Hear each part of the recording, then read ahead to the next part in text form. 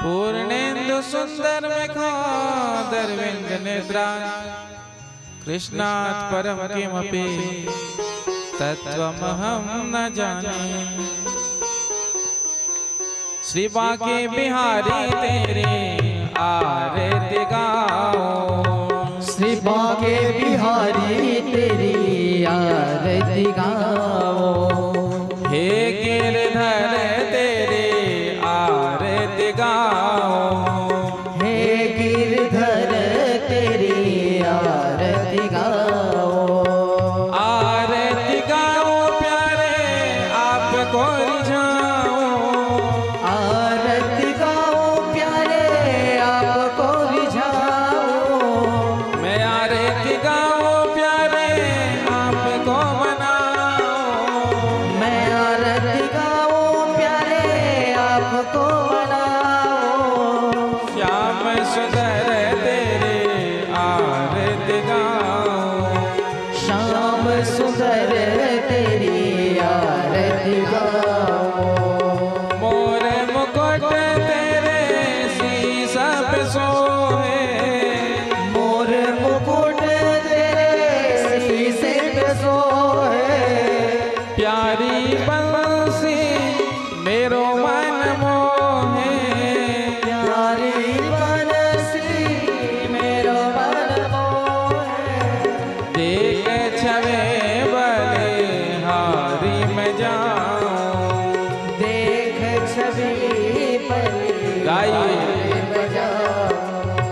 चरणों से निकली है गंगा प्यारी, चरणों से निकली है गंगा प्यारी।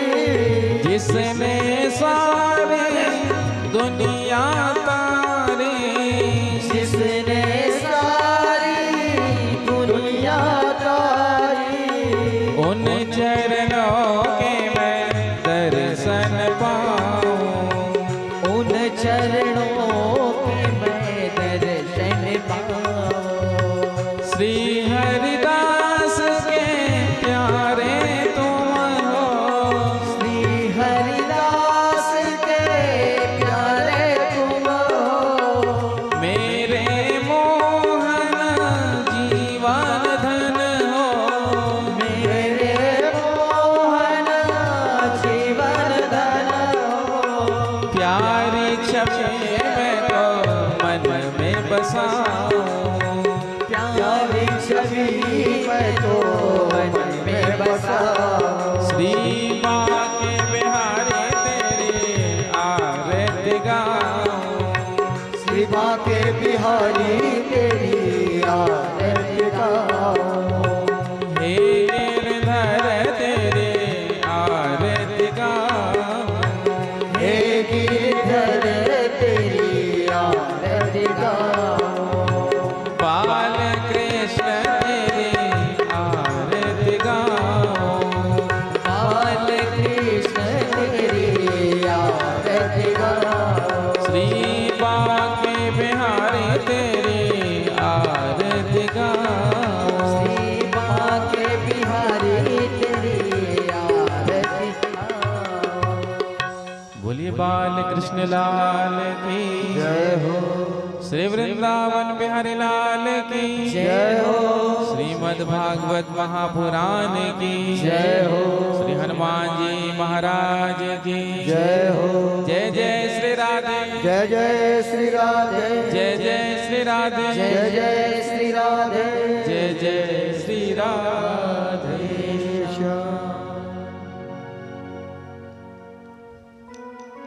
से करते सीटी आ गई।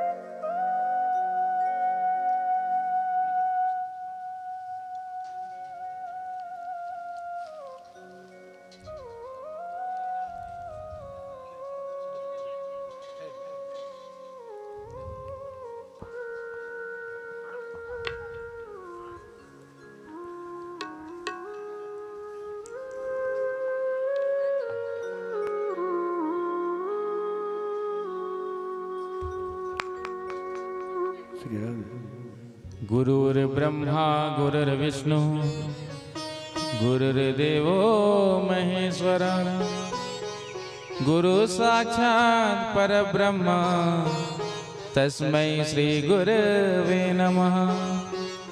बर्हापीडं नटवरवपुः कर्णयो कर्णिकारं बिभ्रद्वासः कनककपिशं वैजयन्तीं च मालां रन्ध्रान् वेणोरधरसुधया पूरयन् गोपवृन्दैः वृन्दारण्यं स्वपदरमणं प्राविशद्गीतकीर्तिः नारायणं नमस्कृत्य नरं चैव नरोत्तमं देवीं सरस्वतीं व्यासं ततो जयमुदीरये। ध्येयं सदा परिभवग्नमभीष्टदोहं तीर्थास्पदं शिवविरञ्जनितं शरण्यं वृद्धार्तिहं प्रणतपालभवाब्धिपोतं वन्दे महापुरुषते चरणारविन्दं कृष्णतोदयपदपङ्कजपञ्जरान्तैः अद्यैव मे विसुतो मानसराजहंसः प्राणप्रयाण समय कफवात पित्तैः कंठावरोधोन्विधौ स्मरणं कुतस्ते अतुलित बलधामं हेमशैलावदेहं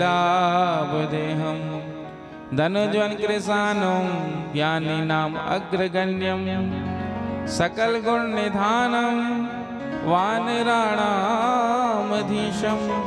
रघुपति प्रिय भक्तं वाति जातं नमामि।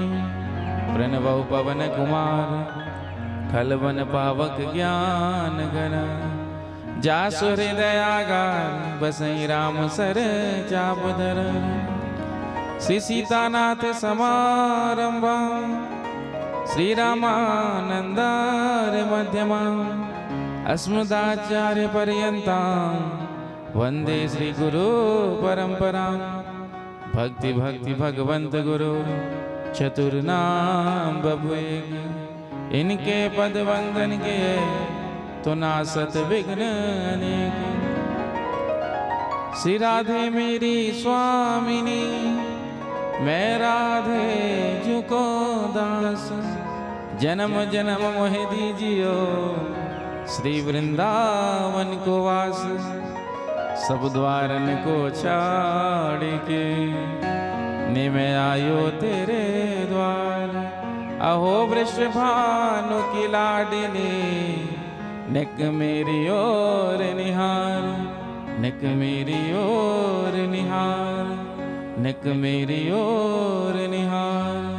बोलिए बाल कृष्ण लाल की जय हो, श्री वृंदावन बिहारी लाल की जय हो, श्रीमद् भागवत महापुराण की जय हो, श्री हनुमान जी महाराज की जय हो। जय जय श्री राधे जय जय श्री राधे, जय जय श्री राधे जय जय श्री राधे, जय जय श्री राधे श्याम। आइए षष्ठम दिवस की कथा में प्रवेश करें। उससे पूर्व कुछ क्षणों के लिए बड़े प्रेम से भाव से अपने मन और वाणी को पवित्र करते हुए भगवान नाम का कीर्तन करें।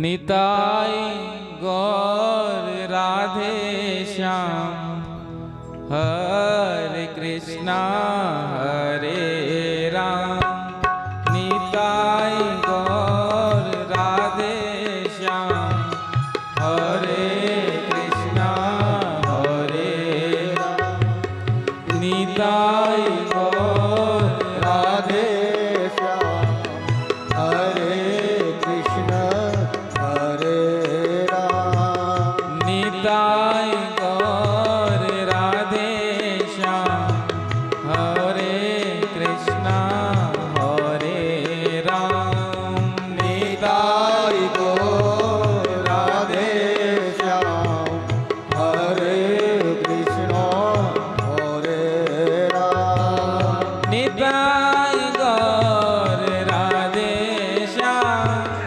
हरे कृष्णा हरे राम निताय गौर राधे श्याम हरे कृष्ण हरे राम निताय गौर राधे श्याम हरे कृष्णा हरे राम निताय गौर राधे श्याम हरे कृष्ण हरे राम निताय गौर राधे श्याम हरे कृष्णा हरे राम निताय गौर राधे श्याम हरे कृष्ण हरे राम हरि बोल।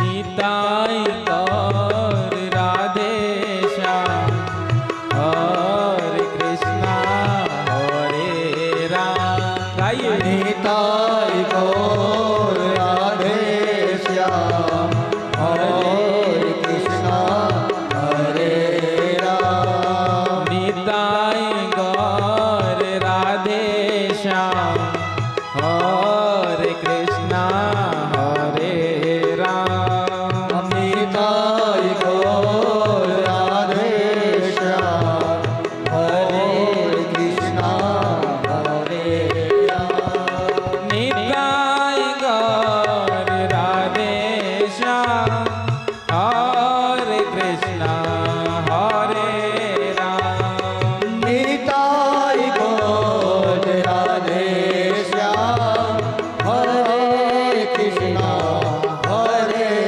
राम निताय गौर राधे श्याम हरे कृष्णा हरे राम निताय गौर राधे श्याम हरे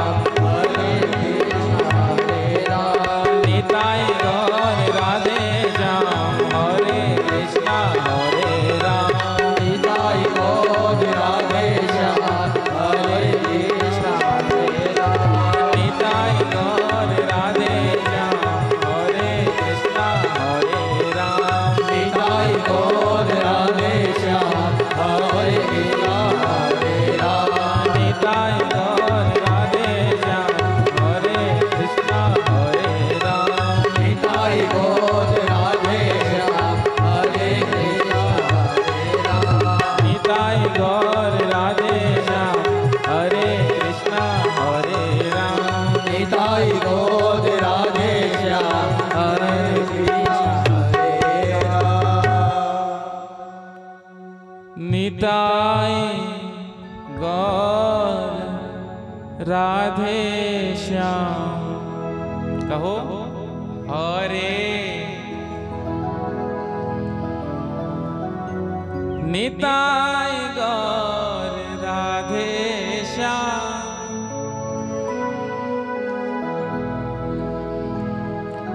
निताय गौर राधे श्याम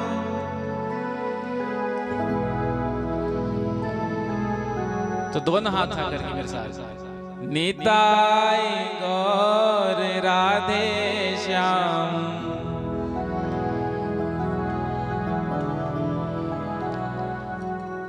बोलिए बाल कृष्ण लाल की जय हो श्री वृंदावन बिहारी लाल की जय हो श्रीमद् भागवत महापुराण की जय हो श्री हनुमान जी महाराज की जय हो श्री सीताराम चंद्र भगवान की जय हो श्री राधा कृष्ण भगवान की जय हो श्री गौरी शंकर भगवान की जय हो श्री लक्ष्मी नारायण भगवान की जय हो श्री राधा कृष्ण भगवान की जय हो अम्बे मैया की जय हो पिंडरानी मैया की जय हो जगन्नाथ स्वामी भगवान की जय हो श्री सद्गुरुदेव भगवान की जय हो जय जय श्री राधे जय जय श्री राधे जय जय श्री राधे जय जय श्री राधे जय जय श्री राधे श्याम परम मंगल श्रीमद् भागवत महापुराण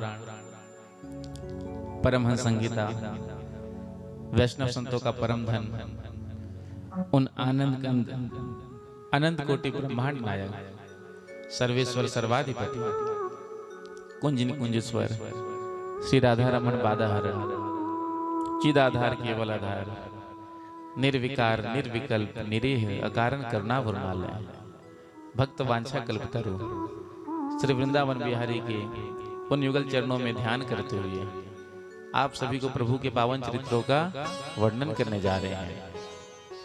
कथा में समुपस्थित समस्त भक्त वृंद, स्नेहमयी वात्सल्यमयी माताएं, आप सबके हृदय में विराजमान उन प्रभु के चरणों में प्रणाम करते हुए सभी को सादर सप्रेम जय श्री कृष्णा, जय सिया राम, श्री राधे श्री राधे राधे राधे राधे राधे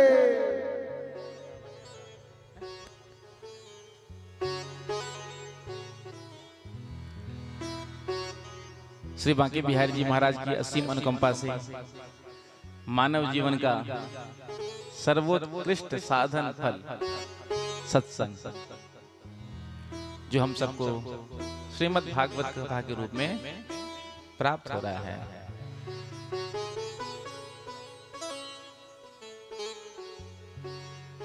जब भगवान की अनन्य कृपा जीव पर होती है तब उसे सत्संग की प्राप्ति होती है।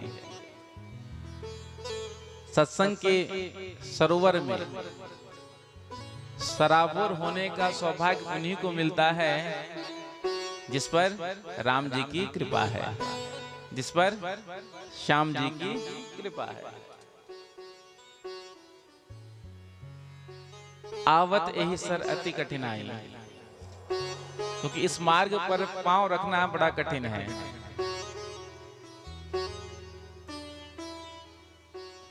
आवत यही सर अति कठिनाई, राम कृपा बिनु आई ना जाए। जब तक राम जी की कृपा नहीं होती है तब तक जीव को सत्संग कथा नहीं मिलता।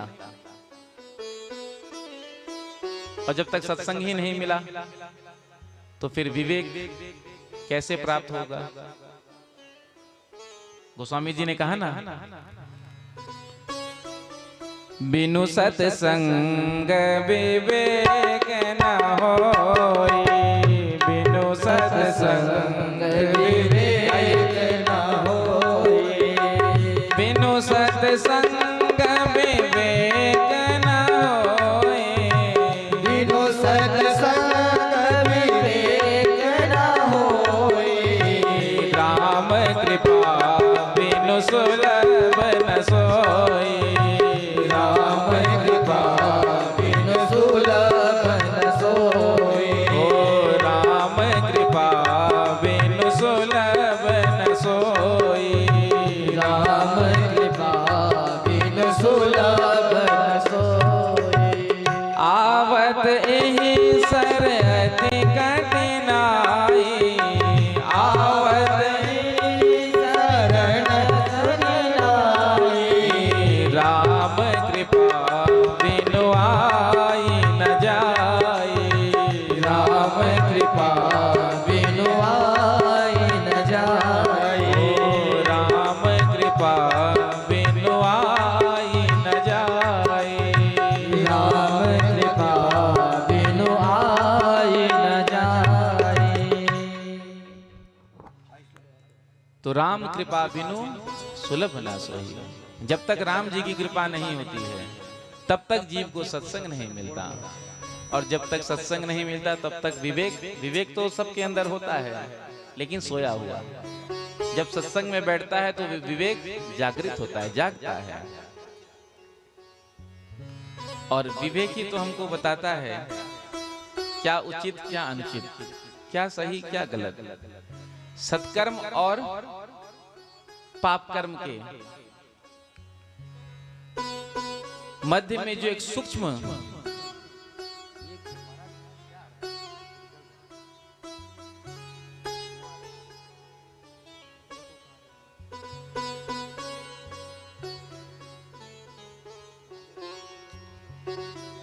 क्या कह रहे थे? सूक्ष्म आवंतर होता है।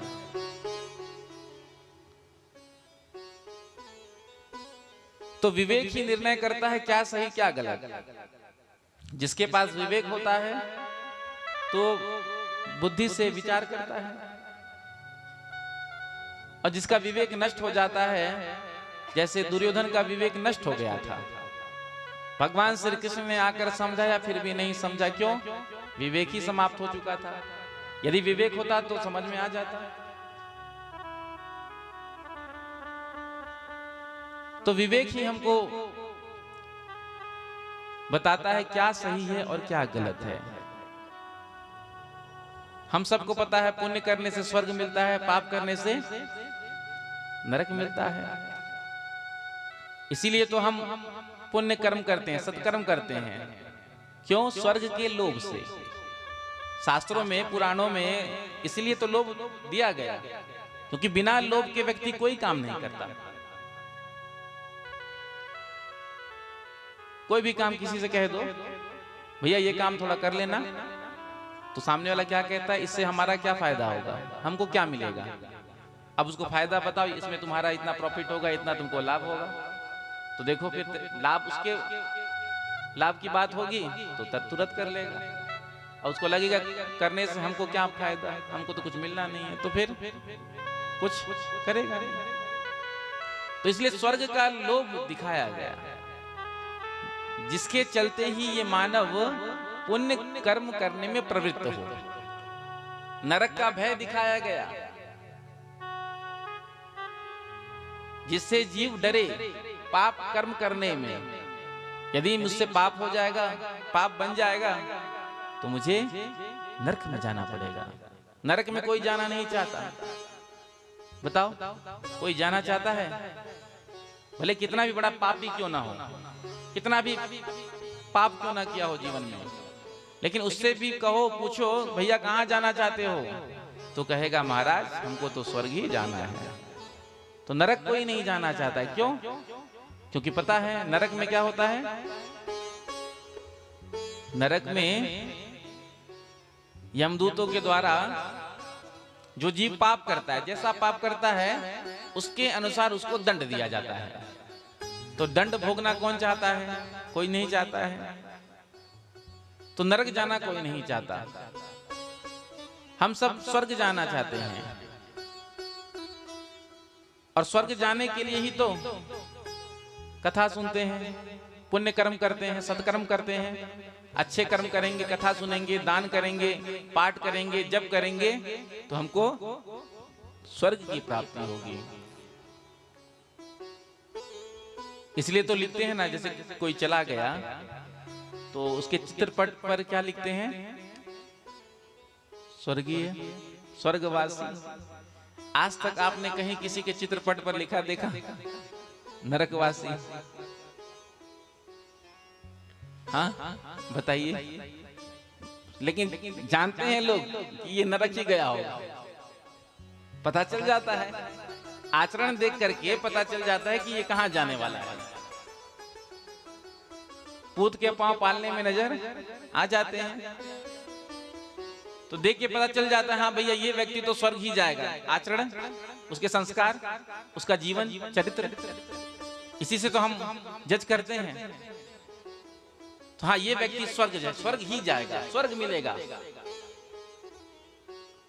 और कुछ ऐसे होते हैं बेटा ये तो पक्का नरक ही जाएगा। जीवन में कभी कुछ अच्छा काम ही नहीं किया, दूसरे को सताता है, परेशान करता है, दूसरों को मारता है, तो ये तो नरक ही जाएगा। और जब किसी की यात्रा निकलती है, सब यात्रा, तो पीछे से लोग चलते हैं, तो अच्छा व्यक्ति होता है तो मन में थोड़ा सा कष्ट होता है, दुख होता है कि देखो कितना अच्छा व्यक्ति था, चला गया। इसके द्वारा कितना अच्छा अच्छा काम होता था, समाज सेवा करता था, खूब दान पुण्य करता था, खूब सत्संग करता था, भगवान का भक्त था, लोगों का भी बड़ा मदद करता था। तो यात्रा चल रही है, पीछे लोग चल रहे हैं, ये सब बातें हो रही है। देखो चला गया आज, इसके जाने से समाज को बहुत बड़ा क्षति पहुंचा। और कोई पापी मरता है तो उसके पीछे भी चलते हैं, जाना तो होता ही है। तो उसके पीछे क्या चर्चा होती है? अच्छा हुआ दुष्ट मर गया। जब देखो परेशान ही करता था। तो सब यात्रा के पीछे जो लोग चलते हैं उससे ही पता चल जाता है कि स्वर्ग जा रहा है या नर्क जा रहा है। तो अच्छे कर्म करेंगे तो स्वर्ग जाएंगे, और यदि हमने गलत कर्म किया, बुरा कर्म किया, इसलिए तो डूज और डोंट है। क्या करना चाहिए, क्या नहीं करना चाहिए, शास्त्र प्रमाण है। तस्मात् शास्त्रम प्रमाणम ते कार्य व्यवस्थित हो। क्या करना चाहिए, क्या नहीं करना चाहिए, ये शास्त्र बताते हैं, पुराण बताते हैं, ग्रंथ बताते हैं। हाँ, इस कर्म को करने से स्वर्ग की प्राप्ति होती है, वैकुंठ की प्राप्ति होती है, इस कर्म को करने से नरक की प्राप्ति होती है। तो शास्त्र हमको बताते हैं, शास्त्र हमारा मार्गदर्शन करते हैं। तो हमको अच्छे कर्म करना है, पुण्य कर्म करना है, सत्कर्म करना है। जब हम अच्छे कर्म करेंगे, पुण्य कर्म करेंगे, सत्कर्म करेंगे, तो हमको स्वर्ग मिलेगा। देखो प्रायः लोग स्वर्ग के लिए ही, स्वर्ग जाने के लिए ही पुण्य कर्म करते हैं, लेकिन आपको पता नहीं, स्वर्ग जाने के बाद भी जब तक आपका वहां पुण्य शेष है, तब तक तो आप बढ़िया चकाचक माल खाएंगे, वहां खूब सेवा होगी। लेकिन जैसे ही पुण्य खत्म हो गया तो फिर स्वर्ग से नीचे आना पड़ता है। जैसे कोई विदेश गया, वीजा बनाया, तो जितने समय का वीजा होता है उतना दिन ही वो रुक सकता है। जैसे डेट एक्सपायर हुआ, उस देश, जिस देश में, जिस कंट्री में गया हो, वहां के जो भी पुलिस हैं आकर तुरंत, उसी प्रकार से जब तक हमारा पुण्य शेष रहता है तब तक हम स्वर्ग में खूब उपभोग करते हैं, चकाचक माल छानते हैं। जैसे ही पुण्य खत्म हो गया तो छिन्ने पुण्य मर्त्य लोकम विसंति, फिर मनुष्य को धरती लोक में आना पड़ता है। इसलिए सत्कर्म करो तो स्वर्ग की कामना से मत करो, क्योंकि स्वर्ग में जाने के बाद भी जीव को वहां से फिर नीचे गिरना पड़ता है।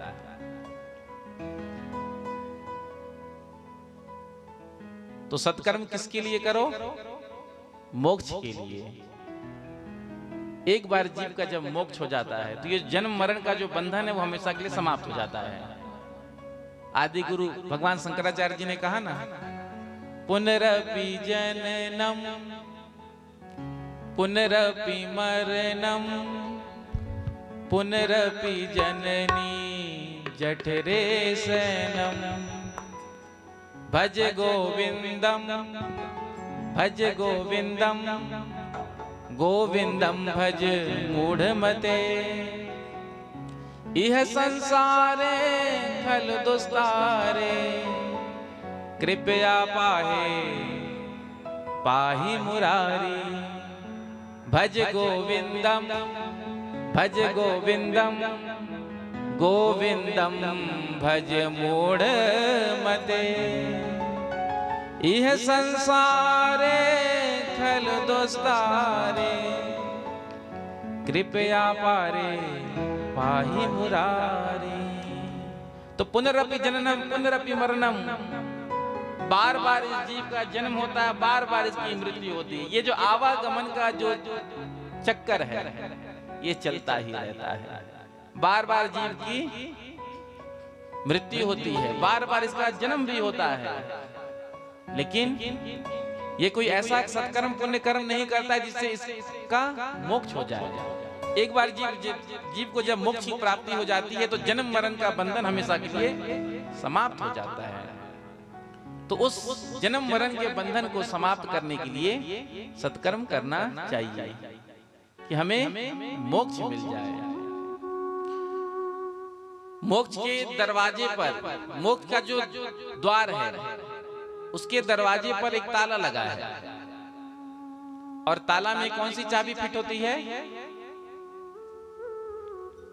84 लाख चाबियां हैं, लेकिन एक ही चाबी फिट होती है उस ताले में, मानव तन। बाकी जितनी भी योनियां हैं सब भोग योनियां हैं। 84 लाख योनि में केवल एक मनुष्य ऐसा है जो मोक्ष को प्राप्त कर सकता है। क्या पशु पक्षी कीट वृक्ष जितने भी अन्य योनियां हैं, क्या वो मोक्ष को प्राप्त कर सकते हैं? नहीं, केवल मनुष्य ही मोक्ष को प्राप्त कर सकता है। तो जो मोक्ष के दरवाजे पर जो ताला लगा हुआ है उसकी चाबी है मानव तन, और भगवान ने वो चाबी हमको प्रदान कर दिया है। चाबी मिलने के बाद भी यदि हमने उस ताले को नहीं खोला, सास जी कथा सुनने आई, जल्दी जल्दी में आज तिजोरी की चाबी घड़ी में वो लाई। अब बहू घर की सफाई कर रही थी, सोचा चादर वादर चेंज कर दूं। जैसे ही पिल्लो को उठाया तो उसके नीचे तिजोरी की चाबी। पहली बार तो बहू ने चाबी को हाथ में पकड़ा, जो ही बहू रानी के हाथ में चाबी आया तो बहू रानी ने जाकर सीधे ताला लॉकर का, अलमारी का खोला। देखो तो मम्मी जी ने क्या क्या संभाल कर रखा है। फिर बंद करके रख दिया, कुछ लिया नहीं, लेकिन कम से कम उत्सुकता क्या रखा है ऐसा जो आज तक कभी दिखाया ही नहीं। अब चाबी भी मिल गया, बहू ने ताला नहीं खोला, तो हर समय इस बात का ही वो रहेगा पछतावा कि अरे चाबी मिल गया, उसके बाद भी मैंने ताला नहीं खोला। ताला खोल लिया तो कम से कम संतुष्ट तो हो गई, भले कुछ लिया चाहे ना लिया, संतुष्टि तो मिल गई। तो उसी प्रकार से मानव तन की चाबी भगवान ने हमको दी है, और उसके बाद भी यदि हमने उस ताले को नहीं खोला तो हमसे बड़ा अभागा संसार में दूसरा कौन होगा? बताओ। चाबी हाथ में है, ताला भी सामने है, पता भी है चाबी ऐसे फिट होता है, ऐसे करने से बंद होता है, खुलता है, बंद होता है, ऐसे करने से खुलता है। पता भी है, जानते भी हैं, चाबी भी है, सामने खड़े भी हैं, लेकिन फिर भी यदि हमने उस ताले को नहीं खोल पाया तो हमसे बड़ा अभागा इस संसार में कोई दूसरा नहीं होगा। गोस्वामी जी कहते हैं मानव तन मिलने के बाद भी यदि जो अपना कल्याण नहीं कर पाते हैं वो आत्महत्यारे हैं, उन्होंने अपनी हत्या स्वयं से कर ली। मानव तन मिलने के बाद भी जो अपना आत्म कल्याण, अपना उद्धार नहीं कर सकते, आत्माहन गति जाई। जो न तरे भव सागर नर समाज अस पाई, ते कृत निंदक मंद मति आत्माहन गति जाए। गोस्वामी जी कहते हैं जो न तरे भव सागर नर समाज अस पाई। नर्तन मिलने के बाद भी यदि भव सागर को पार नहीं कर पाया जीव, तो सोकृत निंदक मंदमती, वो मंदमती है, सोकृत निंदक मंदमती आत्माहन गति जाई। उसने मानो अपनी हत्या स्वयं से कर ली, सुसाइड। प्रेम से कहो श्री राधे। तो मानव तन मिला है मोक्ष के लिए, इसीलिए सत्कर्म करो, पुण्य कर्म करो, सेवा करो। प्रेम से कहो श्री राधे। जोर से कह दो राधे राधे राधे राधे राधे राधे राधे राधे। तो आइए कथा में क्रम में प्रवेश करते हैं। एक बार जोर से जयकारा बोलो वृंदावन बिहारी लाल की, श्री बांके बिहारी लाल की जय हो। जय जय श्री राधे, जय जय श्री राधे, जय जय श्री राधे, जय जय श्री राधे, जय जय श्री राधे श्याम। कल की कथा प्रसंग में हम सब ने गिरिराज महाराज का पूजन किया था और गिरिराज जी को 56 भोग अर्पण किया था। भगवान श्री कृष्ण ने इंद्र की पूजा को बंद कराया था और गिरिराज गोवर्धन महाराज का पूजन कराया था। क्यों? क्योंकि इंद्र को अभिमान हो गया था यदि हम ब्रजवासियों के यहाँ वर्षा नहीं करेंगे तो ये ब्रजवासी भूखे मर जाएंगे। तो इंद्र के अभिमान को दूर करने के लिए भगवान श्री कृष्ण ने इंद्र की पूजा को बंद कराया। कार्तिक शुक्ल प्रतिपदा इंद्र की पूजा की जाती थी। दीपावली के दूसरे दिन प्रतिपदा बीत गया, दूसरा दिन यमदूतिया।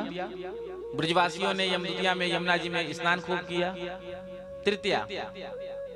तृतीया के दिन स्वर्ग में इंद्र ने अपने दूत से पूछा, अरे भैया पंचांग न खोलकर देखियो, ब्रज में जो हमारी सेवा पूजा होती थी वाकई तिथि अब तक नहीं आए, नेक जरा पंचांग खोल करके देखियो तो वो तिथि कब पड़ रही है।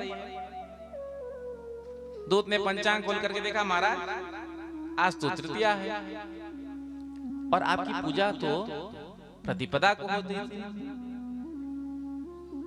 इंद्र ने कहा प्रतिपदा तो निकल गया, ब्रजवासियों ने हमको बुलाया नहीं, आह्वान नहीं किया, पूजा हमारी सेवा नहीं की।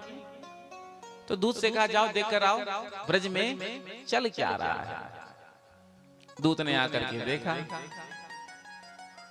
ब्रज में तो सभी ब्रजवासी क्या कह रहे हैं? गिरिराज महाराज की जय हो, गोवर्धन भगवान की जय हो। दूत ने देखा गिरिराज महाराज का पूजन हो रहा है, जय जयकार हो रही है गिरिराज महाराज के नाम का। दूत ने जा करके इंद्र को प्रणाम किया, कहा महाराज आपका पत्ता साफ। इंद्र ने कहा पत्ता साफ? दूत ने कहा हाँ महाराज, ब्रजवासियों ने नया देवता ढूंढ लिया है। जैसे कलयुग में रोज नए नए भगवान प्रकट होते रहते हैं, जिधर देखो नए भगवान दिख ही जाएंगे, मिल ही जाएंगे। तो ब्रजवासियों ने नया भगवान ढूंढ लिया है, उनकी ही सेवा पूजा हो रही है। और पता है आपको ऐसा क्यों हुआ? कृष्ण के कहने पर उस कृष्ण ने आपकी पूजा का विरोध किया। जो सुना क्रोध आ गया और आज भगवान श्री कृष्ण को ही गालियां देने लगा। वाचालम बालिसम स्तब्ध मग्यम पंडित मानिनम। वो कृष्ण अपने आप को पंडित मानता है। वो वाचाल कृष्ण के कहने पर ब्रजवासियों ने मेरी पूजा को बंद किया। सारे ब्रजवासियों को इसका दंड मैं दूंगा। अपने मेघ को बुलाया, सांवर्तक नाम का जो मेघ था, जो प्रलय काल में बरसते थे, उससे कहा जाओ जाकर ब्रज के ऊपर इतना वर्षा करना, इतना वर्षा करना कि सारा ब्रज डूब जाए जल में। वो मेघ आए हैं और आ करके आज बरसने लगे। इतना घनघोर वर्षा होने लगा कि एक दूसरे को कोई देख भी नहीं पा रहा। जैसे ठंड होती है तो कोहरा फॉग इतना ज्यादा गिरता है कि एक हाथ के आगे क्या है दिखाई नहीं देता है। आपके यहाँ तो कुछ भी ठंडी नहीं है। प्रेम से कहो श्री राधे। श्री राधे। कहते हैं ना ठंड बढ़ गया, ठंड बढ़ गया। हमने कहा हमको तो नहीं लगता। हमारे यहाँ इतनी ठंडी पड़ती है, उत्तर भारत में यूपी बिहार में जो है इतनी ठंडी पड़ती है कि कह नहीं सकते। जो यूपी बिहार जाते रहते हैं, जो होंगे वहां के, उनको पता होगा। ठंडी में आप चले जाइए, देखिए दिन भर कोहरा रहता है। अभी जो समय चल रहा है, सूर्य भगवान का दर्शन 10-10, 15-15 दिन तक नहीं होता है। भयंकर ठंड। लेकिन यहाँ आप लोग के लिए तो ठंड है ही।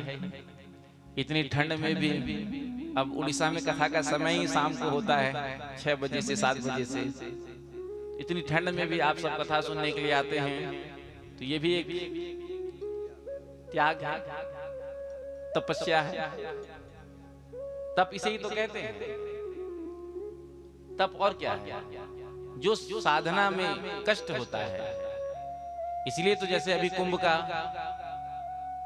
पर्व 13 तारीख से प्रथम स्नान चालू है, तो वहां हम जाते हैं त्याग करके और साधना के लिए। अब वहां भी जाकर के 5 स्टार होटल में रहे, चकाचक माल खाए, तो फिर क्या कुंभ स्नान का फायदा? देखने को मिल रहा है बढ़िया सुंदर सुंदर कॉटेज बन करके तैयार हो गए हैं, बिल्कुल वीआईपी वाले। ये जो कुंभ का पर्व था साधना का पर्व है। लोग जाते थे साधना करने के लिए। जितना समय चलता, 1 महीना 1.5 महीना, लोग सब कुछ छोड़कर जा करके कुटिया में रहते, तंबू टेंट, और जाकर के साधना करते। तब भगवान प्रसन्न होते। अब जाकर के आप बढ़िया कॉटेज में देखा ही होगा आपने भी। आजकल तो तीर्थ स्थानों को भी हमने जो है क्या बना दिया है? Tourist place. टूरिस्ट प्लेस और तीर्थ में अंतर होता है। टूरिज्म को बढ़ावा देना चाहिए, लेकिन तीर्थ का तीर्थत्व नष्ट नहीं होना चाहिए। आज टूरिज्म के नाम पर देखो, कहीं भी आप चले जाओ,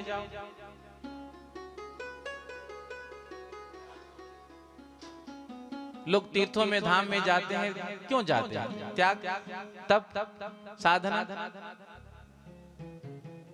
अब हम लोग भी जाते हैं तो पहले ही बुक कर लेते हैं होटल आदि, चाहे वृंदावन जाएं, अयोध्या जाएं, काशी जाएं,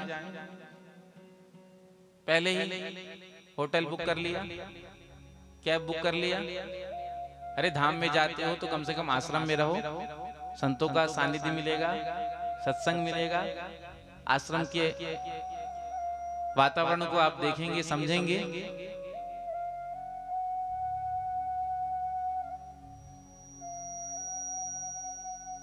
तो त्याग तप है, त्याग तप जब करते हैं तब तो साधना पुष्ट होती है। बिना तप तपस्या क्या है? शरीर को सुखाना। सामने भोजन रखा है फिर भी हम नहीं खा रहे हैं, एकादशी का व्रत है, भूख लग रही है लेकिन फिर भी नहीं खाते। अब भूख लग रही है तो कष्ट तो भाई होता ही है, भूख लगती है तो, लेकिन ये जान करके भी हम नहीं खाते। क्यों? क्योंकि ये तप है, त्याग है। एक दिन के लिए हमने अन्न का त्याग किया। तो तीर्थों में जाओ, धामों में जाओ, अभी प्रयागराज हम जाएंगे, आप सब भी जाएं, क्योंकि 12 साल में ऐसा पर्व आता है कुंभ का, तो हम सबको भी स्नान करना चाहिए जाकर के। तो जाइए तो तप की दृष्टि से जाइए, साधना की दृष्टि से जाइए, भाव लेकर के जाइए, तब आपको पुण्य मिलेगा। नहीं तो फिर केवल जो है घूमने फिरने गए टूर पे, तो फिर आपको पुण्य थोड़ी मिलेगा तीर्थ स्नान का।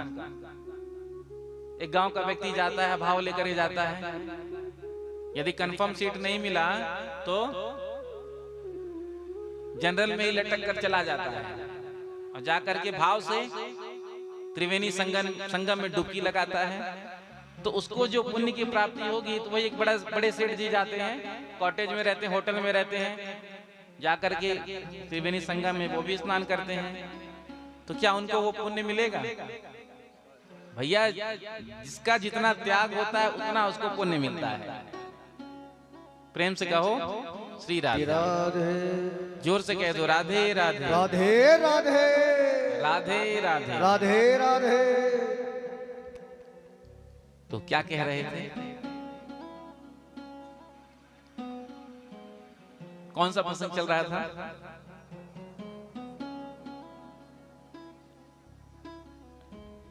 उसके पहले कहाँ थे? हाँ, घनघोर वर्षा होने लगा, कोई एक दूसरे को देख भी नहीं पा रहा है। ब्रजवासियों ने देखा, समझने में देर नहीं लगी, हमने इंद्र की पूजा को नहीं किया ना, इसलिए इंद्र बदला ले रहा है। ब्रजवासी तत्क्षण समझ गए। तो ब्रजवासी भगवान श्री कृष्ण के समीप गए, गोविंदम शरणम ययु, हे गोविंद हम आपकी शरण में हैं।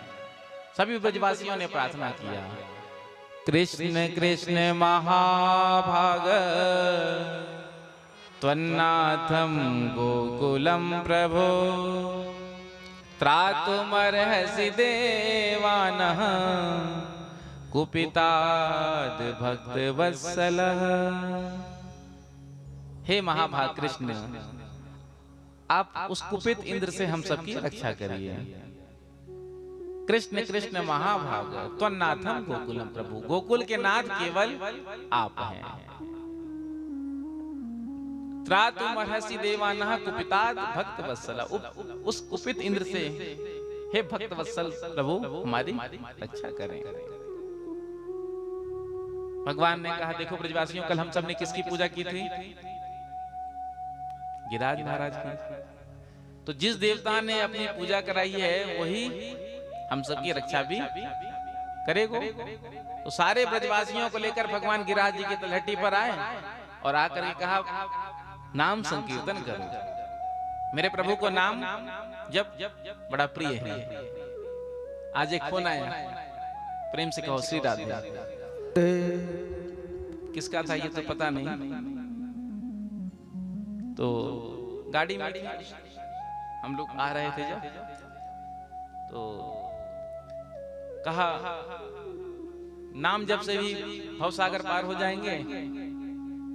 हमने कहा 100% हो जाएंगे। कैसे भी जप सकते हैं? हमने कहा कैसे भी जप सकते हैं। फोन कट हो गया। प्रेम से कहो श्री राधे। तो नाम जब प्रभु को प्रिय है। सारे ब्रजवासी गाने लगे। मेरे साथ मिलकर आप भी गाइए। गिरिराज धरण प्रभु तुम्हारे शरण। गिरिराज धरण प्रभु तुम्हारे शरण। गिरिराज धरण प्रभु तुम्हारे शरण। गिरिराज धरण प्रभु तुम्हारे शरण। प्रभु तुम्हारी शरण श्री जी तुम्हारी शरण। प्रभु तुम्हारी शरण तुझी तुम्हारी शरण। प्रभु तुम्हारी शरण श्री जी तुम्हारी शरण। प्रभु तुम्हारी शरण श्री जी तुम्हारी शरण। गिरिराज धरण प्रभु तुम्हारी शरण। गिरिराज धरण प्रभु जी तुम्हारे शरण। गिरिराज धरण प्रभु तुम्हारी शरण। गिरिराज धरण दोनों हाथ लगा ताली से करने। प्रभु तुम्हारी शरण श्री जी तुम्हारी शरण। प्रभु तुम्हारी शरण श्री जी तुम्हारे शरण। प्रभु तुम्हारी शरण श्री जी तुम्हारी शरण। तुम्हारी शरण श्री जी तुम्हारी शरण। गिरिराज धरण प्रभु तुम्हारी शरण। गिरिराज धरण प्रभु जी तुम्हारे शरण। गिरिराज धरण प्रभु तुम्हारी शरण। गिरिराज धरण प्रभु तुम्हारे शरण। भगवान ने कहा देखो ब्रजवासियों, अभी अभी मेरे देवता ने मेरे कान में बोला है कि यदि इंद्र ज्यादा पानी बरसावे लग जावे तो मुझे उठाकर छत्ता बना लिया। छाता। ब्रजवासियों ने कहा अरे तेरे देवता इतने बड़े, ये कैसे हमसे उड़ जाएंगे? प्रभु ने कहा प्रयास तो करो। पहले ही हार मान गए। प्रयास करो। अब देखते ही देखते छत्रा कम इव बालका, जिस प्रकार से बरसाती छत्ता खेलते हुए बालक झट से उखाड़ लेता है मशरूम। प्रेम से कहो श्री राधे। हिंदी में क्या बोलते हैं आपको तो मालूम ही है, और आजकल लोग उसको खाते भी हैं और बहस भी छिड़ता है कि वेज है कि नॉन वेज है। प्रेम से कहो श्री राधे। तो जैसे बरसाती छत्ता एक बालक खेलते खेलते उखाड़ लेता है, उसी प्रकार से देखते ही देखते भगवान श्री कृष्ण ने कनिष्ठ उंगली पर गिरिराज जी को उठा लिया। बोलो गिरिराज महाराज के जय हो। बोलो गोवर्धन भगवान की जय हो। सभी ब्रजवासियों से कहा प्रभु ने सब अपना गौधन लेकर के गिरिराज जी की शरण में आ जाओ। सारे ब्रजवासी गिरिराज जी की तलहटी के नीचे आ गए। 7 दिन घनघोर वर्षा होता रहा। 7 दिन तक प्रभु ने गिरिराज जी को उठाया है। और मानो भगवान कहते हैं तुम मेरी शरण में एक बार आ तो जाओ, 7 दिनों तक मैं तुम्हारी रक्षा करूंगा। क्योंकि हम सबके जीवन में भी केवल 7 ही दिन हैं। तो जो भगवान की शरण में चले जाते हैं भगवान 7 दिन उसकी रक्षा करते हैं। इधर यशोदा मैया ने गोपो और ग्वाल बालों से कहा अरे 6 दिन है गए, मेरे लाला ने अकेले ही अपने अंगुरिया पे गिरिराज जी को उठा रखो है। आप सब सहारा लगवाए दो। तो गोपो और ग्वाल वालों ने अपना अपना हाथ लगा दिया। किसी ने अपना लाठी डंडा लगा दिया। एक हाथ लगाया। अब कितने देर तक हाथ खड़ा रख सकते हैं ऊपर? 10 मिनट, 20 मिनट, आधा घंटा, 1 घंटा, 2 घंटा। अब इस हाथन में जब दर्द होने लग गए हो, सो इस हाथ को नीचे करके इस हाथ को लगा लेना। अब ये हाथ में भी जब दर्द होने लग गए हो, तो जो लाठी है कंधे के बल पर लगा दिया। इतने में ही ग्वाल वालों ने कहा, अरे लाला कन्हैया, हम देख रहे हैं तो ये 6 दिन है गए भैया, तेने अपनी एक ही अंगुरिया पर गिरिराज को उठा रखा है, क्या तेरे हाथन में दर्द ना होवे? हमने तो ये हाथ लगाया, बस देख 2 ही घंटे में देख हाथ में दर्द होने लग गयो। फिर ये हाथ लगायो, या में भी दर्द होने लग गयो। क्या तेरे हाथन में दर्द नहीं है रे? नेक तू आराम कर ले, हम सबने गिरिराज जी को उठा रखा है। कन्हैया ने कहा, कोई बात नहीं। तो ग्वाल वालों ने कहा, अरे लाला कन्हैया, तो क्या लगता है कि अकेले तूने ही गिरिराज को उठा रखा है? क्या हम सब ने ये हाथ और लाठी डंडा ना लगाए हो? चल हाथ हटा। भगवान ने कहा, संभाल ले। कहा, बिल्कुल संभाल लेंगे। जैसे ही प्रभु ने अपने अंगुरिया को थोड़ा सा नीचे किया, जितने भी लाठी डंडा थे सब चटचटाए करके टूट गए। ग्वाल वालों ने, गोपों ने कहा, अरे लाला संभालियो संभालियो संभालियो, नहीं तो आज ही गोविंद आए, नमो नमः। 7 दिन तक घनघोर वर्षा होता रहा। 7 दिन तक प्रभु ने गिरिराज जी को उठाया। मेघ पास जितना जल था सब खत्म हो गया। जाकर के इंद्र को समाचार दिया, महाराज जितना भी जल था सब उड़ेल दिया। इधर जब पानी बरसना बंद हो गया, तो भगवान ने गिरिराज जी को यथास्थान रखा और सभी ब्रजवासियों को लेकर के वापस आए हैं। जब इधर आए हैं वृंदावन में, तो क्या देखते हैं? चारों तरफ धूल उड़ रही है, कहीं भी पानी का नामो निशान नहीं है। तो ब्रजवासियों ने आश्चर्य में कहा, लाला कन्हैया, अरे इतना वर्षा भयो, इतना वर्षा भयो, वर्षा का जल कितको गयो? तो कन्हैया ने कहा, मैं इनसे कहूंगा कि देखो, मैंने शेष नाग भगवान को आज्ञा दे रखा था कि तुम जल को आने से रोकना। सुदर्शन चक्र को आदेश दे रखा था प्रभु ने कि जल को सोखना। तो ये तो मानेंगे नहीं। ब्रजवासी भगवान श्री कृष्ण को अपना मित्र, सखा, दोस्त मानते हैं। भगवान वाली बुद्धि इनमें नहीं है। यदि इनसे मैं कहूंगा तो ये मानेंगे नहीं। तो भगवान ने कहा, देखो ब्रजवासियों, कल हम सब ने गिरिराज जी को भोग लगायो, लगायो, हाँ? तो कह दियो नेक जोर से, तो कल गिरिराज महाराज को भोग लगायो, तो काऊ ने वाको पानी पिवायो। ब्रजवासियों ने कहा, अरे लाला, तेरे देवता ने इतनो भोग लगायो, इतनो भोग लगायो, इतनो भोग लगायो कि हम पानी पीवाना ही भूल गए। भगवान ने कहा, देखो, जितना भी वर्षा का जल था मेरे देवता पान कर गए। गिरिराज महाराज पी गए, क्योंकि भाई जो ज्यादा भोजन करता है तो पानी भी ज्यादा पीता है। ब्रजवासियों ने कहा, लाला तेरी बात में दम है। इंद्र को अपनी गलती का एहसास हुआ। इंद्र ने एकांत में आकर 10 श्लोकों में सुंदर स्तुति को गाया है। विशुद्ध सत्वम तव धाम शांतम, तपोमयम ध्वस्त रजस्तमस्कम, मायामयोयम गुण संप्रवाहो, न विद्यते ते ग्रहणानुबंधा।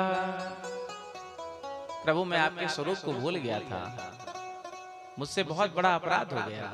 ये मैंने क्या कर दिया? लेकिन आप तो भक्त वत्सल हैं, आप तो दया की मूर्ति हैं, आप मेरे अपराध को क्षमा कर दीजिए। भगवान ने कहा, देखो इंद्र, अब की बार तो हम तुमको क्षमा कर रहे हैं, लेकिन आगे से तुम्हारे अंदर कभी अभिमान आना नहीं चाहिए। हमारी आज्ञा में रह करके स्वर्ग का पालन करना।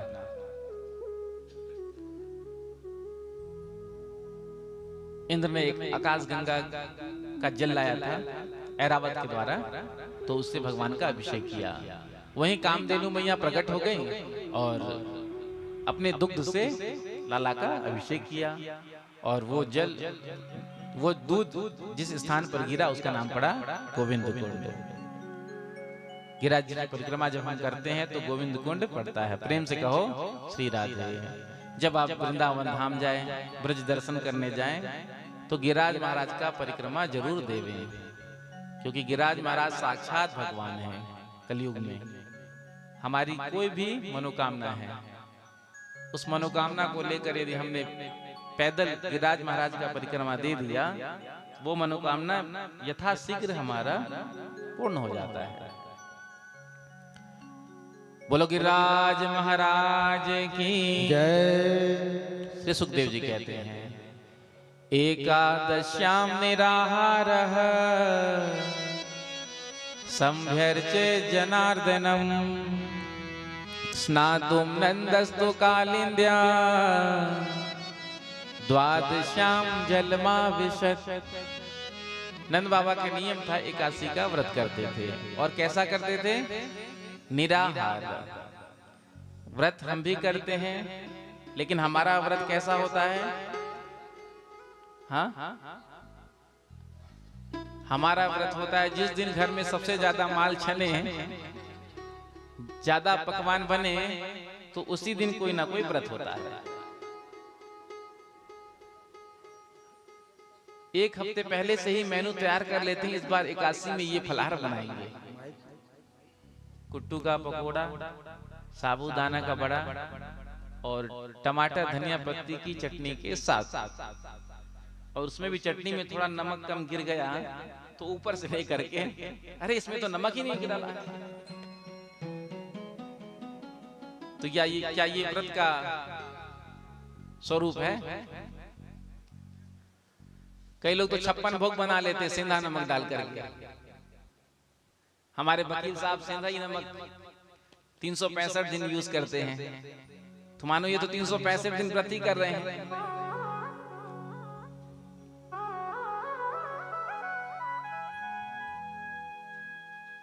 तो ऐसा व्रत हम करते हैं। सुबह से चालू होते हैं, रात तक खाते ही रहते हैं। व्रत में फलाहार करना चाहिए, सेंधा नमक आदि का प्रयोग नहीं करना चाहिए। साबूदाना भी नहीं खाना चाहिए, क्योंकि साबूदाना जो है ओरिजिनल मिलता नहीं है, जो मार्केट में आता है वो तो फिर आप जानते ही। तो फलाहार लेकर के या दूध का आहार लेकर के व्रत को करना चाहिए। फलाहार भी एक बार नहीं तो 2 बार, लेकिन नहीं, सुबह से चालू होते हैं जो रात तक खाते ही रहते हैं। अब एक बार यदि कुछ फलाहार ग्रहण किया, कुछ खाया, तो एक भाग पुण्य कट गया। 5 बार किया तो 5 भाग पुण्य कट गया। 10 बार जब हमने खा ही लिया तो पुण्य क्या मिलेगा? तो व्रत जो है फलाहार के साथ करना चाहिए। और यदि व्रत आप नहीं कर पा रहे हो तो कम से कम एकादशी के दिन अन्न का त्याग करना चाहिए। चावल नहीं खाना चाहिए, भात। आप लोग बहुत खाते हैं, प्रेम से कहो श्री राधे। तो व्रत नहीं करते हैं तो कम से कम रोटी पाइए। उस दिन एकादशी के दिन तो भात खाना ही नहीं चाहिए, द्वादशी के दिन भात खाना चाहिए। प्रेम से कहो श्री राधे। आज ही हमसे पूछ रहे थे मिश्रा जी, एकादशी का व्रत कैसे करना चाहिए? तो नियम से देखा जाए तो 10वीं के दिन एक समय भोजन करना चाहिए, दोपहर में। उसके बाद कुछ नहीं। एकादशी के दिन व्रत, द्वादशी के दिन जब पारण हो तो एक बार पाना चाहिए, और उसके बाद ये नहीं कि रात्रि में भी पा लिया। तो ये हुआ एकादशी का व्रत।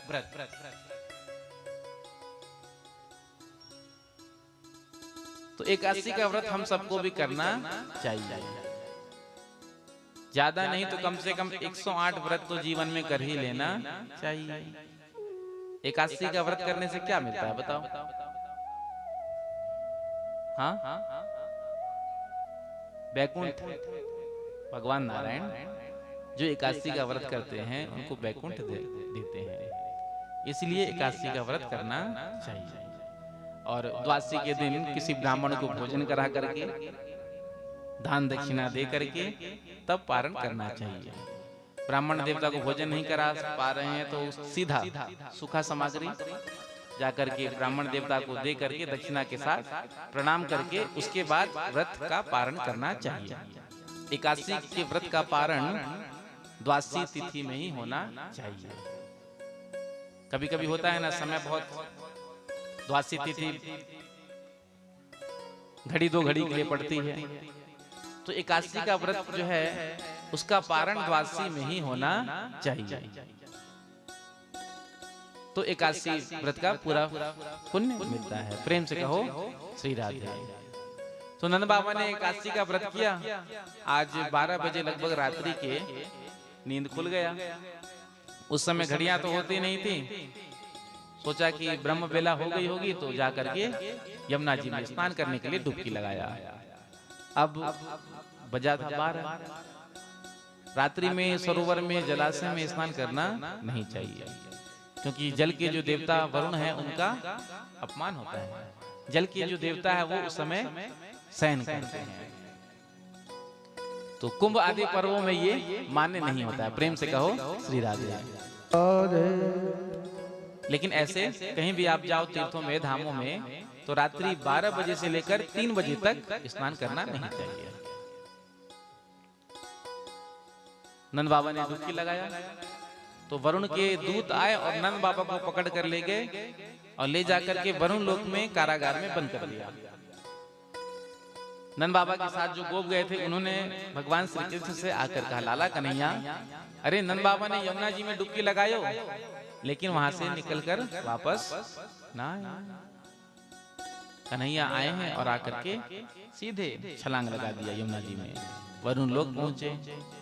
वरुण आज सिंहासन पर बैठा है। जो देखा भगवान को आते हुए तो आज उठ करके खड़ा हुआ और चरणों में दंडवत प्रणाम किया। भगवान ने कहा, हमको तो बड़ी बड़ी प्रणाम कर रहे हो तुम दंडवत, और हमारे पिता को कारागार में बंद करके रखा है। हम इधर वरुण देव ने कहा, ये आपके पिताश्री हैं?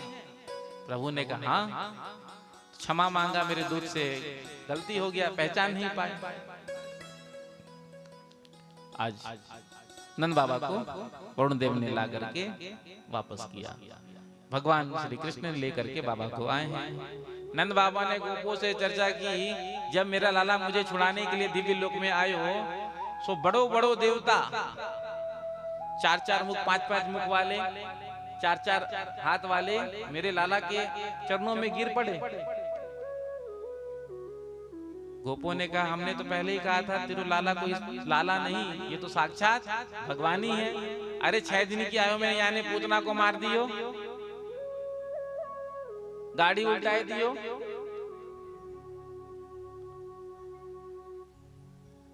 पूरे ब्रज में बात फैल गई, लाला कन्हैया भगवान है। ग्वाल वालों ने सुना तो ग्वाल वालों ने एक दिन कन्हैया को घेर लिया। घेर करके कहा, क्यों लाला? हमने सुना है भैया तू भगवान है। प्रभु ने कहा, किसने कह दिया? अरे पूरे ब्रज में बात फैली, एक ही बात चल रहा है पूरे ब्रज में, अपनो लाला कन्हैया कोई साधारण ग्वाला नहीं, साक्षात भगवान ही है। देख भैया, भगवान है तो भगवान बना रहे, हमको तो से कछु लेना देना तो है नहीं। लेकिन जो दिव्य लोक का दर्शन तेने अपने पिता को करायो, हम हो करा दे एक बार, और हमको कछु तुझसे लेना थोड़ी है। प्रभु ने कहा, दिव्य लोक का दर्शन करना है, ठीक है चलो, जिनको जिनको दर्शन करना है चलो मेरे साथ। लेकर के आए हैं भगवान ब्रह्मकुंड के पास और कहा, जिसको भी दिव्य लोक का दर्शन करना है ब्रह्मकुंड में डुबकी लगाओ। सारे ग्वाल बालों ने जैसे ही डुबकी लगाया तो पहुंच गए सीधे बैकुंठ। अब बैकुंठ में भगवान श्री कृष्ण सिंहासन पर बैठे हुए हैं चतुर्भुज रूप में। इधर देवता दोनों तरफ खड़े होकर कोई चवर डोला रहा है, कोई विजन डोला रहा है, कोई पंखा कर रहा है। दूर से देखा, अरे वो रहा अपना लाला कन्हैया, चलो चल करके मिलते हैं। जैसे ही आगे बढ़े, द्वारपालों ने रोक दिया। कहाँ? ग्वाल वालों ने कहा, अरे वो जो सिंहासन पर बैठो भयो है वो हमारो मित्र है कन्हैया। द्वारपालों ने डांटा, यहाँ कोई कन्हैया वन्हैया नहीं रहते हैं, ये तो हमारे साक्षात राजा धीराज महाराज श्री कृष्णचंद्र हैं।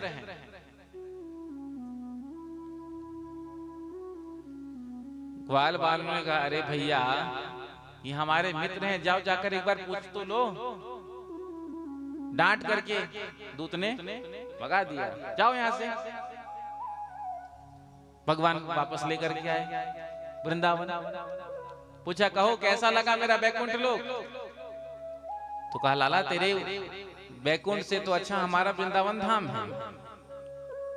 उस बैकुंठ में तो ना हम तेरे पास जा सकते हैं, ना तो उससे मिल सकते हैं, ना तो उससे हम बात कर सकते हैं। वृंदावन में तो हम तेरे साथ खेल सकते हैं, मिल सकते हैं, बात कर सकते हैं।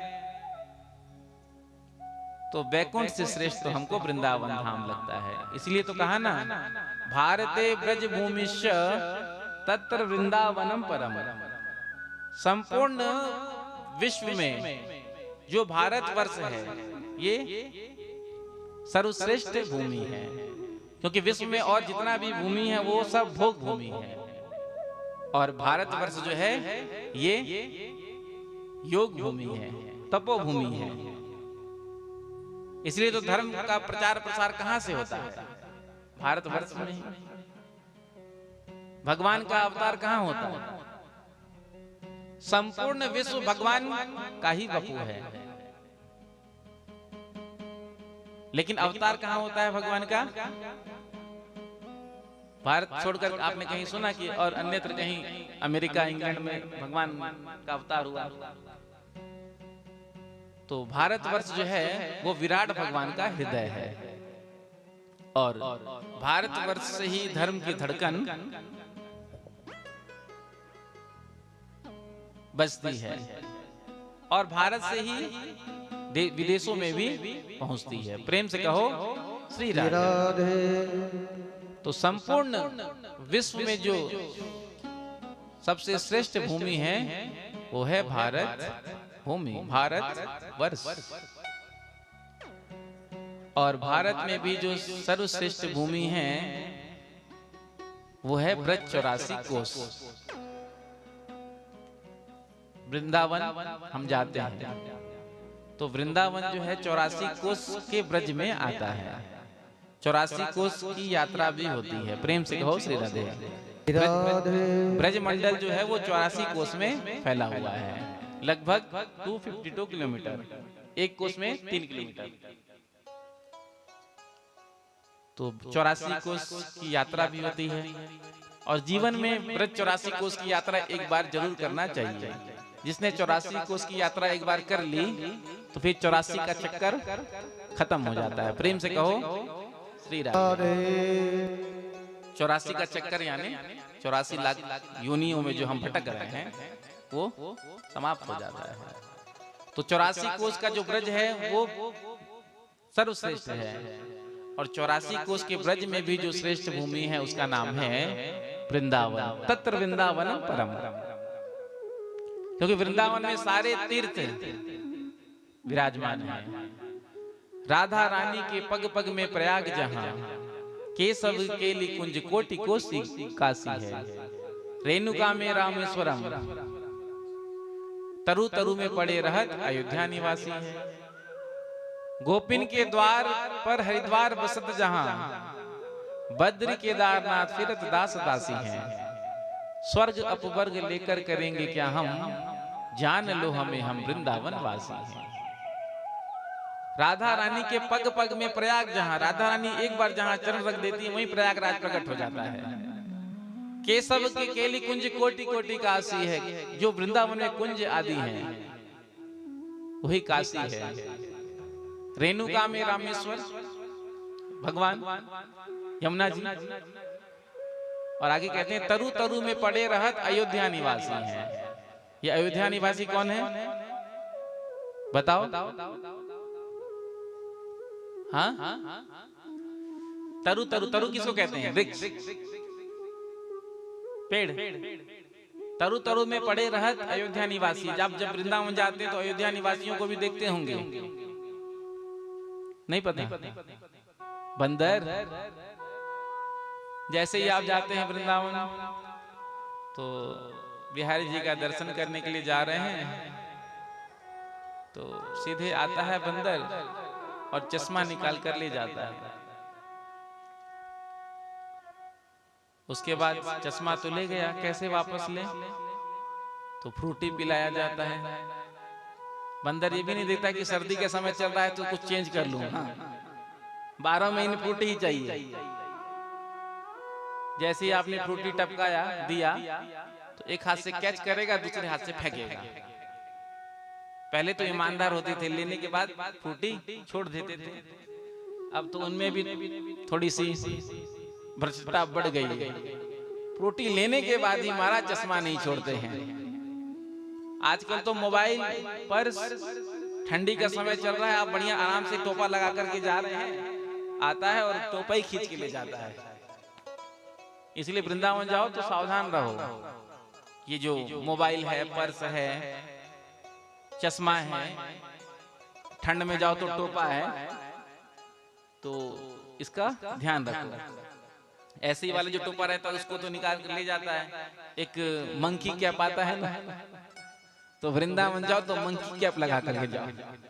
अब आएगा और लेकिन तो कहने का मतलब वृंदावन जाओ तो थोड़ा सावधानी रखो, क्योंकि बंदर हैं। अब किसी का मोबाइल ले गया, हमारे सामने ही कितनी घटनाएं घट जाती है, क्या कर सकते हैं? अब कोई तीर्थ में गया, धाम में गया, किसी का मोबाइल पर्स चला जाए तो कितना कष्ट होता है, कितना दुख होता है। उसके बाद अश्रद्धा उत्पन्न हो जाती है। हम तो आए थे भाव से दर्शन करने के लिए, हमारे साथ क्या हो गया? लेकिन इसके जिम्मेदार कहीं ना कहीं हम भी होते हैं। पर्स भी लेकर चलेंगे बिल्कुल, हाँ, मोबाइल हाथ में लेकर चलेंगे और चुप से बंदर आता है, पकड़ा और लेकर चला गया। हमारा ही एक बार बच गया। ऐसी हाथ में पकड़े थे, बस खींच ही रहा था, वो तो थोड़ा जोर से पकड़ा हुआ था इसलिए बच गया। नहीं तो एक बार उसके हाथ में गया, वो तो लेकर बिल्डिंग में चढ़ा और मोबाइल का पोस्टमार्टम किया। उसको क्या मालूम कि ये उपकरण है, ऐसे दबाने से फोन लगता है। बस उसके हाथ में पड़ गया तो बस भाग्य जिसका रहा तो उसको ही वापस मिलता है, नहीं तो वो तो ऊपर ले जाकर पोस्टमार्टम कर दिया। चाहे इतने बड़े बड़े इमारतें, बिल्डिंग है, इधर उधर गया तो फिर तो गया। तो वृंदावन जाओ तो थोड़ा सावधान रहो। तो तरु तरु में पड़े रहत अयोध्या निवासी है। गोपिन के द्वार हरिद्वार बसत जहां, बद्री केदारनाथ फिरत दास दासी हैं। स्वर्ग अपवर्ग लेकर करेंगे क्या, जान लो हमें हम वृंदावन वासी हैं। तो सर्वश्रेष्ठ भूमि कौन सा है? श्रीधाम वृंदावन। और ये जो हमारा भारतवर्ष है ये सर्वश्रेष्ठ भूमि है। प्रेम से कहो श्री राधे राधे। इसलिए हम सबको गर्व होना चाहिए कि हमने भारत भूमि में जन्म लिया। प्रेम से कहो श्री राधे। भारतवर्ष में हमारा जन्म हुआ। जहां डाल डाल पर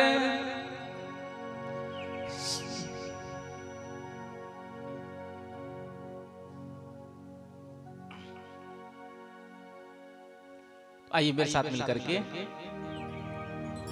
जहां डाल डाल पर सोने की चिड़िया करती है बसेरा, वो भारत देश है मेरा, वो भारत देश है मेरा।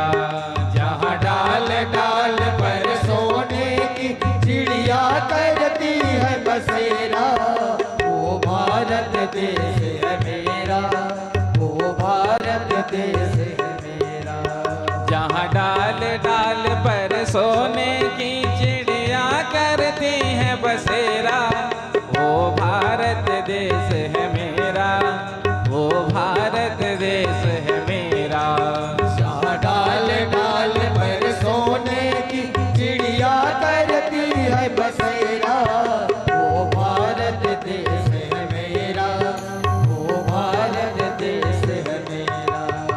जहाँ सत्य अहिंसा और धर्म का पग पग लगता डेरा, वो भारत देश है मेरा, वो भारत देश है मेरा। जहाँ सत्य अहिंसा और धर्म का पग पग लगता डेरा, वो भारत देश है मेरा, वो भारत देश है मेरा। दोनों हाथ लगातार ऐसे करते हुए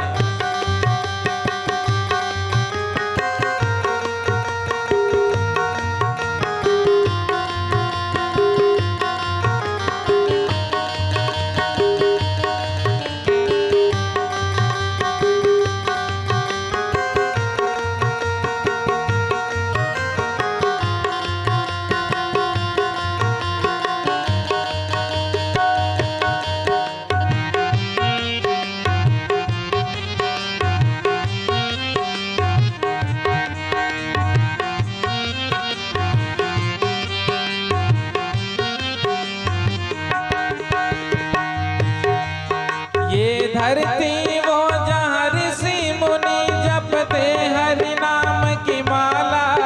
हरि ओम हरि ओम हरि ओम हरि ओम। ये धरती वो जहाँ ऋषि मुनि जपते हरि नाम की माला। हरि ओम हरि ओम हरि ओम हरि ओम। जहाँ हर बालक एक मोहन है और राधा हर एक बाला।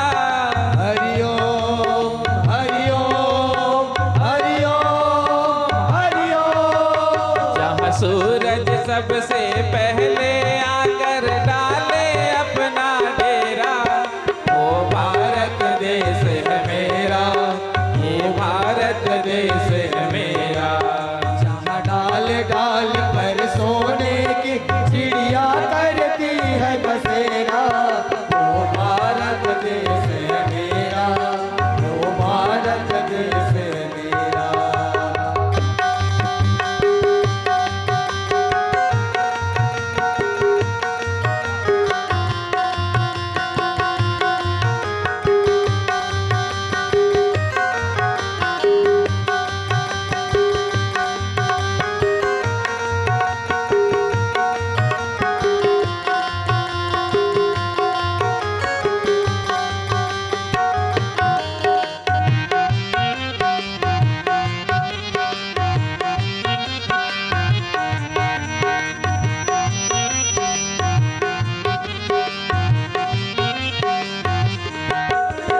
जहाँ गंगा जमुना कृष्णा और कावेरी बहती जाए। हरि ओम हरि ओम हरि ओम हरि ओम। जहाँ गंगा जमुना कृष्णा और कावेरी बहती जाए। हरि ओम हरि ओम हरि ओम हरि ओम। जहाँ उत्तर दक्षिण पूरब पश्चिम को अमृत पिलवाए। हरि ओम हरि ओम हरि ओम हरि ओम। कहीं ये फल और फूल उगाए, केसर कहीं बिखेरा, वो भारत देश है मेरा, वो भारत देश है मेरा। जहाँ डाल डाल पर सोने की चिड़िया करती है बसेरा, वो भारत देश है मेरा, वो भारत देश है मेरा।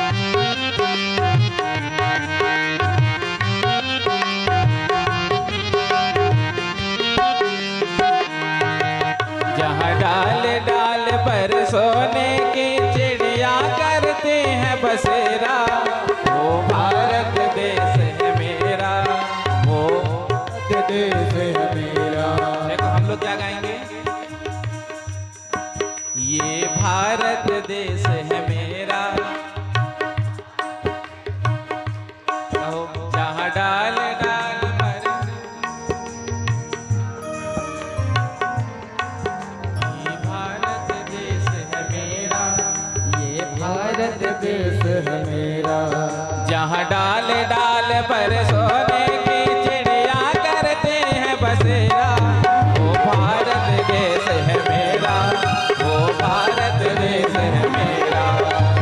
डाल डाल पर सोने की चिड़िया करती है बसेरा, वो भारत देश है मेरा, वो भारत देश है मेरा। जहाँ सत्य अहिंसा और धर्म का पग पग लगता डेरा, वो भारत देश है मेरा, वो भारत देश है मेरा, वो भारत देश है मेरा, वो भारत देश है मेरा। वो भारत देश है मेरा, वो भारत देश है मेरा। भारत देश है मेरा, वो भारत देश है मेरा। जय भारती जय भारती जय जय भारती जय जय भारती जय भारती जय भारती जय भारती जय जय भारती जय भारती जय भारती जय जय भारती जय जय भारती। जहाँ डाल डाल पर सोने की चिड़िया करते हैं बसेरा, वो भारत देश है मेरा, वो भारत देश है मेरा। जहाँ डाल डाल पर सोने की चिड़िया करती है बसेरा, वो भारत देश है मेरा, वो भारत देश है मेरा।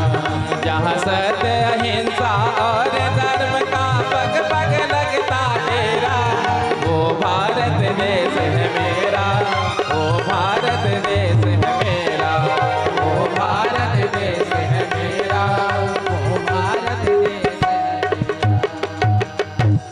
भारत माता की भारत माता की जय भारत माता की जय वंदे वंदे वंदे मातरम। तो जहाँ डाल डाल पर सोने की चिड़िया करती है बसेरा, ये भारत देश है मेरा, ये भारत देश है मेरा। जहाँ सत्य अहिंसा और धर्म का पग पग लगता डेरा, ये भारत देश है मेरा, ये भारत देश है मेरा। दोनों हाथ रखकर कहो ये भारत,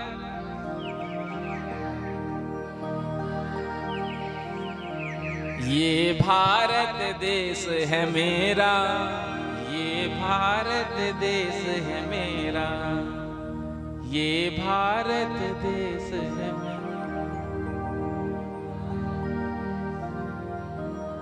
तो प्राउड होना चाहिए कि हम एक भारतीय हैं। प्रेम से कहो श्री राधे। जब आप कहीं विश्व में जाते हो ना, अदर कंट्री में, तो आप कहोगे हम भारत से आए हैं, तो लोग बड़ी श्रद्धा से देखते हैं। वाह, अच्छा, you come from India, Bharat, तो बड़ी सम्मान की दृष्टि से देखते हैं। हमारे भारतवर्ष का गौरव है, तो हम एक भारतीय हैं। इस बात का हमको गर्व होना चाहिए। प्रेम से कहो श्री राधे। भारतवर्ष इसलिए तो श्रेष्ठ है क्योंकि यहाँ पर हमारे जितने भी ठाकुर जी हैं, भगवान ने सबका अवतार भारतवर्ष में हुआ। चाहे राम जी आए हो, चाहे श्याम जी। राम जी का अवतार कहाँ हुआ? अयोध्या में। और आज तो बड़ा ही पावन दिवस है, राम मंदिर का प्राण प्रतिष्ठा वार्षिक महोत्सव। प्रेम से कहो श्री राधे। तो आप सबको बहुत बहुत बधाई हो। सुबह आपने रंगोली बनाया था क्या घर पे? घर पे कहा था? हाँ, क्योंकि हमसे कहा माता जी ने कि सभी कह रहे हैं कि दीपक लेकर के आएंगे और पंडाल में ही लगा लेंगे, रंगोली बना लेंगे। हमने कहा देखो, उनको कहना कि YouTube में निकाल कर देख ले कि महाराज जी ने क्या कहा। ये भी सुविधा है। तो हमने कहा था जैसे पिछले वर्ष हम सब ने दीपक जलाकर घर में ही तो अपने उत्सव मनाया था, दीपावली तो अपने घर पर ही बनाते हैं, तो इसलिए हमने अपने अपने घरों में ही उत्सव मनाने के लिए कहा था। तो राम जी आज अयोध्या में विराजे थे, 1 वर्ष हो गया। हम सबका सौभाग्य है, देखो 495 साल बाद, कितने वर्ष बाद लगभग, ये शुभ घड़ी अवसर देखने का सौभाग्य हमको मिला। हमारे पूर्वजों ने कितना बलिदान किया होगा, सोचो। उन सब का बलिदान का आज परिणाम यही हुआ कि हम सब अपने नेत्रों से राम मंदिर का प्राण प्रतिष्ठा महोत्सव देख रहे थे। सबने देखा कि हम सबका सौभाग्य हमारे सामने, हमारे नेत्रों के सामने राम जी महाराज जो 500 वर्ष से टाट में, तंबू में, टेंट में थे, वो अपने दिव्य महल में प्रवेश किए। तो हम सब बड़े सौभाग्यशाली हैं। ये जो जनरेशन है, इन्होंने अपने नेत्रों से देखा राम जी को महल में विराजते, और आगे भी हम सब सौभाग्यशाली बनेंगे। हमको ये अवसर मिलने वाला है कि मथुरा में जो कृष्ण जन्मभूमि है, जहां पर मस्जिद है, तो ऐसा प्रतीत होता है कि बहुत जल्दी वहां पर भी भव्य श्री कृष्ण जन्म स्थान का मंदिर बनेगा, और हमको भी देखने का अपने नेत्र से सौभाग्य मिलेगा। प्रेम से कहो श्री राधे, श्री राधे। और काशी विश्वनाथ में भी, काशी विश्वनाथ में वहां भी जो अतिक्रमण है वो भी मुक्त होगा, और वहां दिव्य और भव्य मंदिर बनेगा। प्रेम से कहो श्री राधे। तो हम सबका सौभाग्य है। तो 2 मिनट गा ही लेते हैं, उत्सव का दिन है। वैसे इस बार इतना उत्सव देखने को आप लोग के अंदर मिल नहीं रहा है। हाँ, जो उत्सुकता होनी चाहिए, जब व्रत त्योहार पर्व होता है तो बड़ी प्रसन्नता होती है, प्रफुल्लता होती है, लेकिन ऐसा देखने को यहाँ कम मिला। प्रेम से कहो श्री राधे। सजा दो घर को गुलशन सा, मेरे प्रभु राम आए हैं। सजा दो घर को गुलशन सा, मेरे प्रभु राम आए हैं। सजा दो घर को गुलशन सा, सजा दो घर को गुलशन सा, मेरे प्रभु राम आए हैं, मेरे प्रभु राम आए हैं। सजा दो घर को गुलशन सा, सजा दो घर को गुलशन सा, मेरे सरकार आए हैं, मेरे सरकार आए हैं, मेरे सरकार आए हैं, मेरे प्रभु राम आए हैं। मेरे सरकार आए हैं, मेरे प्रभु राम आए हैं। मेरे प्रभु राम आए हैं। सजा दो घर को गुलशन सा, सजा दो गुलशन सा, मेरे प्रभु राम आए हैं।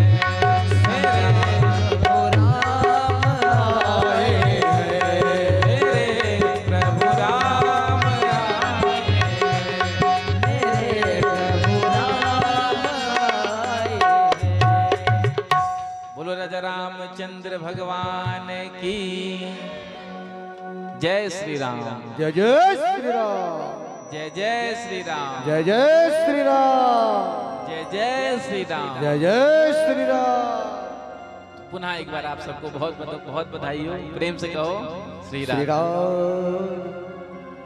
जो हमको भागवत कथा के मध्य में राम जी के प्राण प्रतिष्ठा वार्षिक महोत्सव को मनाने का सौभाग्य मिला। प्रेम से कहो श्री राम।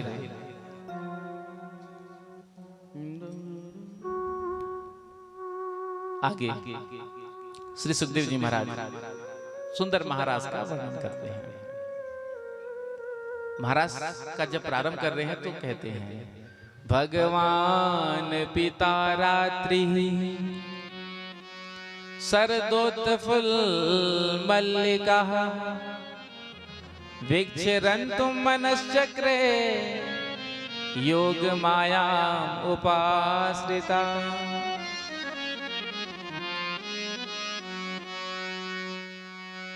जब महाराज का प्रारंभ कर रहे हैं तो कितना सुंदर कहते हैं, भगवान पिता रात्रि। देखो ये जो महाराज की लीला है ये बड़ी दिव्य लीला है, और महाराज में प्रवेश हर किसी का नहीं है, इसके लिए पात्रता होनी चाहिए। तो महाराज में प्रवेश किसको मिलता है? तो स्वामी सिद्धदास जी ने कहा है, प्रथम सुमिरे भागवत भक्त मुख भगवत वाणी, द्वितीय आराधे भांति नव्यास बखानी, तृतीय करे गुरु समझ दक्ष सर्वज्ञ रसीलो।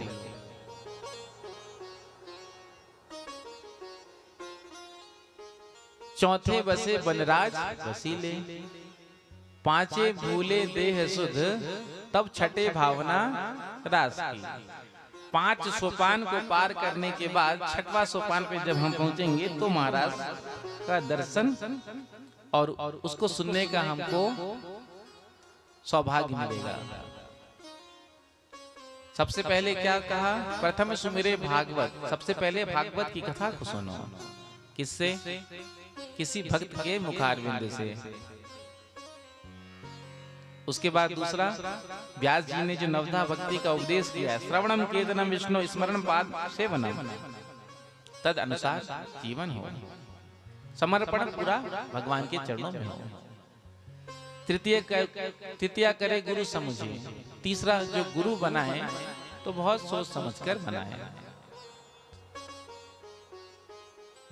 कहते हैं ना, पानी पियो छान कर और गुरु करो जान कर।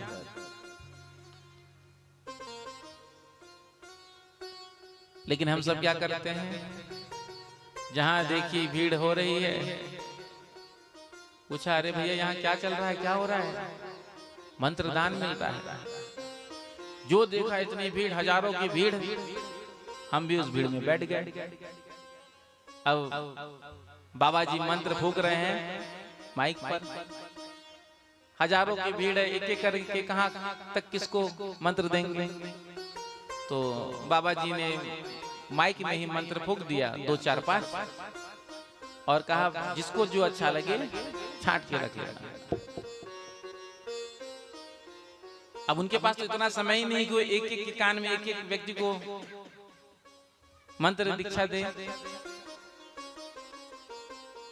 लेकिन हमने देखा, अरे बहुत भीड़ है तो जरूर बड़े महात्मा होंगे, बड़े बाबा जी होंगे। बस भीड़ में हम भी बैठ गए। अब मंत्र दीक्षा कैसे दी जाती है तो आपको पता ही होगा, बहुत गुप्त विधि से दी जाती है।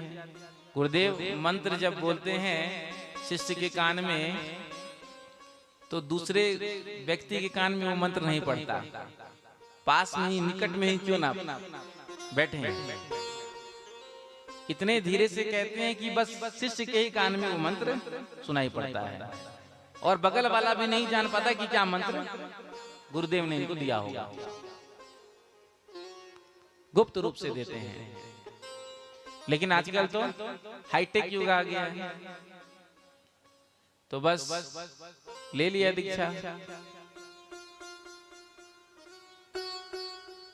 आजकल तो आप देख ही रहे हैं,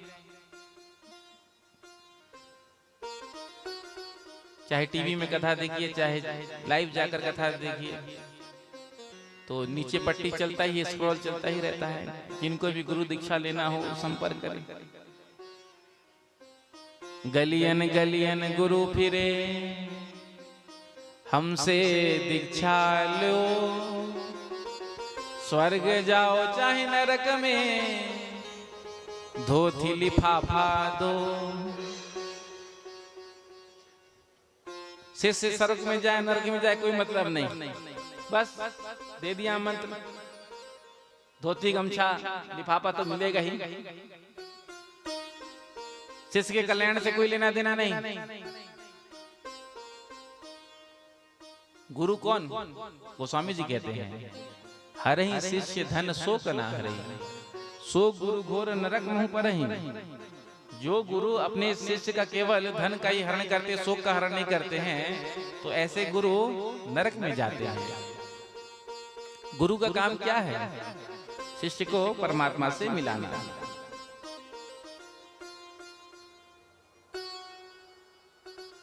शिष्य के हृदय के जो अंधकार है उसको दूर करके उसमें ज्ञान का प्रकाश प्रकट करना और संबंध भगवान से करा देना और स्वयं पीछे हो जाना। लेकिन आजकल तो आप देख ही रहे हैं, बस धोती गमछा लिफाफा मिलना चाहिए। शिष्य क्या कर रहा है, कल्याण कैसे होगा, कोई नहीं, कोई नियम नहीं, कोई भी नहीं, बस दे दिया, ना कोई नियम बताया, ना कोई जपते रहो। बिना नियम के यदि आप जप करेंगे, कोई साधन करेंगे, तो उसका फल कहाँ मिलेगा? विधि विधान का पालन करना होता है, नियम संयम का पालन करना होता है, उसके बाद पुण्य मिलता है। तो जब ऐसे गुरु शिष्यों को मिल जाते हैं तो फिर शिष्य भी भगवान से प्रार्थना करते हैं, क्या? भलो भयो गुरु चल बसे, दिल में पड़ गई चैन, हर छठे महीने आए के धोती लिफाफा लीन। अच्छा हुआ गुरुजी चले गए, सुधार गए। हर छठे में 6 महीने पर आ जाते थे, अब गुरुदेव हैं, आएंगे तो लिफाफा और धोती गमछा तो देना ही पड़ता है। तो मंत्र लेने से पहले बहुत विचार करना चाहिए, सोचना चाहिए, उसके बाद मंत्र लेना चाहिए। प्रेम से कहो श्री राधे। मंत्र ले लिया और ना तो उसको जपा, ना उसमें कोई श्रद्धा है, बस ले लिया, तो फिर मंत्र लेने का क्या फायदा? मंत्र लेने के बाद जीवन में परिवर्तन आना चाहिए। गुरुदेव जब दीक्षा देते हैं उसके बाद नया जीवन प्रारंभ होता है। जिस समय कान में मंत्र देते हैं उस समय उसका नया जन्म प्रारंभ हो गया। इससे पहले जितना भी उसके द्वारा पाप बना होगा, शरीर से, कर्म से, मन से, वचन से, वो सारा पाप उसी क्षण नष्ट हो जाता है। उसके बाद एक नया जीवन प्रारंभ होता है। और शिष्य के अंदर ये भाव होना चाहिए कि हमारी शरणागति भगवान में आज से पूर्ण रूप से हो गई है। प्रेम से कहो श्री राधे। इसलिए बहुत विचार करना चाहिए गुरु बनाने से पहले कि हम जिनको गुरु बना रहे हैं वो कैसे हैं। कल मुझसे कह रहे थे वकील साहब, दीक्षा के लिए, हाँ, तो जिनको लेना है तो कल 10:30 बजे, लेकिन श्रद्धा हो तब। हाँ, शरणागति कहते हैं ना, शरणागति मतलब हम भगवान की शरण में चले गए, आज से भगवान हमारे। इसका मतलब ये नहीं कि संसार का काम नहीं, तो संसार का काम करते हुए हृदय से बस ये भाव रखना कि ठाकुर जी ही हमारे हैं। बाकी तो संसार में जो भगवान ने हमको रिस्पॉन्सिबिलिटी दी है उसका भी पालन करना है, जो भी हमारा कर्तव्य कर्म है, धर्म है, उसका भी पालन करना है। करते हुए अंदर से भाव बस ये होना है कि भगवान हमारे हैं और मैं भगवान का हूँ। प्रेम से कहो श्री राधे। तो गुरु करो तो जानकर। चौथा बताया वृंदावन में बसने का संकल्प हो। उसके बाद पांचे भूले देह सुध, भजन इतना बढ़ जाए कि शरीर का सुध भी ना रहे, भान ना रहे। मीरा जी जब नाचती थी भगवान श्री कृष्ण के विरह में, प्रेम में, तो पता ही नहीं चलता था कौन नाच रहा है। कभी कभी होता है ना, जब आनंद में हम डूब जाते हैं तो पता ही नहीं चलता हम क्या कर रहे हैं, क्या क्रिया कर रहे हैं, क्या बोल रहे हैं, कैसा बोल रहे हैं। तो पांचे भूले देह सुध, जब शरीर का सुध भी भूल जाएंगे तो छठी भावना रास की। क्योंकि जब जीव शरीर के भाव से ऊपर उठ जाता है तब उसको रास में प्रवेश मिलता है। तो सुखदेव जी महाराज कहते हैं भगवान पिता रात्रि, जीव परमात्मा का दर्शन करना चाहता है, लेकिन जब तक भगवान कृपा ना करें तो संभव नहीं है। आज भगवान ने बंसी बजाई, सुंदर संत की रात्रि का निर्माण किया, सुंदर श्रृंगार किया और बंसी बजाया।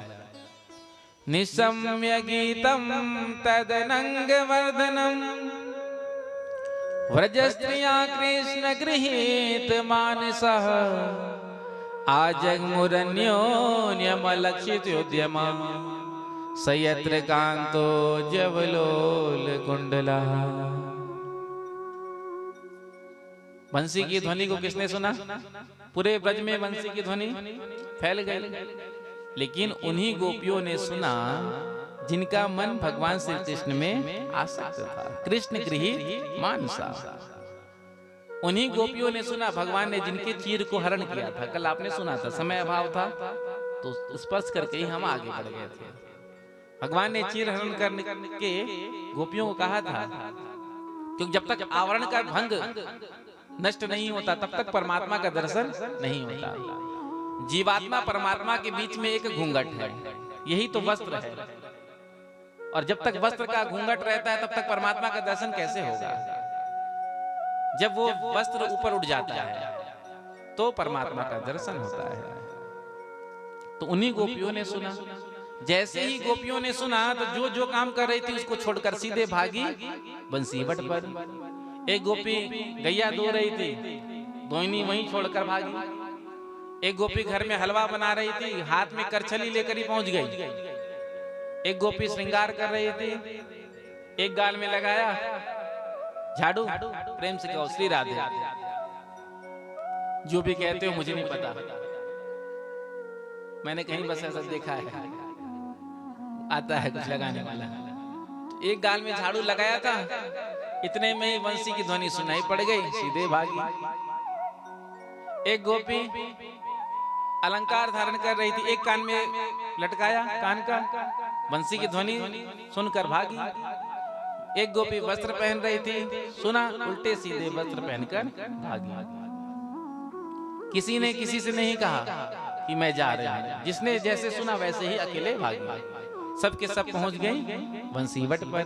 जो भगवान ने देखा, भगवान ने स्वागत किया, और कितना सुंदर भगवान ने कहा, स्वागतम वो महाभागः प्रियम किम करवाणि वह, प्रजस्यानामयं कच्चिद् ब्रूतागमन कारणम। हे महाभाग गोपियों, तुम्हारा स्वागत है, स्वागत है।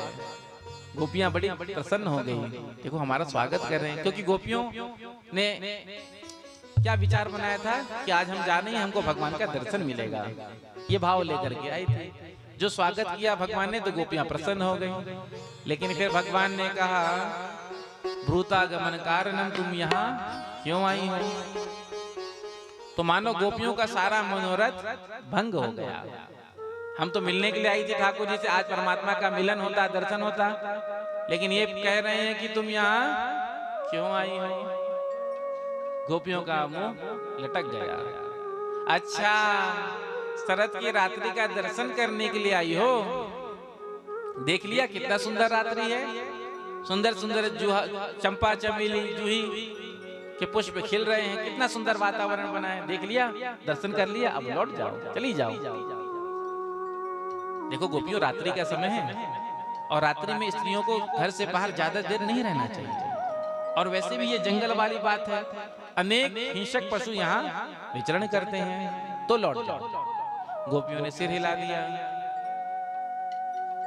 भगवान ने कहा अच्छा, घर में महाभारत हुआ है, पति से झगड़ा करके आ गई, पातिव्रत धर्म का उपदेश देने लगे। देखो गोपियों, पति कैसा भी क्यों ना हो, पत्नी का धर्म है निष्काम भाव से अपने पति और उसके जितने भी संबंधी हैं उनका सेवा करें।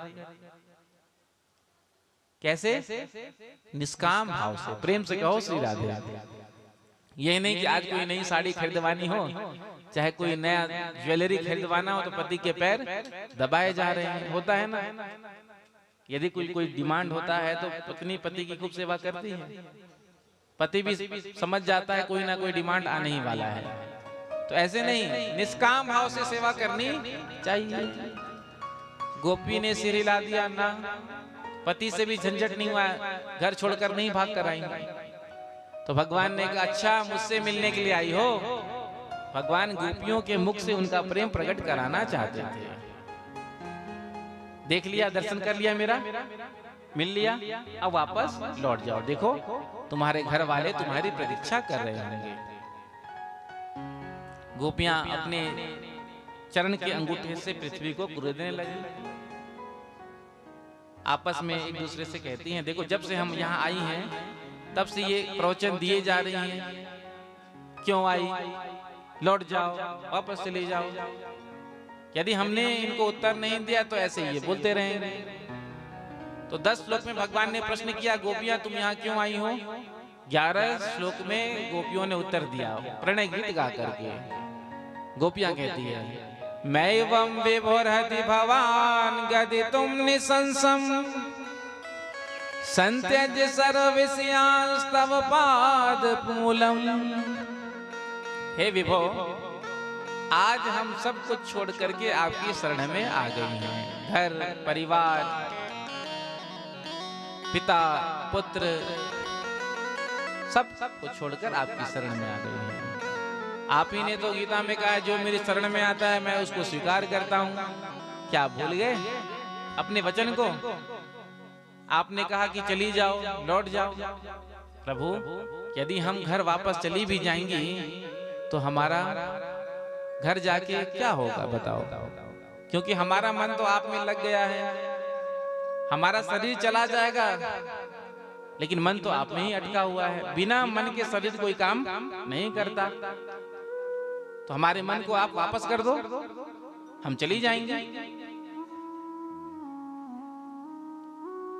आज हम सब कुछ छोड़ करके आपकी शरण में आए हैं, इसलिए आप हमको स्वीकार करें। आपने कहा पति, अरे हमारे जो सच्चे पति आप हैं। गोपियों ने भगवान से पूछा, एक पत्नी अपने पति की सेवा भगवान के तुल्य करती थी, भगवान ही मानती थी अपने पति को। पहले माताएं अपने पति को भगवान ही मानती थी, भगवान की तरह ही सेवा करती थी। आज की तो आप जानते हैं, प्रेम से कहो श्री राधे। लेकिन पहले बहुत श्रद्धा होता था पति के चरणों में, तो सेवा भाव था। पति को परदेश जाना पड़ा किसी काम से, तो पत्नी ने कहा आप चले जाएंगे तो मैं पूजा किसी करूंगी। रोज अपने पति की पूजा करती थी, तिलक लगाती थी, आरती करती थी सुबह उठ करके। तो पति ने कहा मेरे चित्रपट की पूजा करना। पति तो चला गया, पीछे से पत्नी चित्रपट की सेवा करती, तिलक करती, आरती करती, धूप बत्ती देती।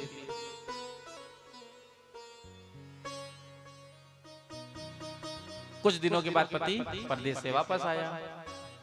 पत्नी जो है पूजा में लगी है चित्रपट के।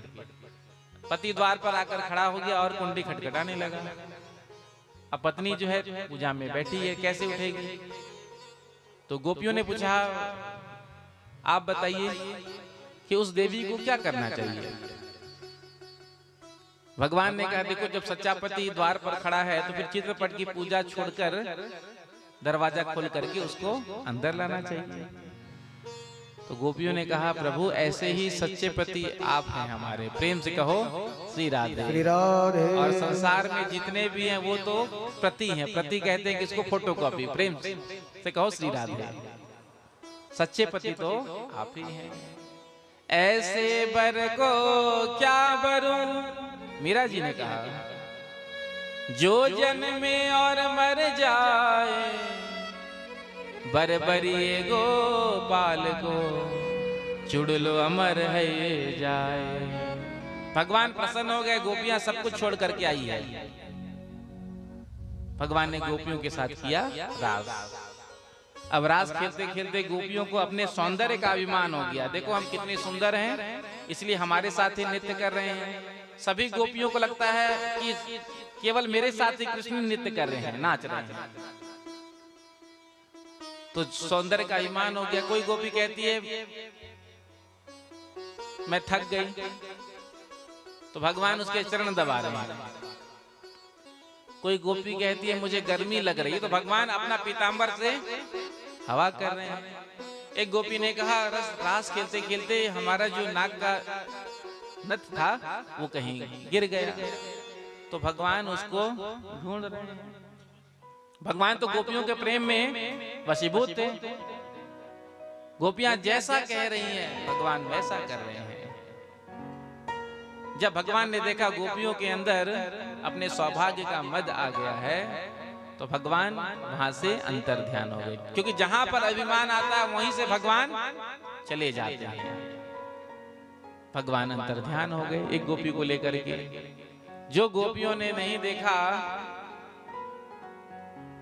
भगवान श्री कृष्ण को अपने सामने, तो गोपियां रोने लगी, बिलखने लगी, एक दूसरे से पूछने लगी कहां चले गए।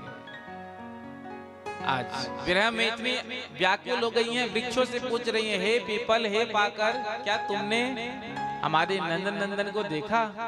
तुलसी वृक्ष से पूछा। उसके बाद भगवान की लीलाओं का ही अनुकरण करने लगे। एक गोपी को लेकर भगवान श्री कृष्ण गए थे। आज उस गोपी को मान हो गया कि मैं ही श्रेष्ठ हूं सबसे, इसलिए मुझको लेकर के आ गया, बाकी सबको छोड़ दिए। तो उस गोपी ने कहा प्रभु अब मुझसे एक कदम भी चला नहीं जाएगा, यदि आपको मुझको लेकर चलना है अपने साथ तो अपने कंधे पर बिठा कर ले चलिए। भगवान ने कहा ठीक है। चरणों में झुक गए। वो गोपी राधा रानी है। जैसे ही राधा रानी ने उठाने के लिए अपना बैठने के लिए चरण आगे बढ़ाया, भगवान वहां से गायब हो गए, अंतर ध्यान हो गए। तो राधा रानी भी पछाड़ खाकर भूमि पर गिर गई और मुख से निकला, हा नाथ रमन पृष्ठा क्वासी क्वासी महाभुज दास्यास्ते कृपणाया में सखे दर्शाय सन्निधम। हे नाथ, हे रमन, कहाँ चले गए? मुझ दासी को छोड़ कर गए। इधर गोपियां भी रोती बिलखती हुई भगवान को ढूंढ रही हैं, वन वन में भटक रही हैं। एक स्थान पर जब राधा रानी को मूर्छित अवस्था में देखा तो सहारा देकर जगाया और कहा बहन क्या तुमको भी छोड़कर चले गए? तो किशोरी जी ने कहा हाँ, मुझे भी छोड़कर चले गए। तो गोपियां राधा रानी को साथ में लेकर के आज वन वन में भटक रही हैं और भगवान श्री कृष्ण को पुकार रही हैं, कृष्ण है, कृष्ण है, कृष्ण है। आज ढूंढते ढूंढते यमुना के तट पर गोपियां पहुंची हैं। गोपियों ने कहा कि यदि आज हमको यहाँ पर नंद नंदन का दर्शन नहीं होगा तो इसी यमुना जी में कूद करके हम अपने प्राणों का त्याग कर देंगे। गोपियां रो रही हैं और बड़ा ही सुंदर गोपी गीत गा रही हैं। प्रेम से कहो श्री राधे। गोपी गीत भगवान श्री कृष्ण को बड़ा प्रिय है। आइए कुछ श्लोक हम भी गाएंगे, जिनको याद है गाएं, नहीं तो कोई बात नहीं। प्रेम से कहो, जोर से कह दो राधे राधे राधे राधे। तो आज गोपियां गा भी रही हैं और रो भी रही हैं। सुखदेव जी कहते हैं गोप्या हो चो जयति तेधिकम जन्मना व्रजः सयत इंदिरा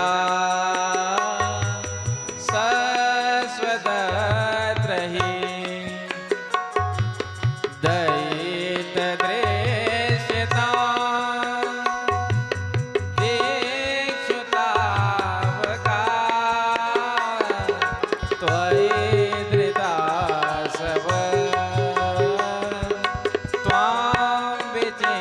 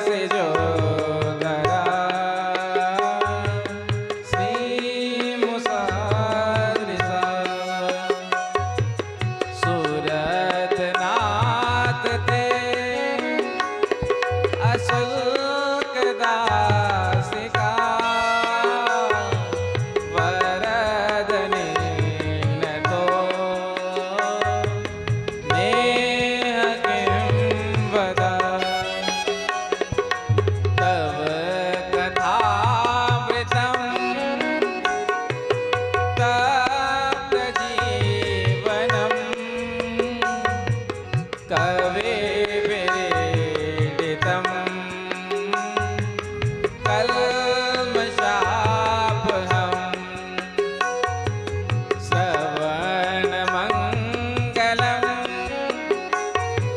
श्रीमदाततम भुवे गृह्णाति ते भोरिदा जना भुवे गृह्णाति ते भोरिदा जना भुवे गृह्णाति ते भोरिदा जना। तो गोपियां कितना सुंदर कहती हैं, जयति ते दिगम जन्म ना प्रजा। हे प्रभु, जब से आपका जन्म ब्रज में हुआ है तब से ब्रज की महिमा बढ़ गई है, ब्रज का विस्तार हुआ है। क्योंकि तब से ही लक्ष्मी जी वृंदावन में निवास करने लगी अचल रूप से। हे प्रभु, हम आपकी अशुल्क दासिका हैं। ऐसा नहीं कि केवल हम ही आपसे प्रेम करते हैं, आप भी हमसे प्रेम करते हैं। तो मानो भगवान ने पूछा, गोपियां हमने तो कभी तुमसे कहा नहीं कि हम तुमसे प्रेम करते हैं, तो तुमको कैसे पता चल गया? तो गोपियों ने कहा, यदि आप हमसे प्रेम नहीं करते तो फिर आपने उन असुरों से हमारी रक्षा क्यों की? आप हमसे प्रेम करते थे इसलिए तो आपने उन अघासुर बकासुर आदि जितने भी असुर आए थे मारने के लिए ब्रजवासियों को, उन सब से आपने हमारी बार बार रक्षा की। क्यों? क्योंकि आप हमसे प्रेम करते हैं। अपने विरह में ही हमको मारना था, तो फिर उन असुरों से हमारी रक्षा क्यों की? यदि आपके विरह में हम अपने प्राणों का त्याग करेंगे तो आपको कलंक भी लग जाएगा। देखो, भगवान के विरह में गोपियों ने अपना प्राण ही छोड़ दिया। हमको उस समय ही मर जाने दिया होता तो कम से कम आपको कलंक तो नहीं लगता। आप केवल यशोदा नंदन नहीं है, न खलु गोपिका नंदनो भवान अखिल देहि नाम अंतरात्म दृक्। ब्रह्मा जी की प्रार्थना पर आपका अवतार हुआ है भूमि के भार का हरण करने के लिए। तो आप हमारे दुख का हरण करिए, हमको दर्शन दीजिए। क्या करें, आपके विरह में हम मरना तो चाहती हैं, लेकिन हमारे प्राण निकलते नहीं, क्योंकि हमने अमृत का पान कर लिया है। भगवान ने पूछा, कौन सा अमृत पिया? तो गोपियां कहती हैं, तव कथामृतम, आपकी कथामृत का पान किया है। और कथामृत की महिमा क्या है? तप्त जीवनम। कितना भी जीवन में दुख हो क्यों ना हो, कष्ट क्यों ना हो, संताप क्यों ना हो, स्ट्रेस क्यों ना हो, कितना भी डिप्रेशन में व्यक्ति क्यों ना चला गया हो, जो भगवान की कथा में आकर बैठ जाता है, भगवान की कथा को सुन लेता है, तो तीनों ताप समाप्त हो जाते हैं। जितनी भी बाधाएं हैं, कष्ट है, संकट है, स्ट्रेस है, तनाव है, डिप्रेशन है, सब चला जाता है। ये कथा की महिमा है। तब कथामृतम तप्त जीवनम। इसलिए तो कहते हैं, जो एक बार कथा को सुन लेता है तो उसके अनेक कल्मशों का शमन हो जाता है। कल्मश कहते हैं पाप को। कथा सुनते ही मंगल होता है सबका। जिसने कथा सुना जीवन मंगल में बन ही जाता है। श्रवण मंगलम, कथा सुनते ही जितना भी अमंगल है सब नष्ट हो जाता है और मंगल ही मंगल होता है। इसीलिए हम तो कहते हैं, इस पृथ्वी पर सर्वश्रेष्ठ वही है जो कथा का दान करता है। बहुत प्रकार के दान हैं, लेकिन सर्वश्रेष्ठ कथा का दान है।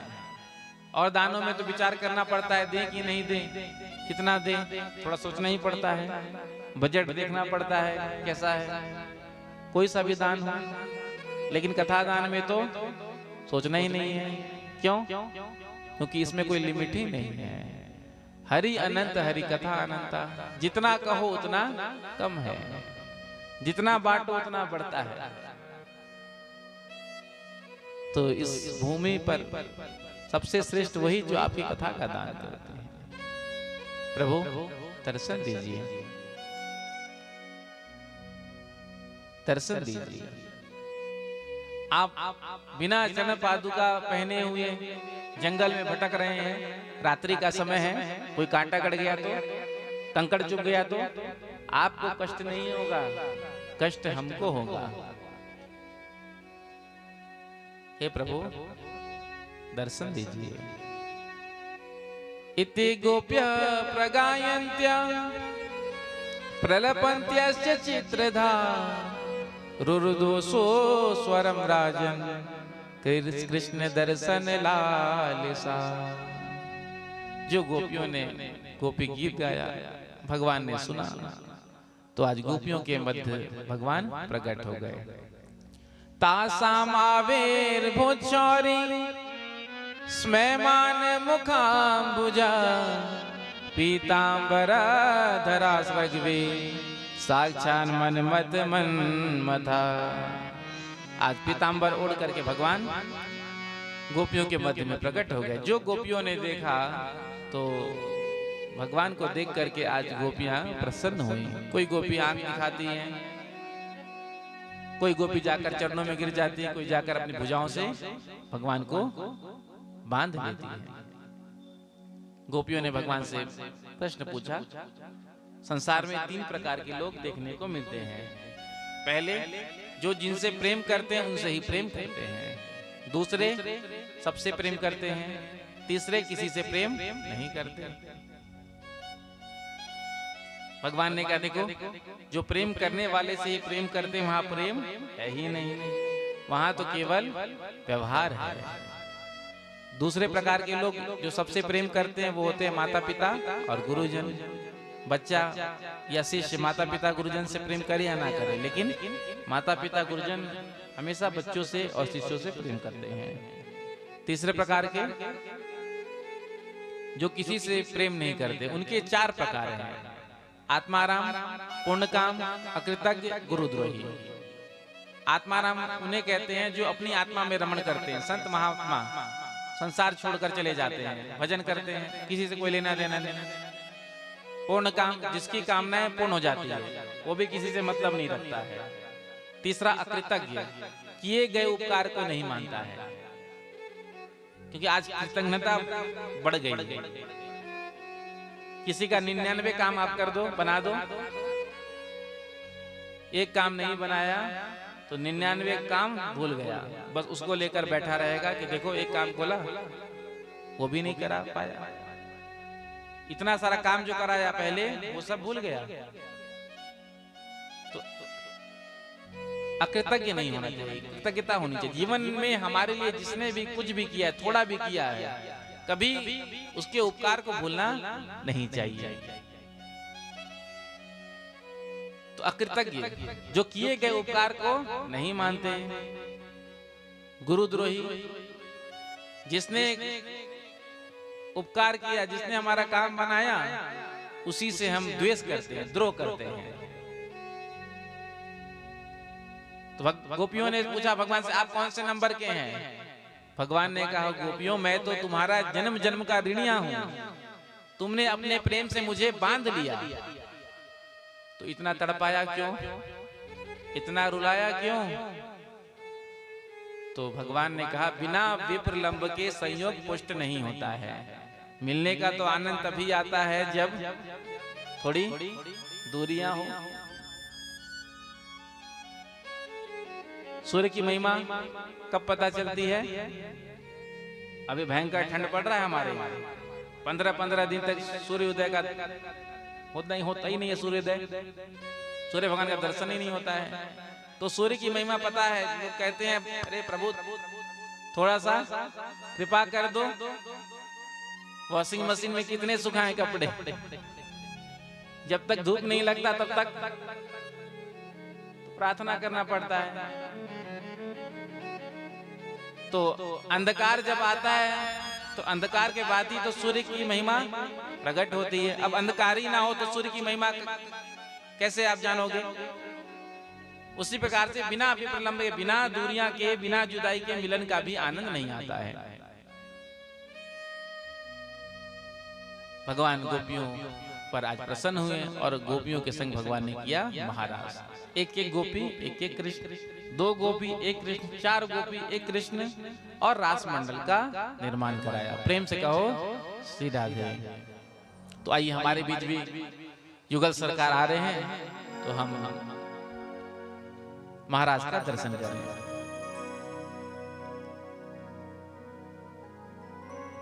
राधा नाचे कृष्ण नाचे, नाचे गोपी जन। राधा नाचे कृष्ण नाचे, नाचे गोपी जन। मन मेरा बन गया सखी रे पावन वृंदावन। मन मेरा बन गया सखी रे पावन वृंदावन। राधा नाचे कृष्ण नाचे, नाचे गोपी जन। राधा नाचे कृष्ण नाचे, नाचे गोपी जन। मन मेरा बन गया सखी रे पावन वृंदावन। मन मेरो बन गयो सखी रे पावन वृंदावन।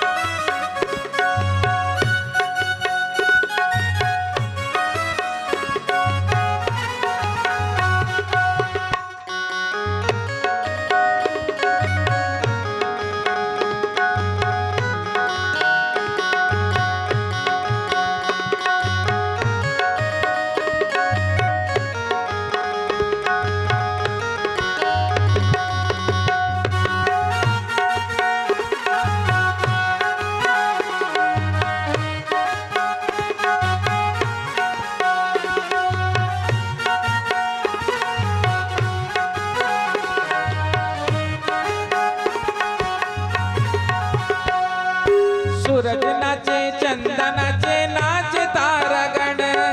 सूरज नाचे चंदा नाचे, नाचे तारागण। सूरज नाचे चंदा नाचे, नाचे तारागण। सूरज नाचे चंदा नाचे, नाचे तारागण। मन मेरा बन गया सखी रे पावन वृंदावन। मन मेरा बन गयो सखी रे पावन वृंदावन।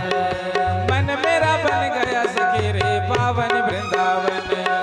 मन मेरा बन गयो सखी रे पावन वृंदावन। राधा नाचे कृष्ण नाचे, नाचे गोपी जन। राधा नाचे कृष्ण नाचे, नाचे गोपी जन। मन मेरा बन गया सखी रे पावन वृंदावन। मन मेरा बन गयो सखी रे पावन वृंदावन। दोनों हाथ उठा के ताली सेवा करते हुए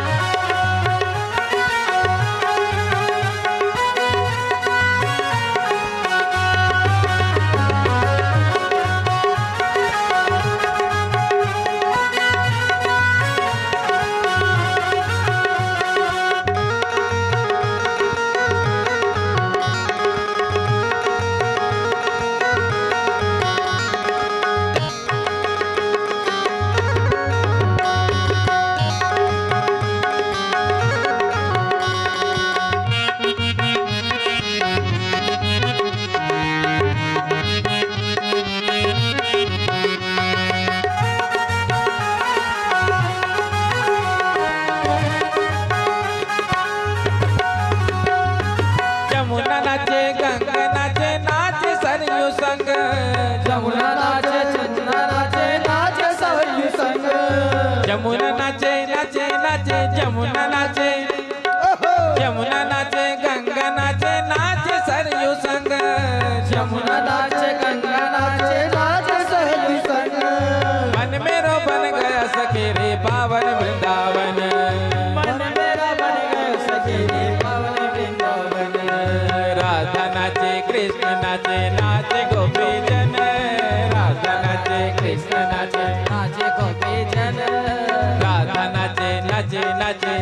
राधा नाचे कृष्ण नाचे नाचे गोपी जन राधा नाचे कृष्ण नाचे नाचे गोपी जन मन मेरो बन गयो सखी रे पावन वृंदावन मन मेरा बन गयो सखी रे पावन वृंदावन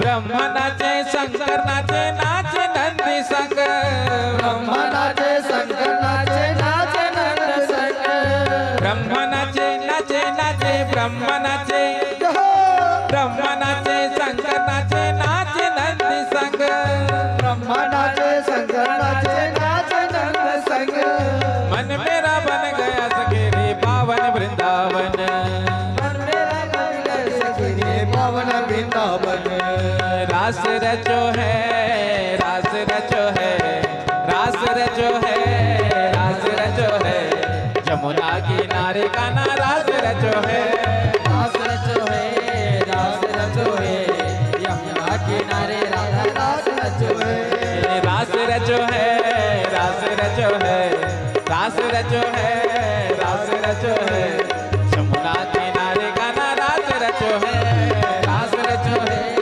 रास रचो है यमुना किनारे राधा रास रचो है रास रचो है रास रचो है रास रचो है रास रचो है रास रचो है रास रचो है रास रचो है रास रचो है जमुना किनारे का ना रास रचो है रास रचो है रास रचो है यमुना किनारे राधा रास रचो है बोलो रास बिहारी भगवान की जय हो रास हो रहा था इतने में ही भोलेनाथ प्रकट हो गए बोलो शंकर भगवान की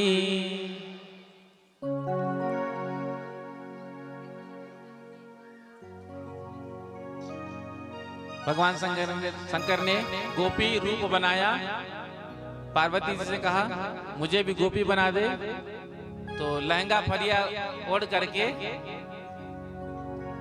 भगवान शंकर रास मंडल में पहुंच गए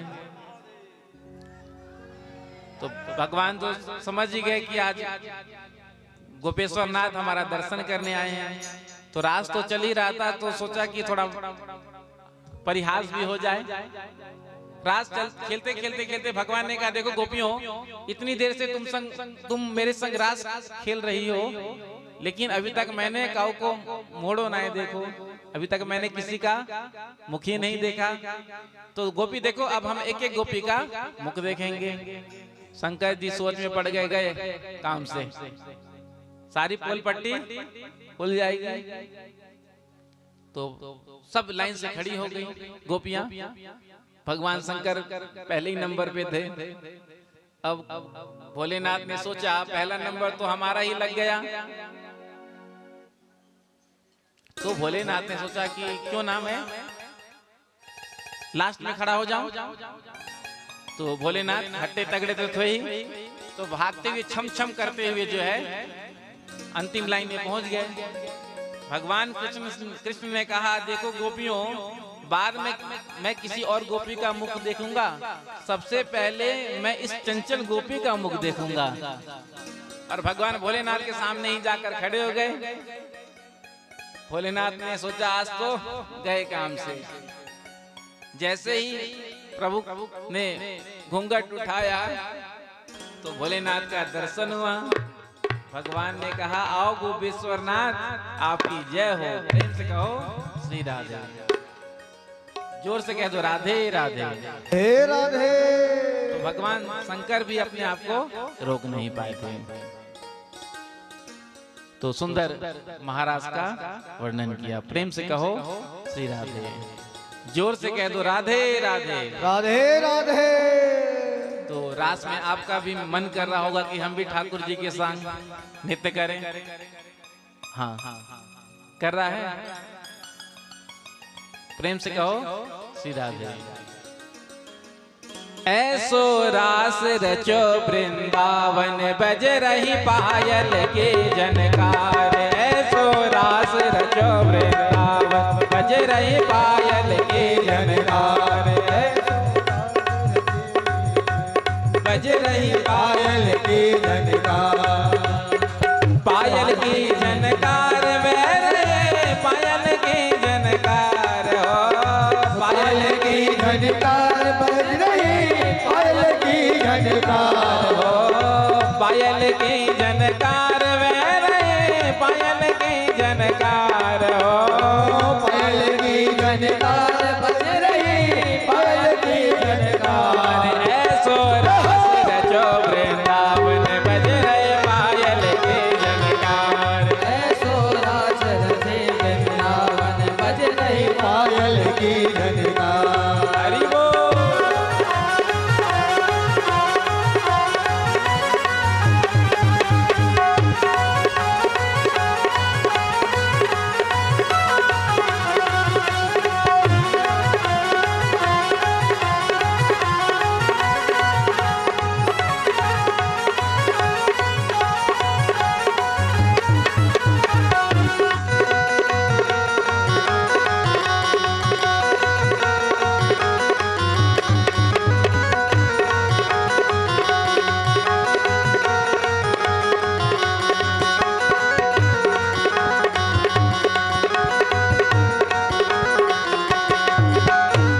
घुंघरू खूब क्षमा क्षम बाजे।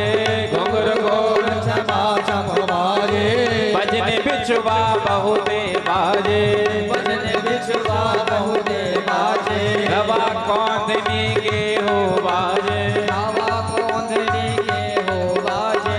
अंग रंग में गहना बाजे। चुड़ियन की जनकार हो। अंग रंग में गहना कुड़ियन की झनकार। ऐसो रास रचो वृंदावन बज रहे पायल के जनकार। ऐसो रास रचे वृंदावन बज रही पायल की झनकार। दोनों हाथ लगाकर पीछे वाले भी झूमते हुए।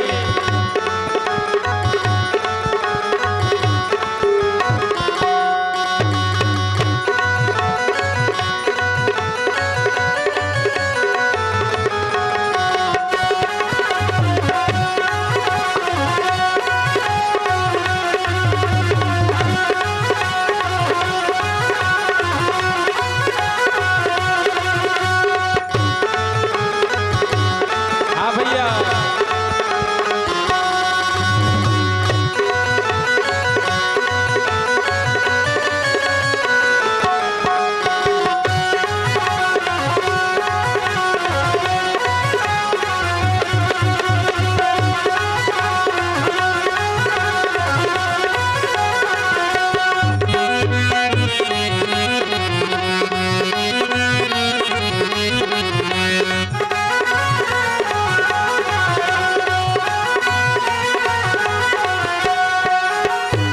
बाजे भांति भांति के बाजे। बाजे भांति भांति के बाजे। सांझ पखावज दोनों भी बाजे। सांझ पखावत दुम दुम बाजे। सारंगी और महुअर बाजे। सारंगी और महुवर बाजे। बंसी बाजे मधुर मधुर बाजे बिना के तार हो। बंसी बाजे मधुर मधुर बाजे बिना के तार। ऐसो रास रचो वृंदावन बज रहे पायल के जनकार। ऐसे रास रचो वृंदावन बज रही पायल की झनकार। रास बिहारी भगवान के।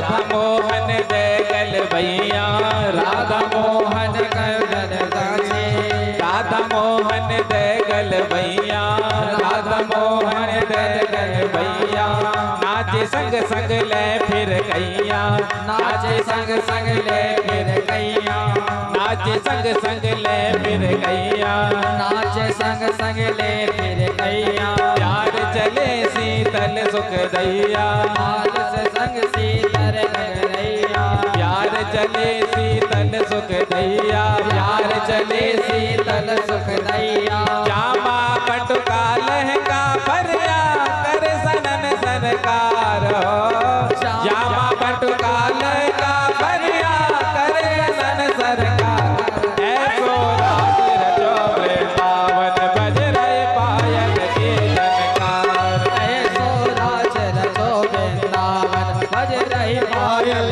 की झनकार पायल की झनकार पायल की झनकार हो पायल की झनकार बज रही पायल की झनकार हो पायल की झनकार बज रही पायल की झनकार हो पायल की झनकार बज रही पायल की झनकार ऐसो रास रचो वृंदावन बज रही पायल की झनकार ऐसो राधे वृंदावन बज रही पायल की झनकार ऐसो रास रचो वृंदावन बज रही पायल की झनकार ऐसो राधे वृंदावन बज रही पायल की झनकार पायल की झनकार बह रही पायल की झनकार पायल की झनकार बज रही पायल की झनकार पीछे वाले दो नाल रख करके पायल की झनकार पायल की झनकार पायल की झनकार कहो पायल की झनकार बह रहे पायल की झनकार ऐसो राज रचो वृंदावन बज रहे पायल की झनकार ऐसो राज रचो वृंदावन बज रही पायल की झनकार ऐसो रास रचो वृंदावन बज रहे पायल की झनकार बोलो रास बिहारी भगवान की जय हो बोल वृंदावन बिहारी लाल की जय हो अब अपने अपने ही स्थान में जाकर बैठेंगे प्रेम से कहो श्री राधे जय श्री राधे चीटिंग मत करना प्रेम से कहो श्री राधे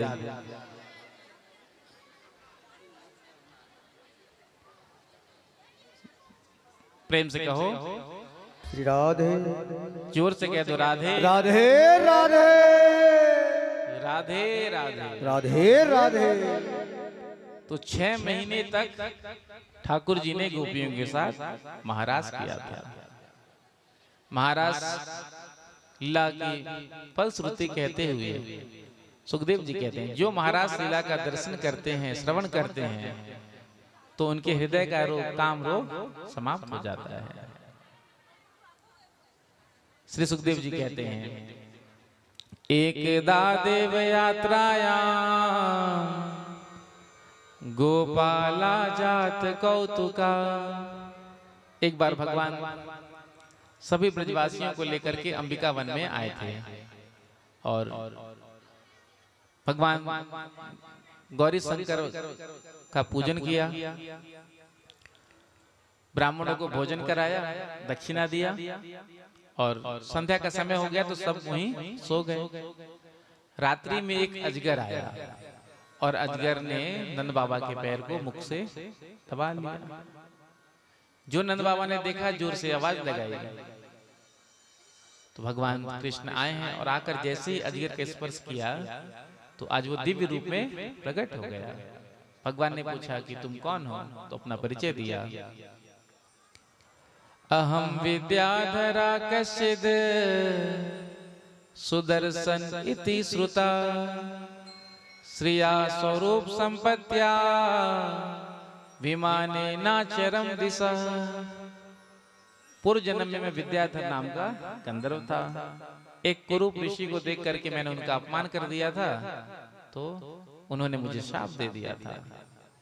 इसलिए किसी का अपमान करना नहीं चाहिए।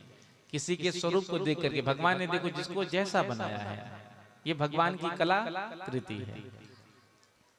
तो होता है ना, हमने देखा किसी को तो कुछ कह दिया और वो बात उसको लग जाता है। तो किसी का अपमान नहीं करना चाहिए। आगे भगवान श्री कृष्ण ने शंखचूड़ नाम के दैत्य का उद्धार किया। इसके मस्तक पर मणि था, उसको बलराम जी को दिया। भगवान जब गोचारण के लिए जाते हैं तो पीछे से गोपियां दर्शन करती है और उनकी ही चर्चा करती है। तो यहाँ पर गोपियों ने युगल गीत गाया। प्रातः काल भगवान श्री कृष्ण गौ माता को लेकर निकलते हैं और सायंकाल आते हैं। तो प्रातः काल गोपियां सारा काम निपटाकर घर का अपना बाहर आकर बैठ जाती है। पता है टाइम इतने बजे कन्हैया निकलेंगे, तो सभी गोपियां आकर बैठ जाती हैं। जाती हुई प्रभु का दर्शन करती हैं और फिर वापस घर नहीं लौटती हैं। जब तक ठाकुर जी संध्या के समय आते नहीं है, तब तक गोपियां वहीं बैठ करके उनकी प्रतीक्षा करती है कि जब वापस आएंगे तो हमको उनका दर्शन होगा। और उतने देर तक क्या करती हैं गोपियां? तो भगवान की लीलाओं का ही गान एक दूसरे से करती हैं। वाम बाहु कृत वाम कपोले वलगित भ्रूर धरार्पित वेणु। तो यहाँ पर गोपियों ने युगल गीत गाया। कंस मथुरा का राजा एक दिन नारद जी इसके पास पहुंचे और पूछा, क्यों तेरे काल का क्या हुआ? तो कहा, गुरुजी 6 पुत्र को तो मैंने मार दिया था, 7वां गर्भ नष्ट हो गया था, और 8वें के लिए मैंने जगह जगह अपने सैनिकों को भेजा था, अनुचरों को भेजा था, समाप्त हो गया होगा।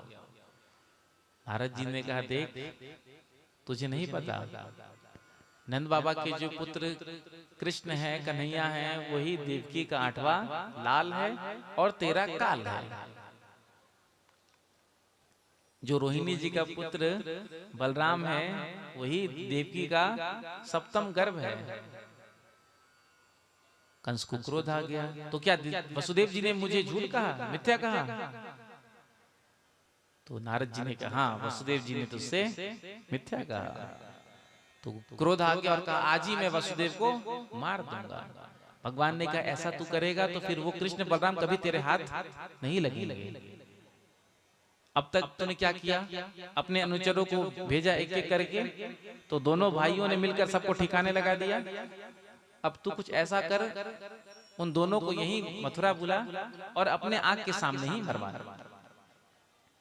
इतना कहकर नारद जी चल दिए। ये सब भगवान की प्रेरणा से ही नारद जी ने किया। उसके बाद नारद जी ने भगवान श्री कृष्ण से आकर कहा, प्रभु जैसा आपने मुझे आदेश दिया था, मैंने आपका काम कर दिया। कंस ने अक्रूर जी को बुलाया और कहा, आप जाइए वृंदावन, कृष्ण और बलराम को वहां से लेकर आइए। नंद बाबा को कहना कि हम धनुष यज्ञ का आयोजन कर रहे हैं, तो अपने पुत्र के साथ यहाँ आकर दर्शन करें। तो अक्रूर जी महाराज निकले हैं, प्रातः काल निकले हैं और सायंकाल पहुंचे मथुरा। प्रेम से कहो श्री राधे वृंदावन। श्री राधे। संध्या काल जब पहुंचे हैं, भगवान गौशाला से निकल रहे थे। जो देखा, अक्रूर जी ने प्रभु को चरणों में गिर करके प्रणाम किया। भगवान ने अपने हृदय से लगाया और लेकर के महल में आए। नंद बाबा ने स्वागत किया, भोजन कराया, उसके बाद वार्तालाप हुई। प्रेम से कहो श्री राधे। जब घर में कोई अतिथि आए तो बातचीत पीछे करना चाहिए, सबसे पहले कुछ खाने पीने को देना चाहिए, उसके बाद वार्तालाप तो होता ही रहेगा। तो नंद बाबा ने सबसे पहले भोजन कराया, उसके बाद वार्तालाप हुई। अक्रूर जी ने कहा कि कंस धनुष यज्ञ का आयोजन कर रहा है और उसने आपको निमंत्रण भेजा है, आप अपने पुत्रों के साथ आकर यज्ञ का दर्शन करिए, और जो इनकम टैक्स कर देते हैं आप प्रति वर्ष, तो उसको भी लेकर के आ जाइएगा। कंस ने ऐसा कहा है। रात में ही नंद बाबा ने घोषणा करवा दी, ढिंडोरा पिटवा करके, जो भी मथुरा का मेला देखना चाहता है प्रातःकाल नंद भवन के आंगन में आकर तैयार रहे। जो गोपियों के कान में पड़ा कि प्रातःकाल कृष्ण बलराम नंद बाबा के साथ मथुरा चले जाएंगे, रात्रि में ही गोपियां आपस में इकट्ठे हो गई और आपस में एक दूसरे से कहती है, तूने सुना प्रातःकाल कृष्ण और बलराम वृंदावन छोड़कर चले जाएंगे। दूसरी ने कहा, हाँ मैंने सुना, लेकिन क्या कर सकते हैं, जाने वाले को कौन रोक सकता है।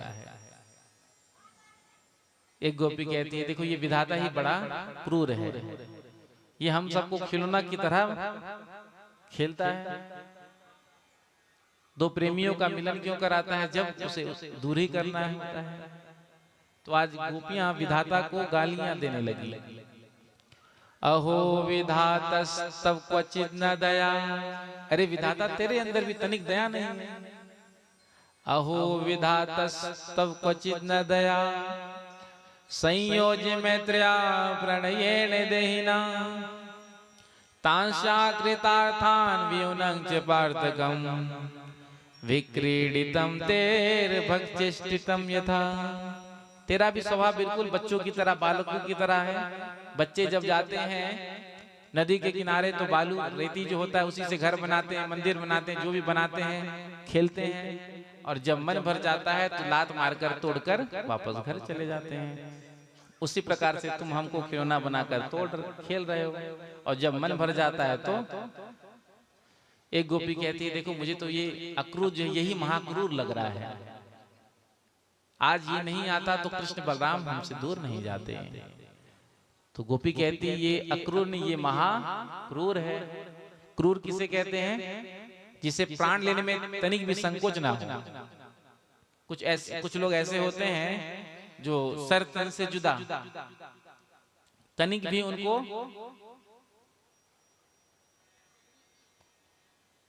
निर्दयता की पराकाष्ठा, जीते जी व्यक्ति के गले को काट देते हैं, अलग कर देते हैं धड़ से, और बिल्कुल भी कुछ नहीं। तो जो जीता हुआ व्यक्ति को मार दे उसे क्रूर कहते हैं। और महाक्रूर किसे कहते हैं, प्राण तो नहीं लेता लेकिन जीते हुए व्यक्ति के जैसे दोनों नेत्रों को निकाल लेता है। तो आज ये महाक्रूर हमसे कृष्ण और बलराम को छीनने के लिए आया है। हमारे दो नेत्र कृष्ण और बलराम।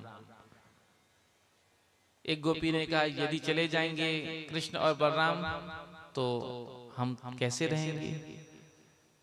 तो दूसरी गोपी ने कहा, देख जो हो, जीते जी तो हम अपने नेत्रों से उनको सामने से जाते हुए देख नहीं सकते। मैं रथ के आगे लेट जाऊंगी। तो कहा, इससे तो समाज में बड़ी अपकीर्ति होगी, तेरी अपयश होगा। तो कहा, जब हमारे प्राण धन सर्वस्व ही चले जाएंगे तो कीर्ति को लेकर मैं क्या करूंगी। सारा रात गोपियां आपस में बात कर रही थी। प्रातः काल हुआ, यशोदा मैया ने दोनों लालाओं को स्नान कराया, श्रृंगार किया, आज कलेवा बाल भोग कराया। मैया के नेत्रों से भी आंसू झर रहा है।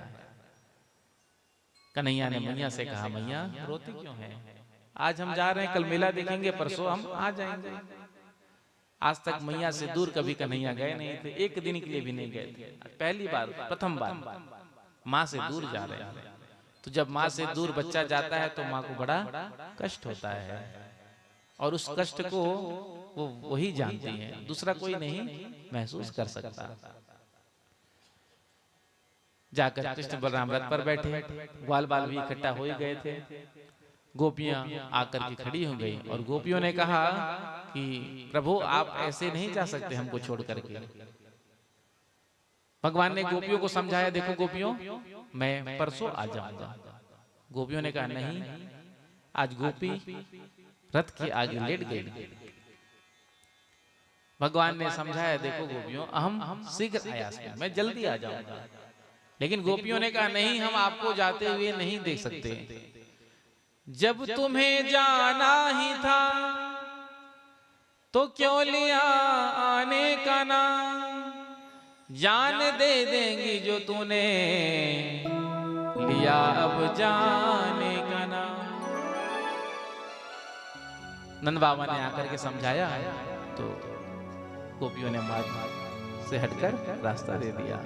अक्रूर जी लेकर गए हैं यमुना जी में। अक्रूर जी ने स्नान किया तो अक्रूर जी को यमुना जी के अंदर भी भगवान का दर्शन हुआ, बाहर भी रथ पर बैठे हुए। तो अक्रूर जी समझ गए ये साक्षात नारायण है। एक अध्याय में स्तुति किया, प्रणाम किया। इधर ग्वाल बालन बाबा के साथ पहले ही पहुंच गए थे विश्राम घाट।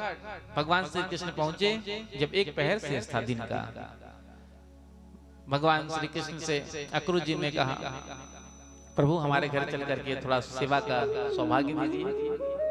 भगवान ने कहा, देखो सबसे पहले हम जो कंस है उसका उद्धार करेंगे, उसके बाद आपके यहाँ आएंगे।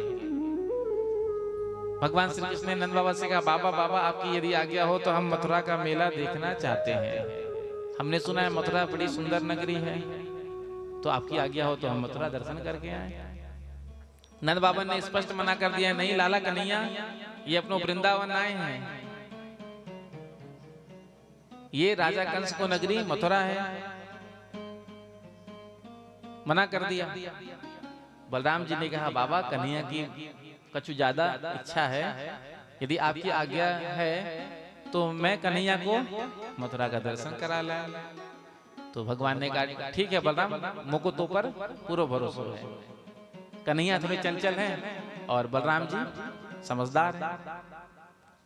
इतने में ही ग्वाल वालों ने कहा, अरे कन्हैया अकेले अकेले कितको चल दियो, हमों को अपने संग ले चल, हम यहाँ क्यों आए हैं, तेरे साथ घूमने फिरने तो आए हैं। तो कन्हैया ने कहा, चलो आज भगवान श्री कृष्ण मथुरा में प्रवेश करते हैं। जैसे ही भगवान श्री कृष्ण ने मथुरा में प्रवेश किया, धाये धाम काम सब त्यागी, मन हो रंग निधि लूटन लागी। सभी अपना काम छोड़ करके भागे हैं भगवान का दर्शन करने के लिए। जो देवियां, जो स्त्रियां घर से नहीं निकल पाती सास के भय से, तो वो छत पर जाकर झरोके से भगवान श्री कृष्ण का दर्शन करती है। जो छत पर नहीं पहुंच पाती वो झरोके से, खिड़की से भगवान का दर्शन कर रही है। भगवान श्री कृष्ण मथुरा में प्रवेश कर रहे हैं और जितनी भी मथुरा की नारियां हैं वो भगवान को देख रही हैं और उनकी चर्चा कर रही है। ये वही बालक है ना जिसने 6 दिन की आयु में पूतना को मार दियो। अरे यही बालक ने तो गिरिराज को अपने एक अंगुरिया पर उठायो। जो सुना प्रभु ने तो बलराम जी से कहा, काऊ भैया इनको कैसे पता हमारे पराक्रम के बारे में। तो जिधर से आवाज आए भगवान उधर ही एक दृष्टि दे दे, और जिसकी ओर भगवान एक दृष्टि देख ले वही भगवान का है जाए, क्योंकि भगवान के नेत्र में ऐसा जादू है। जिसको एक बार भगवान देख ले, भगवान 2 प्रकार से जीव को फंसाते हैं। प्रेम से कहो श्री राधे। एक तो नैन मटका करके, दूसरा बंसी बजा करके। एक बंसी होता है, मछुआरे जाते हैं उस बंसी में खाद्य पदार्थ लगाते हैं, आटा वगैरह, कांटा लगा रहता है। जैसे ही डालते हैं नदी में तो मछली उस बंसी में फंस जाती है। तो मछुआरा कैसे फंसाता है मछली? खाद्य पदार्थ लगा करके। और भगवान बंसी बजा करके जीव के मन को फंसा लेते हैं। प्रेम से कहो श्री राधे। जो एक बार इनकी बंसी को सुन लिया सो इनका हो गया। जो इनके नेत्र में एक बार देख लिया सो इनका हो गया।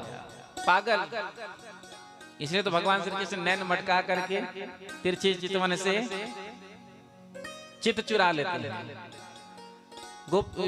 मथुरा की नारियों ने जब देखा, देखो देखो वही है, देख देख मेरी तरफ देख रहे हैं। दूसरी ने कहा, तेरे तरफ तो केवल देखा है, मेरे तरफ देखकर तो मुस्कुरा रहे हैं।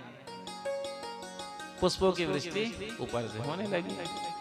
ग्वाल वाल ने कहा, लाला कन्हैया तेरा बड़ो स्वागत है रो यहाँ, कछु तेरी रिश्तेदारी है का? कन्हैया ने कहा, मालूम नहीं तुमको? अरे मथुरा के जो राजा हैं वो हमारे खास मामा लगते हैं। अब मामा का भांजा पहली बार आएगो तो स्वागत सत्कार तो होगो ही। ग्वाल वालों ने कहा, अरे दारी के तैने पहले क्यों नहीं बतायो कि हम मामा गांव जा रहे हैं मामा जी से मिलने? तैने पहले बताए होते हो तो हम भी नई बगलबंदी पहन करके आते। अब इसे फटे पुराने वस्त्र में जाकर तेरे मामा जी से मिलेंगे तो कैसा लगेगा बता? तेरे मामा जी क्या सोचेंगे कि मेरे भांजे के मित्र कैसे भिख मंगे हैं, जा हम नहीं जाएंगे।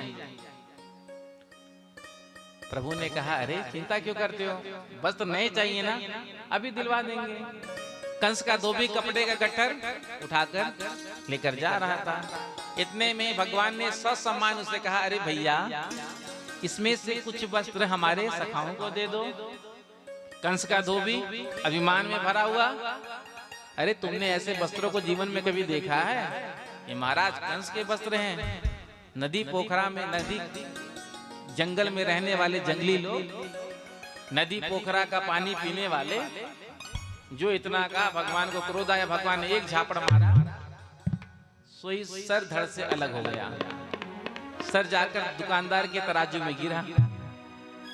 जो देखा दुकानदारों ने तो आपस में एक दूसरे से कहने लगे देखो देखो हमको तो लगता है आगे यही शासन मथुरा का करेगा, लेकिन कोई कंफर्म तो है नहीं कि यही आगे का शासक होगा। तो सब अपने दुकान के बाहर निकलते हैं और लौंग इलायची आदि स्वागत करते हैं। किसी ने दुकान के अंदर नहीं बुलाया, क्यों? यदि सत्ता नहीं पलटा तो, सत्ता नहीं पलटा, कंस को पता चल जाए कि इन्होंने दुकान में बुला करके बहुत स्वागत सत्कार किया, खूब सेवा पानी की, तो लाइसेंस निरस्त हो जाएगा।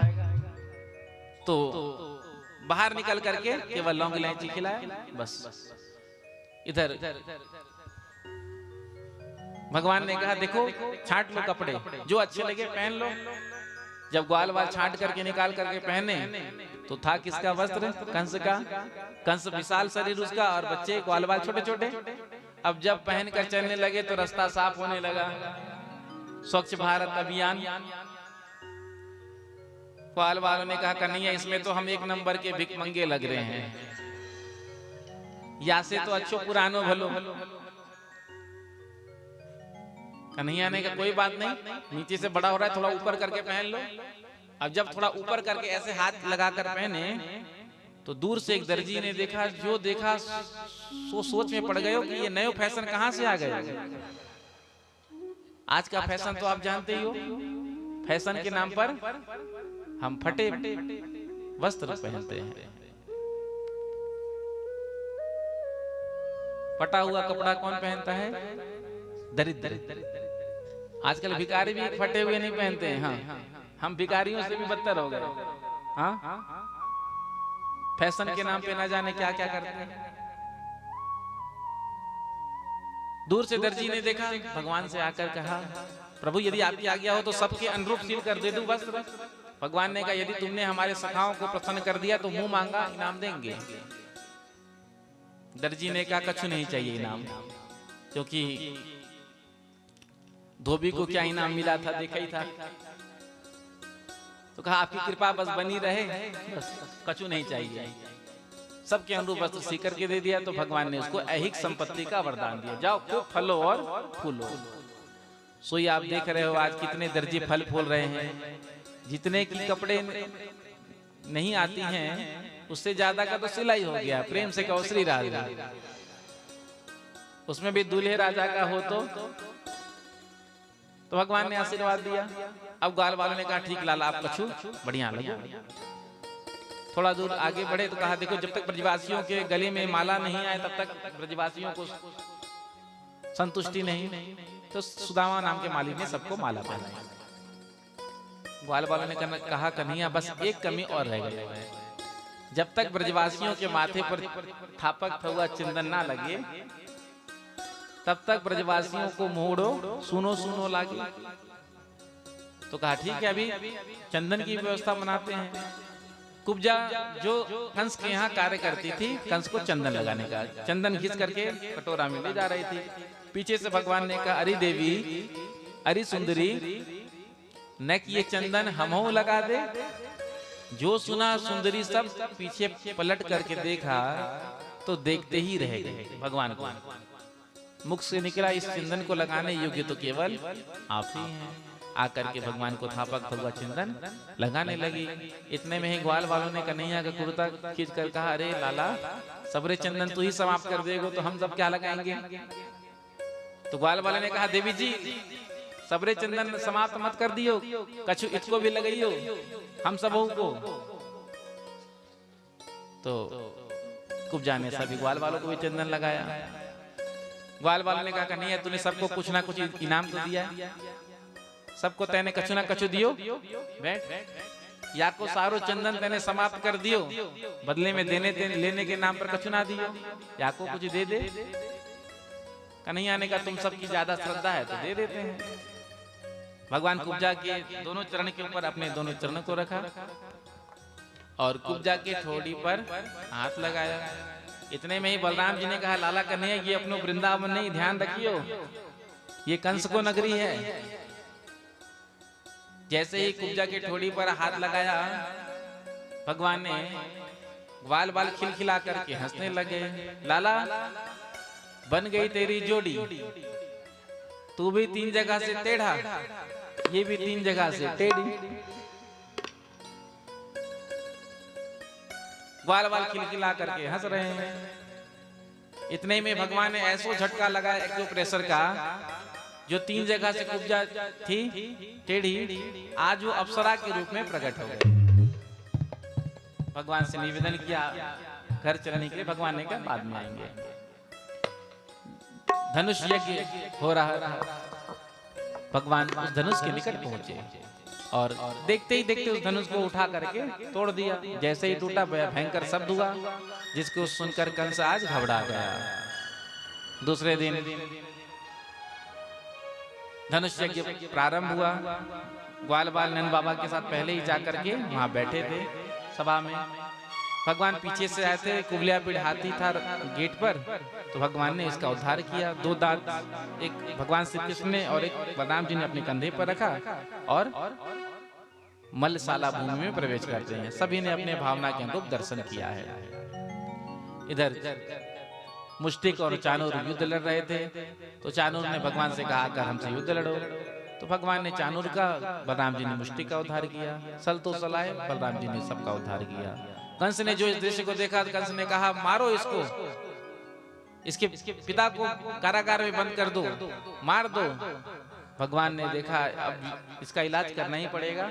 जिस मंच पर कंस बैठा हुआ था भगवान ने छलांग लगाकर आज उसके निकट पहुंचे और जाकर केस पकड़ा और याद दिलाया कि तूने ऐसे ही मेरी माँ के केस को एक दिन पकड़ा था। आज उसी मंच से भगवान ने कंस को फेंक दिया। स्वयं त्रिलोकी का भार लेकर उसकी छाती पर कूद गए। कंस का प्राण निकल गया। कंस की पत्नी अस्थि प्राप्ति रोती भैया ही भगवान ने इनको सांत्वना दिया। आज प्रथम बार देवकी वसुदेव जी ने अपने लाला का दर्शन किया। नंद बाबा को आज पता चला पहली बार कि कृष्ण हमारे पुत्र नहीं, कृष्ण देवकी और वसुदेव के पुत्र हैं। नंद बाबा को भगवान ने विदा किया। वसुदेव जी ने यज्ञोपवीत संस्कार कराया, उसके बाद गुरुकुल भेज दिया पढ़ने के लिए। 64 दिन में भगवान ने 64 कलाओं का ज्ञान प्राप्त किया। गुरु दक्षिणा के रूप में गुरुदेव के जो पुत्र मर गए थे उनको लाकर वापस दिया। जब से भगवान मथुरा में आए हैं तो भगवान के मित्र बने हैं उद्धव जी। वृष्णि नाम प्रवरो मंत्री। उद्धव जी के अंदर ज्ञान तो बहुत था लेकिन प्रेम बिल्कुल भी नहीं था। तो भगवान ने एक दिन विचार किया कि मैं अपने दिल की बात किससे कहूं, क्योंकि एक प्रेमी ही दूसरे प्रेमी की बात को समझ सकता है। ज्ञानी प्रेमी की बात को नहीं समझ सकता, वो तो तर्क देगा। तो उद्धव जी के अंदर ज्ञान तो बहुत है लेकिन प्रेम नहीं है। तो भगवान ने सोचा क्यों ना गोपियों से इनको प्रेम की शिक्षा दिला। एक दिन एकांत में भगवान रो रहे थे, तो आकर के जब उद्धव जी ने देखा प्रभु को रोते हुए, तो पूछा प्रभु आपके नेत्रों से आंसू बह रहा है, क्या बात है, आप किसको याद करके रो रहे हैं?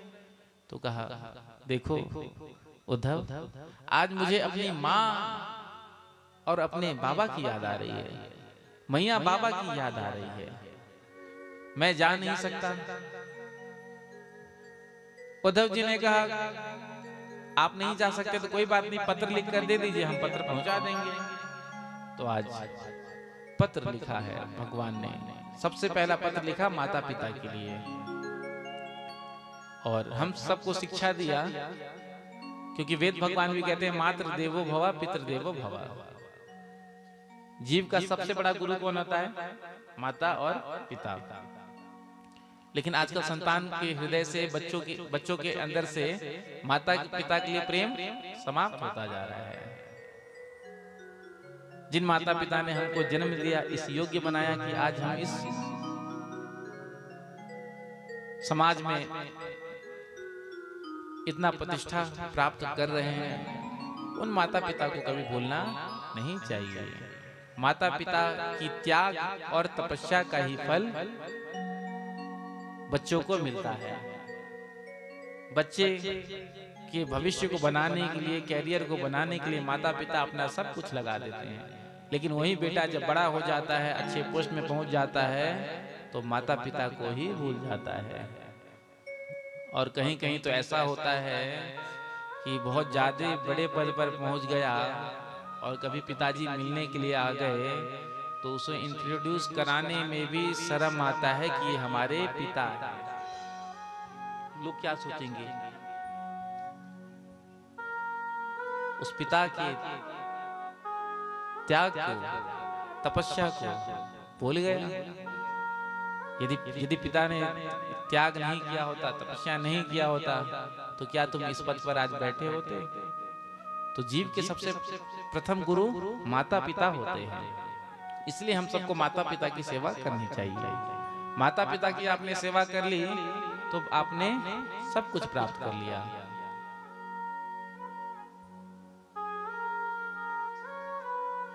माता पिता की आप सेवा नहीं करते, चाहे कितना भी तीर्थ धाम चले जाइए, खूब सेवा पूजा कर लीजिए, खूब दान कर लीजिए, उससे भगवान प्रसन्न आपसे नहीं होंगे। वही अपने माता पिता की सेवा करिए, मंदिर नहीं भी जाते, तीर्थों में धामों में नहीं भी जाते हैं, तो भी आपका उद्धार हो जाएगा। स्कंद पुराण की शायद कथा है, आपने भी सुनी ही होगी। एक बार कैलाश में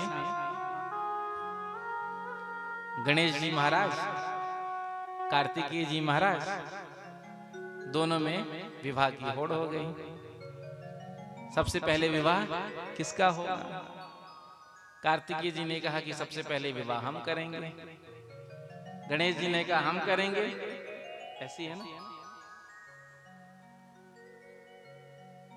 तो भोलेनाथ ने निर्णय दिया कि देखो, जो सबसे पहले पृथ्वी की परिक्रमा करके आएगा उसका विवाह पहले होगा। दो कथा आती है, एक शायद पद्म पुराण में भी आती है, जो मोदक के लड्डू का प्रसंग आता है। लड्डू सबसे पहले किसको मिलेगा? तो भोलेनाथ ने कहा जो पृथ्वी की परिक्रमा करके पहले आ जाएगा उसका विवाह पहले होगा। जो कार्तिक जी ने सुना तो विवाह जल्दी होवे, सबकी कामना होती ही है। प्रेम से कहो श्री राधे। जिसका विवाह नहीं हो रहा होता है, जब वो जिसका विवाह हो रहा होता है, जब वो देखता है तो उसे बड़ा, कब ऐसा दिन आएगा जब हम भी घोड़ी पर चढ़ेंगे, हम भी मोर का मुकुट धारण करेंगे। तो कार्तिकेय जी तुरंत निकल कर गए और पृथ्वी की परिक्रमा करने लगे। गणेश जी महाराज बुद्धि के देवता, तो गणेश जी महाराज ने क्या किया? अपने माता पिता को एक आसन में बिठाया और उनकी परिक्रमा कर दी और वहीं बैठकर बड़े प्रेम से मोदक खाने लगे। इधर कार्तिकेय जी महाराज पूरी पृथ्वी की परिक्रमा करके थके मारे जब आए हैं तो क्या देखते हैं? गणेश जी लड्डू पा रहे हैं आराम से बैठे हुए। कार्तिकेय जी ने कहा, पिताश्री मैंने परिक्रमा लगा ली, विवाह तो पहले हमारा ही होगा। गणेश जी ने कहा, इधर तो देखो थोड़ा, परिक्रमा पहले हमने लगाया। कार्तिकेय जी ने कहा, तुम तो यहाँ से बाहर निकले ही नहीं। तो भगवान गणेश जी ने कहा कि मैंने अपने माता पिता की परिक्रमा कर दी और शास्त्रों में लिखा है माता पृथ्वी के समान होती है। कार्तिकेय जी ने कहा ऐसा थोड़ी होगा, निर्णय तो भगवान भोलेनाथ को ही करना था। तो दोनों भोलेनाथ के पास पहुंचे और पूछा कि कौन विजय हुआ, किसने जीत हासिल की। तो भगवान भोलेनाथ ने कहा देखो इसमें विजय श्री तो गणेश को प्राप्त हुई। प्रेम से कहो श्री राधे। तो कहने का अभिप्राय अपने माता पिता की सेवा हमको करना चाहिए। यदि आज हम अपने माता पिता की सेवा करेंगे तो आगे हमारे बच्चे हमारी सेवा करेंगे। आप ऐसा आशा कर सकते हो। और जब हम ही सेवा नहीं करेंगे माता पिता की तो फिर हमारे बच्चे क्या हमारी सेवा करेंगे?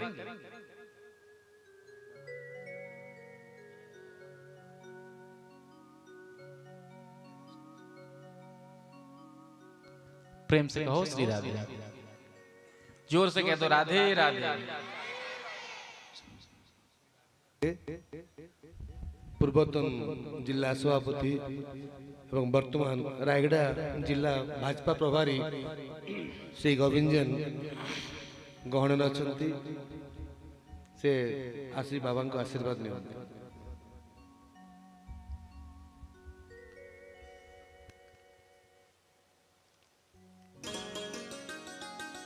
प्रेम से कहो, जोर से कह दो राधे।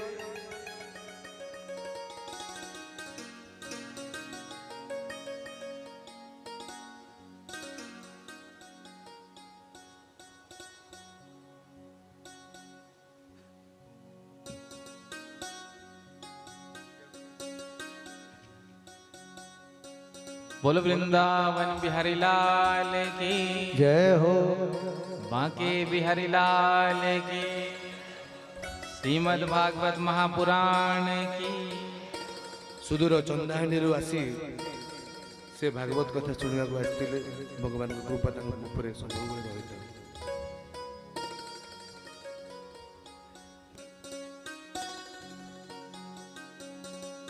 जोर से कह दो राधे राधे।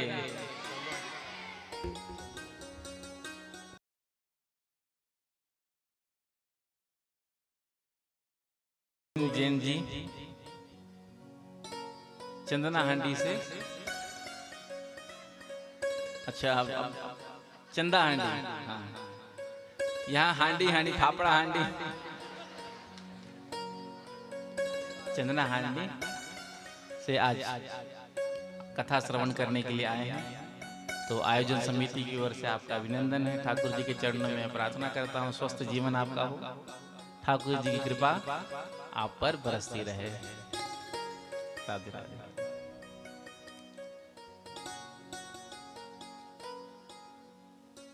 अब हम स्पर्श करके इसीलिए पहुंचेंगे द्वारिका। तो माता पिता की सेवा करनी चाहिए। प्रेम से कहो श्री राधे। पत्र लिख करके दिया, क्या करके उद्धव जी ने नंद बाबा यशोदा मैया गोपियों को उनका संदेश दिया। 6 महीने तक वृंदावन में उद्धव जी रहे, भावपूर्ण विदाई गोपियों ने दिया था। प्रेम से कहो श्री राधे। कंस की पत्नी अस्थि प्राप्ति, अपने वैधव्य का कारण कृष्ण को बताया, जाकर के पिता से कहा। तो जरासंध ने अक्षौणी सेना लेकर के मथुरा पर आक्रमण किया। भगवान ने जरासंध को तो छोड़ दिया, इसकी सेना का संहार किया। 17 बार इसने आक्रमण किया, भगवान ने 17 बार इसको छोड़ दिया। इधर कालयवन नाम का असुर भगवान श्री कृष्ण को मारने के लिए आया। भगवान इसको दौड़ाते हुए अपने पीछे हुए ले गए, गुफा में छिप गए। उस गुफा में महाराज मुचकुंद लेटे हुए थे, अपना पीताम्बर उठा दिया। कालयवन को लगा कि यही कृष्ण है, हमको इतना दौड़ा कर लेकर आया, आराम से चैन की नींद सो रहा है, एक जोर का लात का प्रहार करा। महाराज मुचकुंद उठ खड़े हुए, आंख से नेत्र से ज्वाला निकली और भस्म हो गया कालयवन। महाराज मुचकुंद ने भगवान श्री कृष्ण को पहचान कर उनकी स्तुति की। 18वीं बार जरासंध ने जब आक्रमण किया तो भगवान ने सुंदर द्वारिकापुरी का निर्माण कराकर सोते हुए मथुरा वासियों को वहां शिफ्ट कर दिया और भगवान रन छोड़ करके भाग गए हैं। प्रेम से कहो श्री राधे। प्रवर्तन पर्वत पर प्रभु चढ़ गए, जरासंध ने आग लगा दिया, सोचा इसमें जलकर दोनों भाई मर गए होंगे। श्री सुखदेव जी कहते हैं कुंडनपुर के राजा भीष्मक, विदर्भ देश में कुंडनपुर पड़ता है महाराष्ट्र, तो महाराज भीष्मक के 5 पुत्र, एक कन्या, कन्या का नाम रुक्मणी। बचपन से ही अनन्य भाव कृष्ण के प्रति, तो विवाह के योग्य जब रुक्मणी जी हुई तो भगवान श्री कृष्ण से सोचा पिता ने विवाह किया जाए, लेकिन पुत्र जो रुक्मी था श्री कृष्ण को अपना दुश्मन मानता था, भड़क गया। उस भगोड़े कृष्ण से हम अपनी बहन का विवाह करेंगे जो युद्ध भूमि छोड़ के भाग गया? कभी नहीं। भीष्मक जी ने कहा कि ठीक है, अब तुम जाओ, देखो अपने अनुसार जो भी वर अच्छा लगे विवाह तय कर दो। तो शिशुपाल के साथ विवाह तय कर दिया। आकर पिताश्री से कहा, पिताजी मैंने विवाह तय कर दिया अपनी बहन का, शिशुपाल परसों बारात लेकर आ रहा है, आप व्यवस्था संभाल लेना। इधर रुक्मणी जी को कुछ अच्छा ना लगे, तो रुक्मणी जी ने भाभी के कहने पर एक पत्र लिखा और भेजा द्वारिका, पंडित जी के माध्यम से। पंडित जी ने जाकर पत्र पढ़कर सुनाया। भगवान ने कहा कि पंडित जी आप पढ़कर सुनाइए। तो पंडित जी ने कहा, देखो प्रभु ये प्रेम पत्र है और प्रेम पत्र किसी का पढ़ना नहीं चाहिए, डिसिप्लिन कहता है। तो भगवान ने कहा, देखो हम कह रहे हैं ना, पढ़िए। तो कितना सुंदर कहते हैं। उस पत्र में लिखा है, श्रुत्वा गुणान भुवन सुंदर शृण्वताम ते। रुक्मणी जी कहती हैं, प्रभु मैंने आपको कभी देखा नहीं, केवल सुना है। श्रुत्वा गुणान भुवन सुंदर, लेकिन जब से मैंने आपके बारे में सुना है तब से मैंने आपको अपना पति मान लिया। जीवन में मैंने यदि कोई सा भी सत्कर्म किया है, पुण्य कर्म किया है, तो आप मुझे पति रूप से मिले, यही मैं चाहती हूँ। ऐसा ना हो कि शेर के भाग को कोई गीदड़ लेकर चला जाए। चैलेंज कर दिया भगवान श्री कृष्ण को, यहाँ शेर बता रही है और शिशुपाल को गीदड़। आगे कहती हैं, हमारे यहाँ एक परंपरा है, जब कन्या का विवाह होता है तो विवाह के पहले कन्या माँ गौरा का पूजन करने के लिए जाती है, तो आप वहीं से आकर मेरा हरण करके ले जाना। मैं ये नहीं चाहती कि मेरे विवाह में खून खराबा हो। भगवान को पत्र पढ़कर सुनाया पंडित जी ने। कहा, आपका कोई उत्तर? भगवान ने कहा, उत्तर नहीं, हम आपके साथ ही चलते हैं। तुरंत तारू को बुलाया, रथ में बैठे, पंडित जी को बिठाया। इतने में ही बलराम जी आ गए।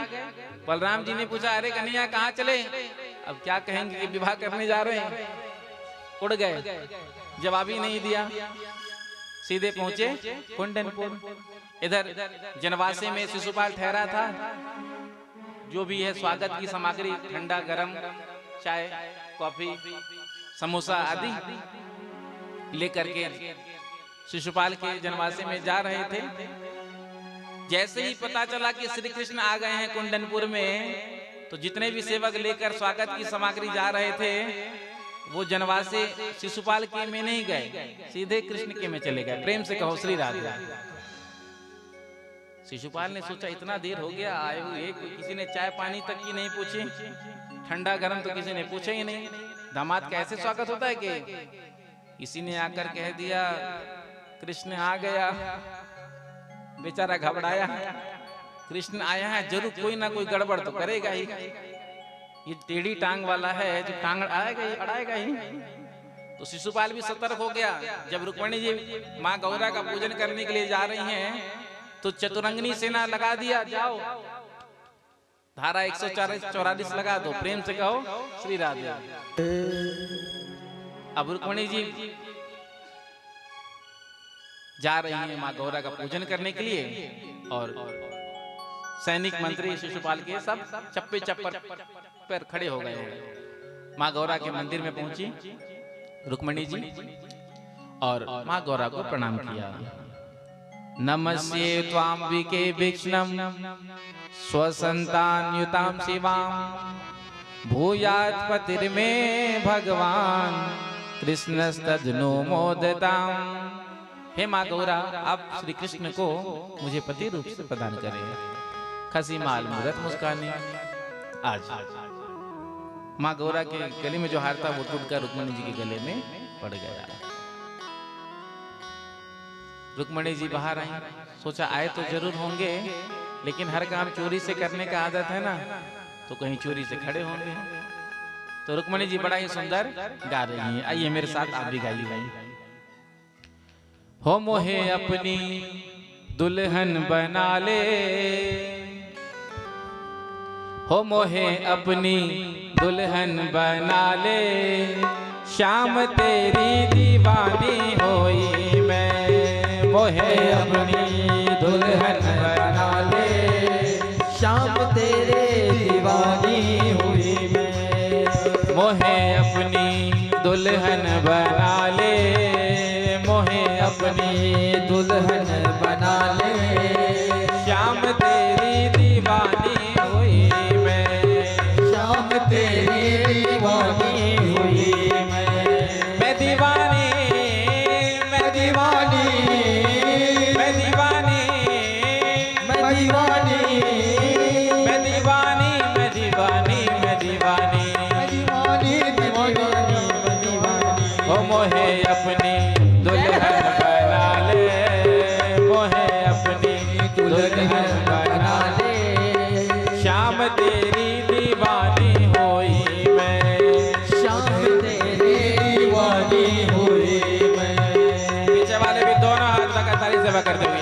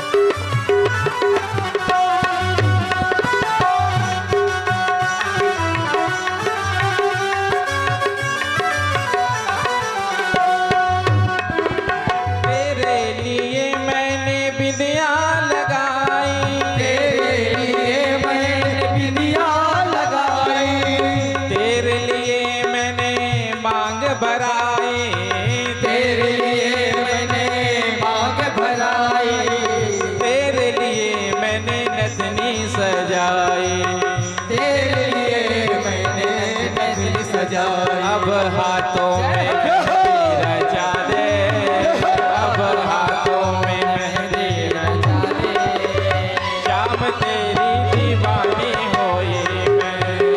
शाम तेरी दीवानी हुई मैं।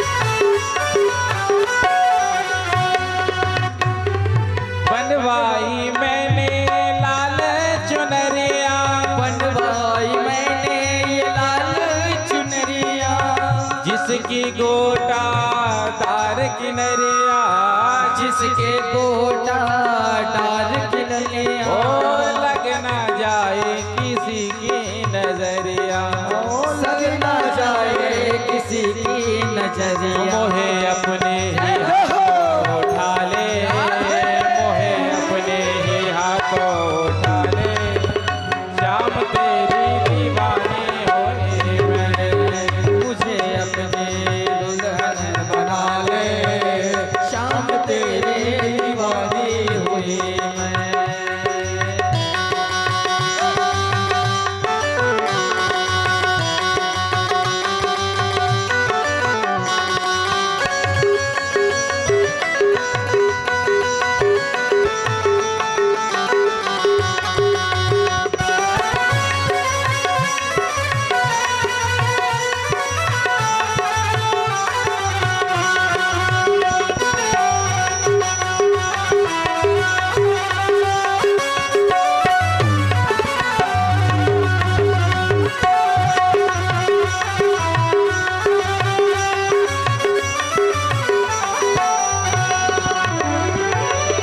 मुझको सौंप दिया ये जीवन, मुझको ही सौंप दिया ये जीवन, तुम ही हो मेरे जीवन धन, तुम ही हो मेरे जीवन धन, बिन तेरे सोना ये जीवन, बिन तेरे खोना ये जीवन। अब आकर मुझे अपना ले, अब आकर मुझे अपना ले, शाम तेरी दीवानी हुई मैं, रात तेरी दीवानी हुई हूँ। रुक्मिणी जी बाहर निकल करके आई, सोचा आए तो जरूर होंगे लेकिन चोरी से हर काम करने की आदत है, तो बाहर आई मंदिर के। जैसे ही घूंघट उठा करके देखा, जो सैनिक सुरक्षा में लगे हुए थे रुक्मिणी जी के सौंदर्य को देख करके कहते हैं देखो देखो कितना सुंदर चाल है, एक कहता है कितना सुंदर बाल है, एक कहता है कितना सुंदर हार है। रुक्मिणी जी के सौंदर्य को देख करके सबके सब मूर्छित हो गए। भगवान श्री कृष्ण अपना रथ को दौड़ा करके लेकर के आए हैं।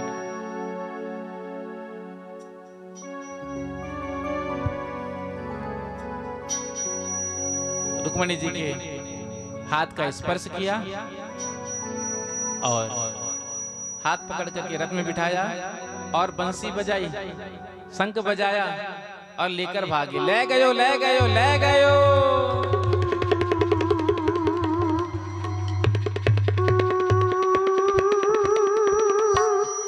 शंख जैसे ही बजा तो सब सैनिक उठ गए और कहते हैं अब क्या करते हो भैया? शिशुपाल रह गयो रह गयो रह गयो।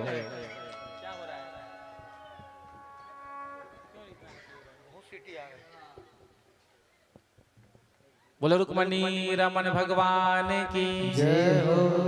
अब सुंदर जयमाला का आप दर्शन करेंगे, उसके बाद श्री कृष्ण रुक्मिणी जी का पूजन होगा और उसके बाद उत्सव मनाएंगे।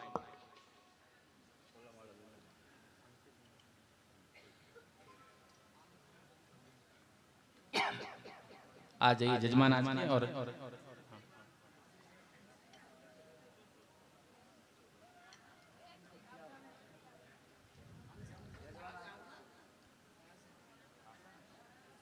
बोलो वृंदावन बिहारी लाल की जय हो।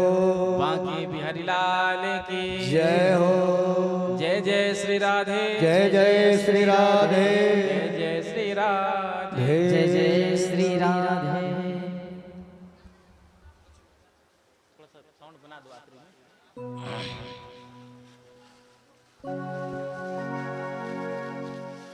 पहले रुक्मिणी जी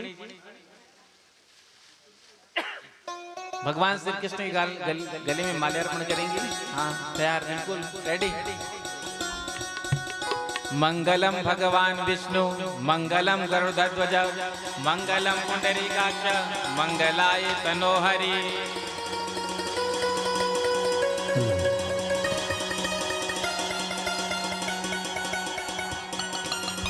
मंगलं भगवान विष्णु मंगलं पुंडरीकाक्ष मंगलं मधुसूदनं मंगलं सभी अपने अपने स्थान पे बैठे रहे, कोई खड़े नहीं हो। माधवो माधव विष्णु माधवो माधव हरिः स्मरन्ति सर्वकार्येषु सुमाधवः। शारीरिक मुह करी पकड़ो। जाहारम जमदग्नि सधाई मेधाई जाहारम जमदग्नि मेधाई सधाई काम इंद्रियाई ताहारपति गुन्हामिति कंठे मालाः। जाहारम जमदग्नि सदाई मेधाई काम इंद्रियाई ताली बजाकर ताहारिति कंठे मालाः। यथा इंद्रस्य इंद्राणि यथा रामदेवस्य सीता। खाइबा तो खाइबा। यथा रामदेवस्य सीता यथा 5 मिनट में पूजन होगा, उसके बाद वन्दे यथा पूर्वस्य उर्वशी यथा कनकचन्द्रस्य गौरी यथादितस्य छाया यथा विष्णोः रुक्मणे यथा कनकचन्द्रस्य गौरी यथा ब्राह्मणः सावित्री यथा उमाभ्युभ्यम्यहम्। अति सुंदर बाहागर पिला बेले समस्ते ये खेल जा खेलुल आज प्रत्यक्ष माने अति भाग्यवान दुई जन आज कृष्ण रुक्मिणी उपरे आपण सम्मुखें बाहागर है।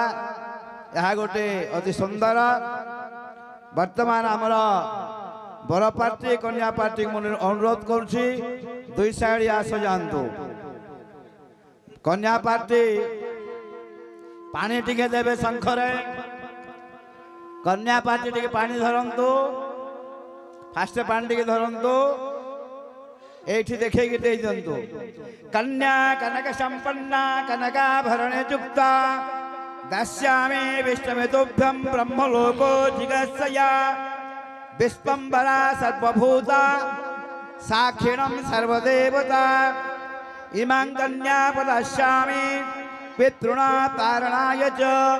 बर पिता को दशादश क्षमा कर कन्यादान को अभ्यंगे अपतित किलिवे दशादश विवर्जिते इमां कन्या प्रदास्यामि पितृणा तारणाय च। षडश वर्षं भवत कन्या पुत्रे वत पारिता इमानि तव दास्यामि पितृणा तारणाय च। जते दिन जाक घरे अविवाहित कन्या थी पितृलोक शांति नाही जो दिन कन्या को विवाह करा से दिन पितृलोक शांति की सांगे सांगे बर प्रदान करती तेणुक घर को पितृदोष लगी थाए। कन्या कनक संपन्ना कनकाभरणे युक्ता पानी दे दियो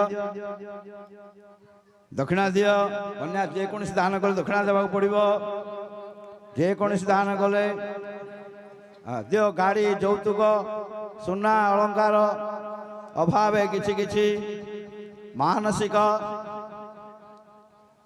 झीर काच माली सिंदूर साड़ी शीघ्र शीघ्र दिंतु। यह अति सौभाग्यर कथा दुईटा गईठाड़ आण आण आण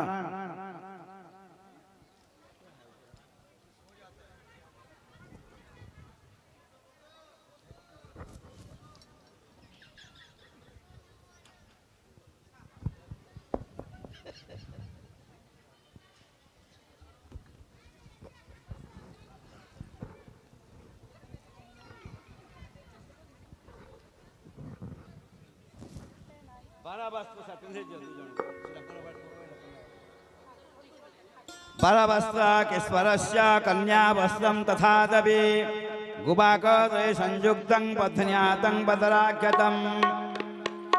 अम्बे अम्बालिके माता पाहिना मिथुना पुना वरकन्यादय देवी रक्षतं सर्वतो भूयात्।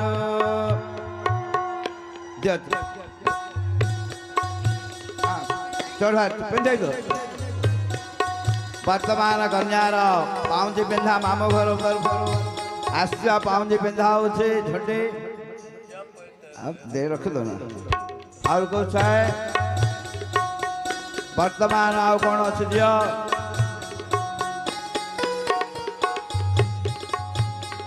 देखे जो कारो खोले खोलो सबू खोले के छाया रख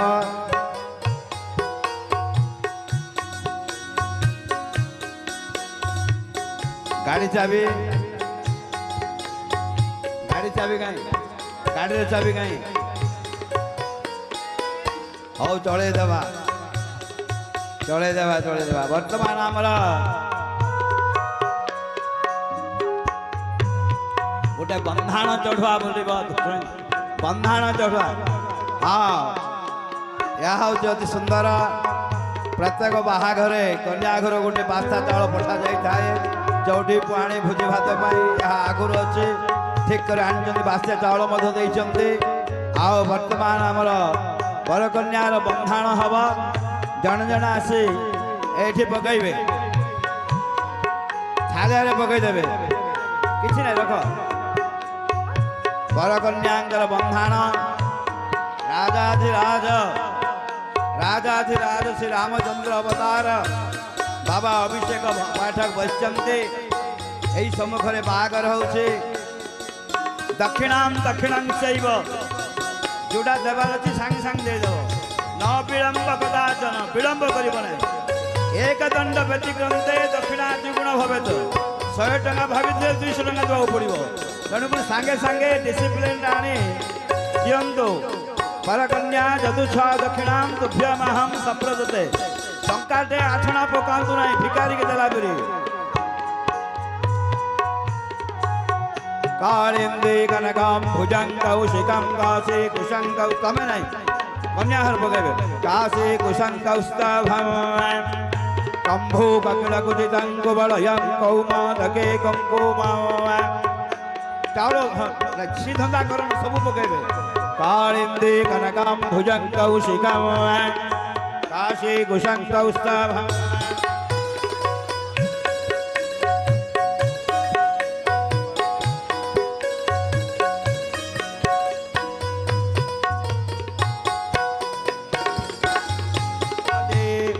केयूरंगमलापति कुबलयं या सदा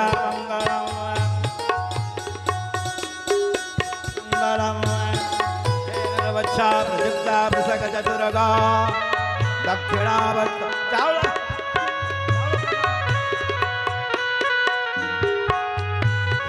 वच्छा प्रयुक्ता प्रसक चतुरगा दक्षिणावर्त बन्हे दिव्य स्त्री पुण्य कुंभ द्विजन रूप गणिका पुष्पमाला पताका सत्यमच्छं तधिमधुरदतं कांचनं शुक्लधन्या मुक्ता माणिकलज्जाः सुखपितनकुलः पूर्वं तुदय मङ्गलम् श्रीमदपङ्कजविष्णुर हरिहर हरिगण श्रीमदपङ्कजविष्णुर आयुर्महेन्द्र चंद्रभास्कर वरुणा धर्मा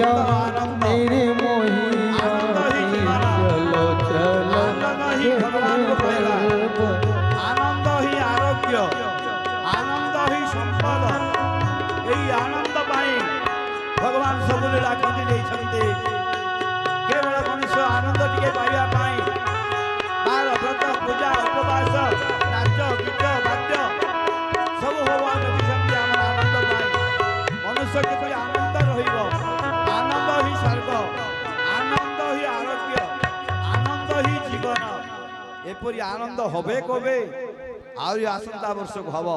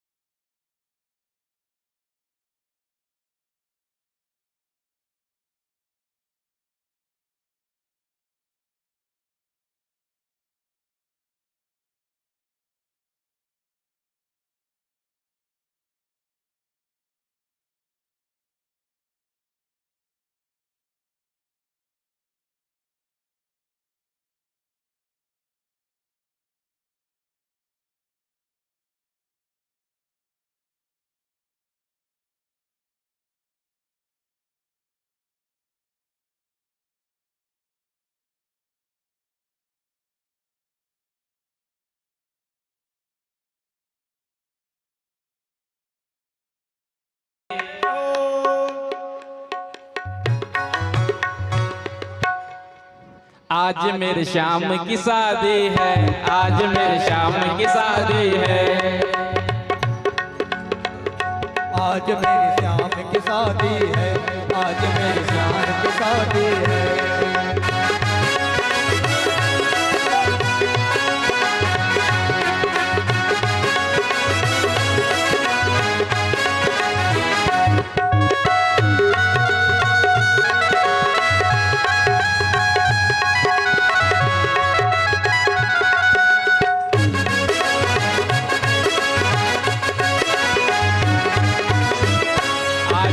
श्याम की शादी है, आज मेरे श्याम की शादी है, आज मेरे श्याम की शादी है, आज मेरे श्याम की शादी है।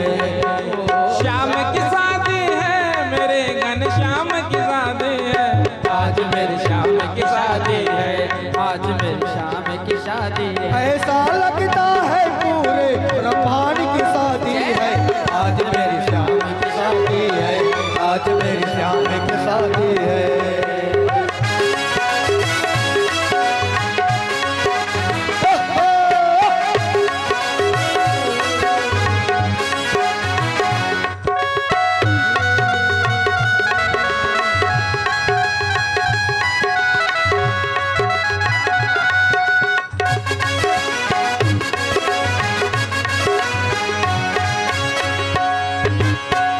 बनी है खूब जोड़ी कृष्ण रुक्मणी की जोड़ी, बनी है खूब जोड़ी कृष्ण रुक्मणी की जोड़ी। खुशी से नाचे हैं मन, मिला है सजनी को साजन, खुशी से नाचे हैं मन, मिला है सजनी को साजन। हो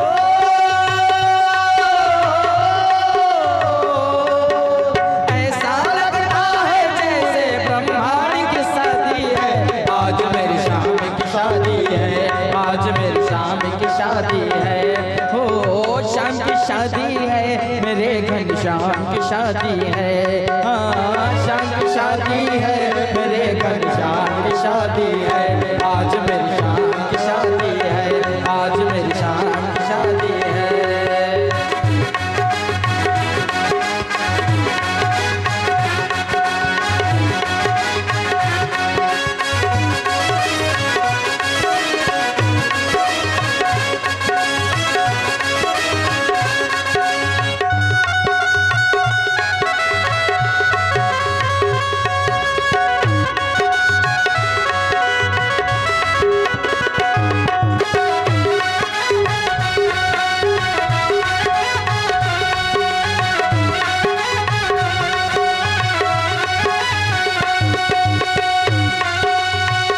रुक्मणी यूं मुस्कावे, मुझे कान्हा मिल जावे, रुक्मणी यूं मुस्कावे, मुझे कान्हा मिल जाए। मेरी थी यही तमन्ना, पूरी हुई मेरी तमन्ना, मेरी थी यही तमन्ना, पूरी हुई मेरी तमन्ना। हो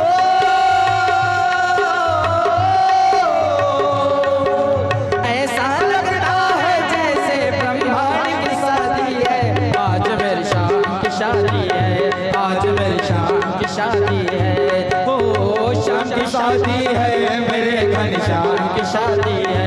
हो शाम की शादी है, मेरे घन श्याम की शादी है, आज मेरी शाम की शादी है, आज मेरी शाम की शादी है। हाँ भैया,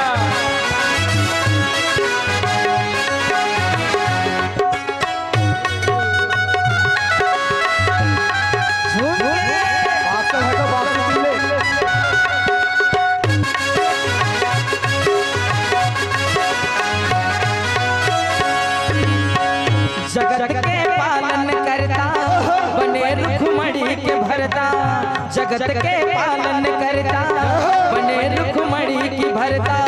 ओ गोपियों के चित चोर, बने हैं माखन चोर, गोपियों के चित चोर, दूल्हा बने माखन चोर। हो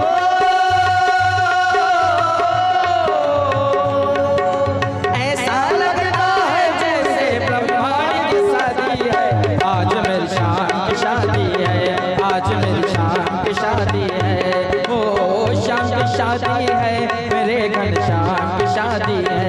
ओ श्याम की शादी है, मेरे घनश्याम की शादी है। आज मेरी शाम की शादी है, आज मेरी शाम की शादी है, आज मेरी शाम की शादी है, आज मेरी शाम की शादी है। बोलो रुक्मणी रमन भगवान की जय हो।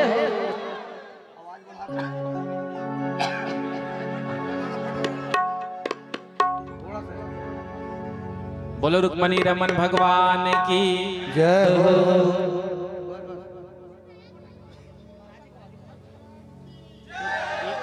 इको और थोड़ा सा वॉइस करो।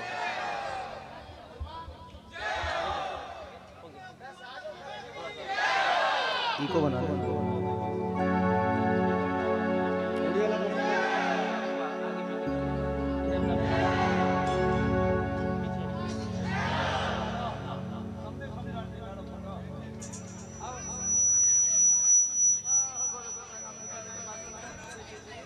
आरती करके प्रसाद लेके कल विश्राम दिवस है कथा का। जो 6 दिन कथा नहीं सुन सके हैं, यदि वो 7वें दिन कथा सुन लेते हैं तो पूरी कथा सुनने का पुण्य मिलता है। बोलो राधे राधे राधे।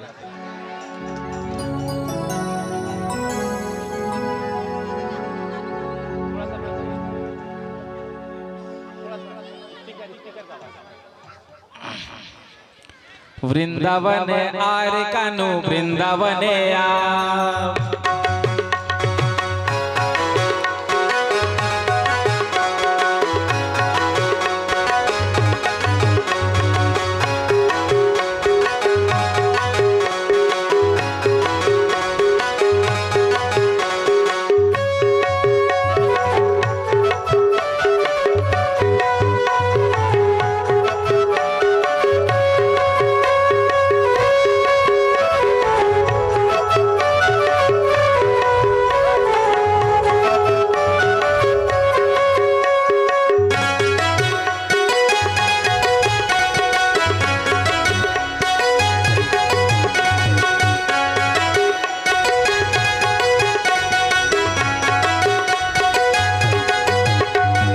वृंदावन आर कानो वृंदावन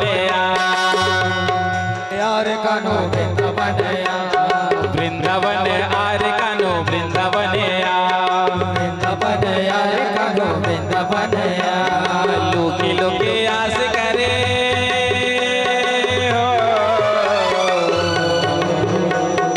लोके लोके आस करे दई चोरी करिका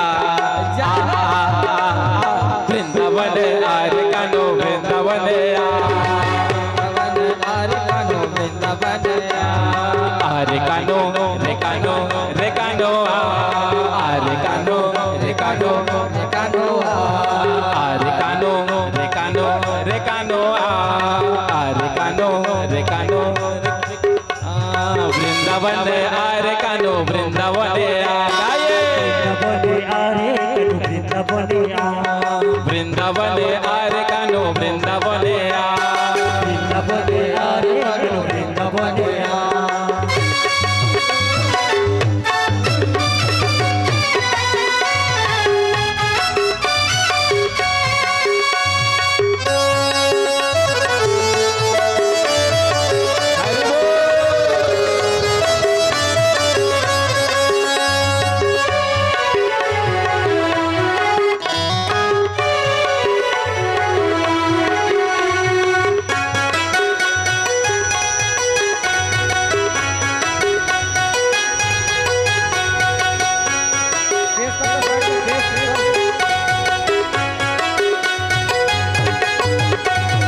वृंदावन आर कानो वृंदावन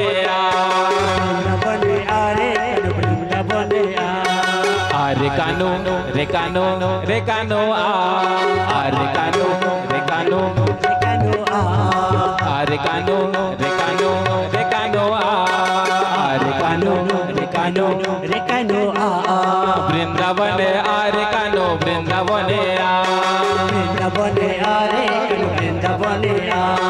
लोके लोके आस करे लोके लोके आस करे दई चोरी करी खा वृंदावन आर वृंदावनिया रे कानो रे कानो रे कानो रे कानो रे कानो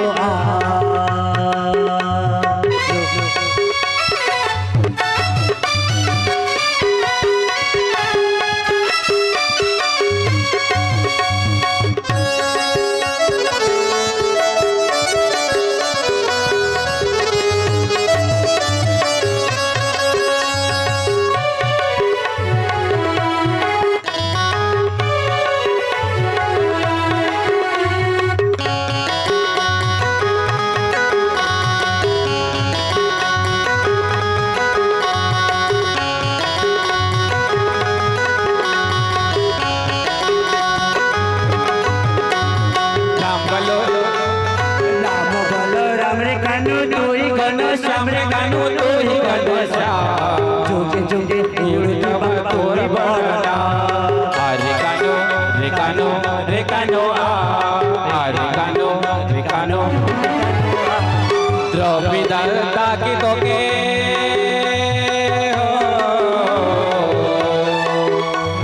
द्रौपदी की तो के हस्तिनापुर वृंदावन रे कानो वृंदावन वृंदावने आरे कनु वृंदावने रे कानो रे कानो रे कानो रे कानो पीछे वाले भी दोनों हाथ उठाकर ताली सेवा करते हुए झूमते हुए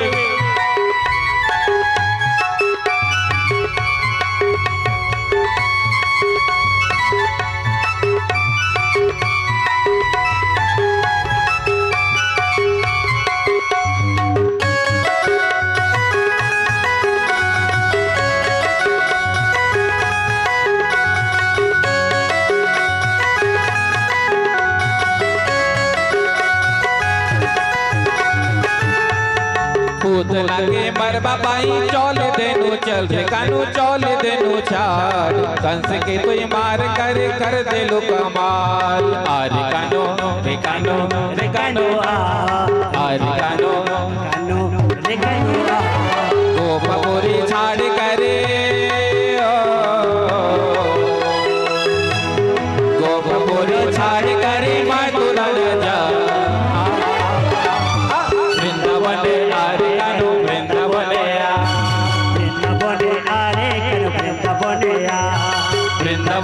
आरे कनु वृंदावन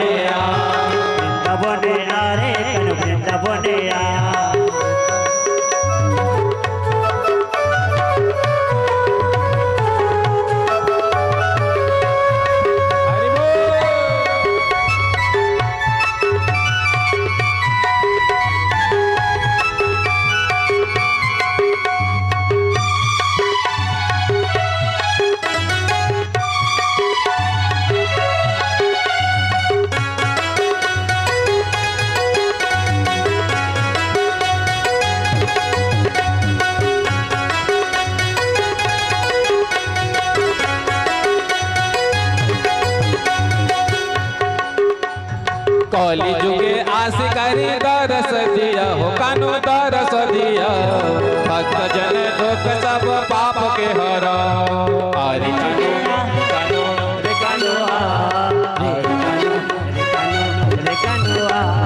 कली जुगे आस करी दरस दिया कानू दरस दिया सबके तुई मार कर वर्जन दियो रे कानो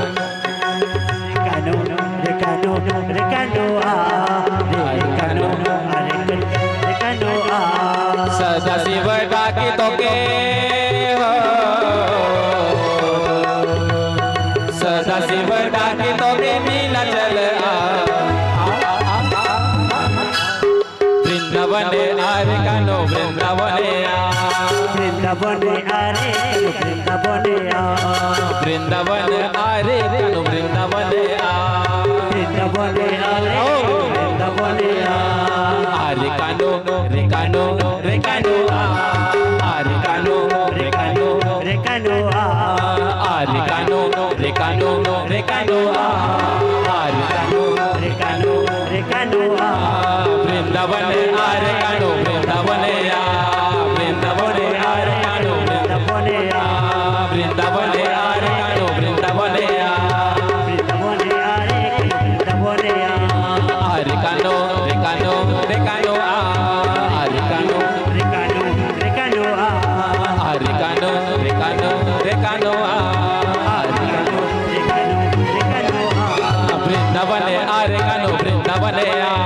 वृंदावन वृंदावन वृंदावन आरे कानो वृंदावन आरे कानो रे कानो रे कानो आरे कानो आरे कानो आरे कानो रे कानो रे कानो आरे कानो वृंदावन आरे कानो वृंदावन अब आरती करके प्रसाद लेके प्रस्थान करेंगे। प्रेम से कहो श्री राधे। कल की कथा विश्राम दिवस है।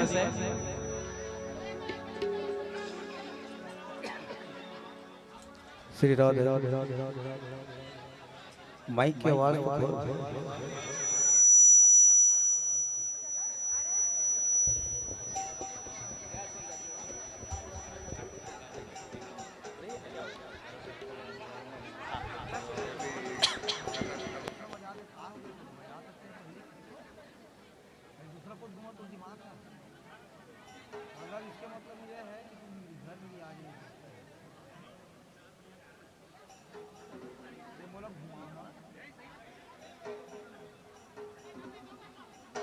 आरती के बाद बोलो वृंदावन बिहारी लाल की, श्रीमद् भागवत महापुराण की, श्री हनुमान जी महाराज की जय। जय श्री राधे। जय जय श्री राधे। जय जय श्री राधे। जय जय श्री राधे। जय जय श्री राधे। बात समझे से हटाओ ना यार उसको यार, ये क्या तरीका। आरती के बाद हाँ चलिए आज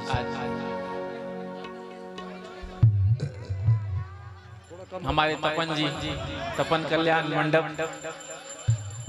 रायपुर गए थे कथा सुनने के लिए। सुबह गए शाम को आ भी गए। बोलो राधे राधे।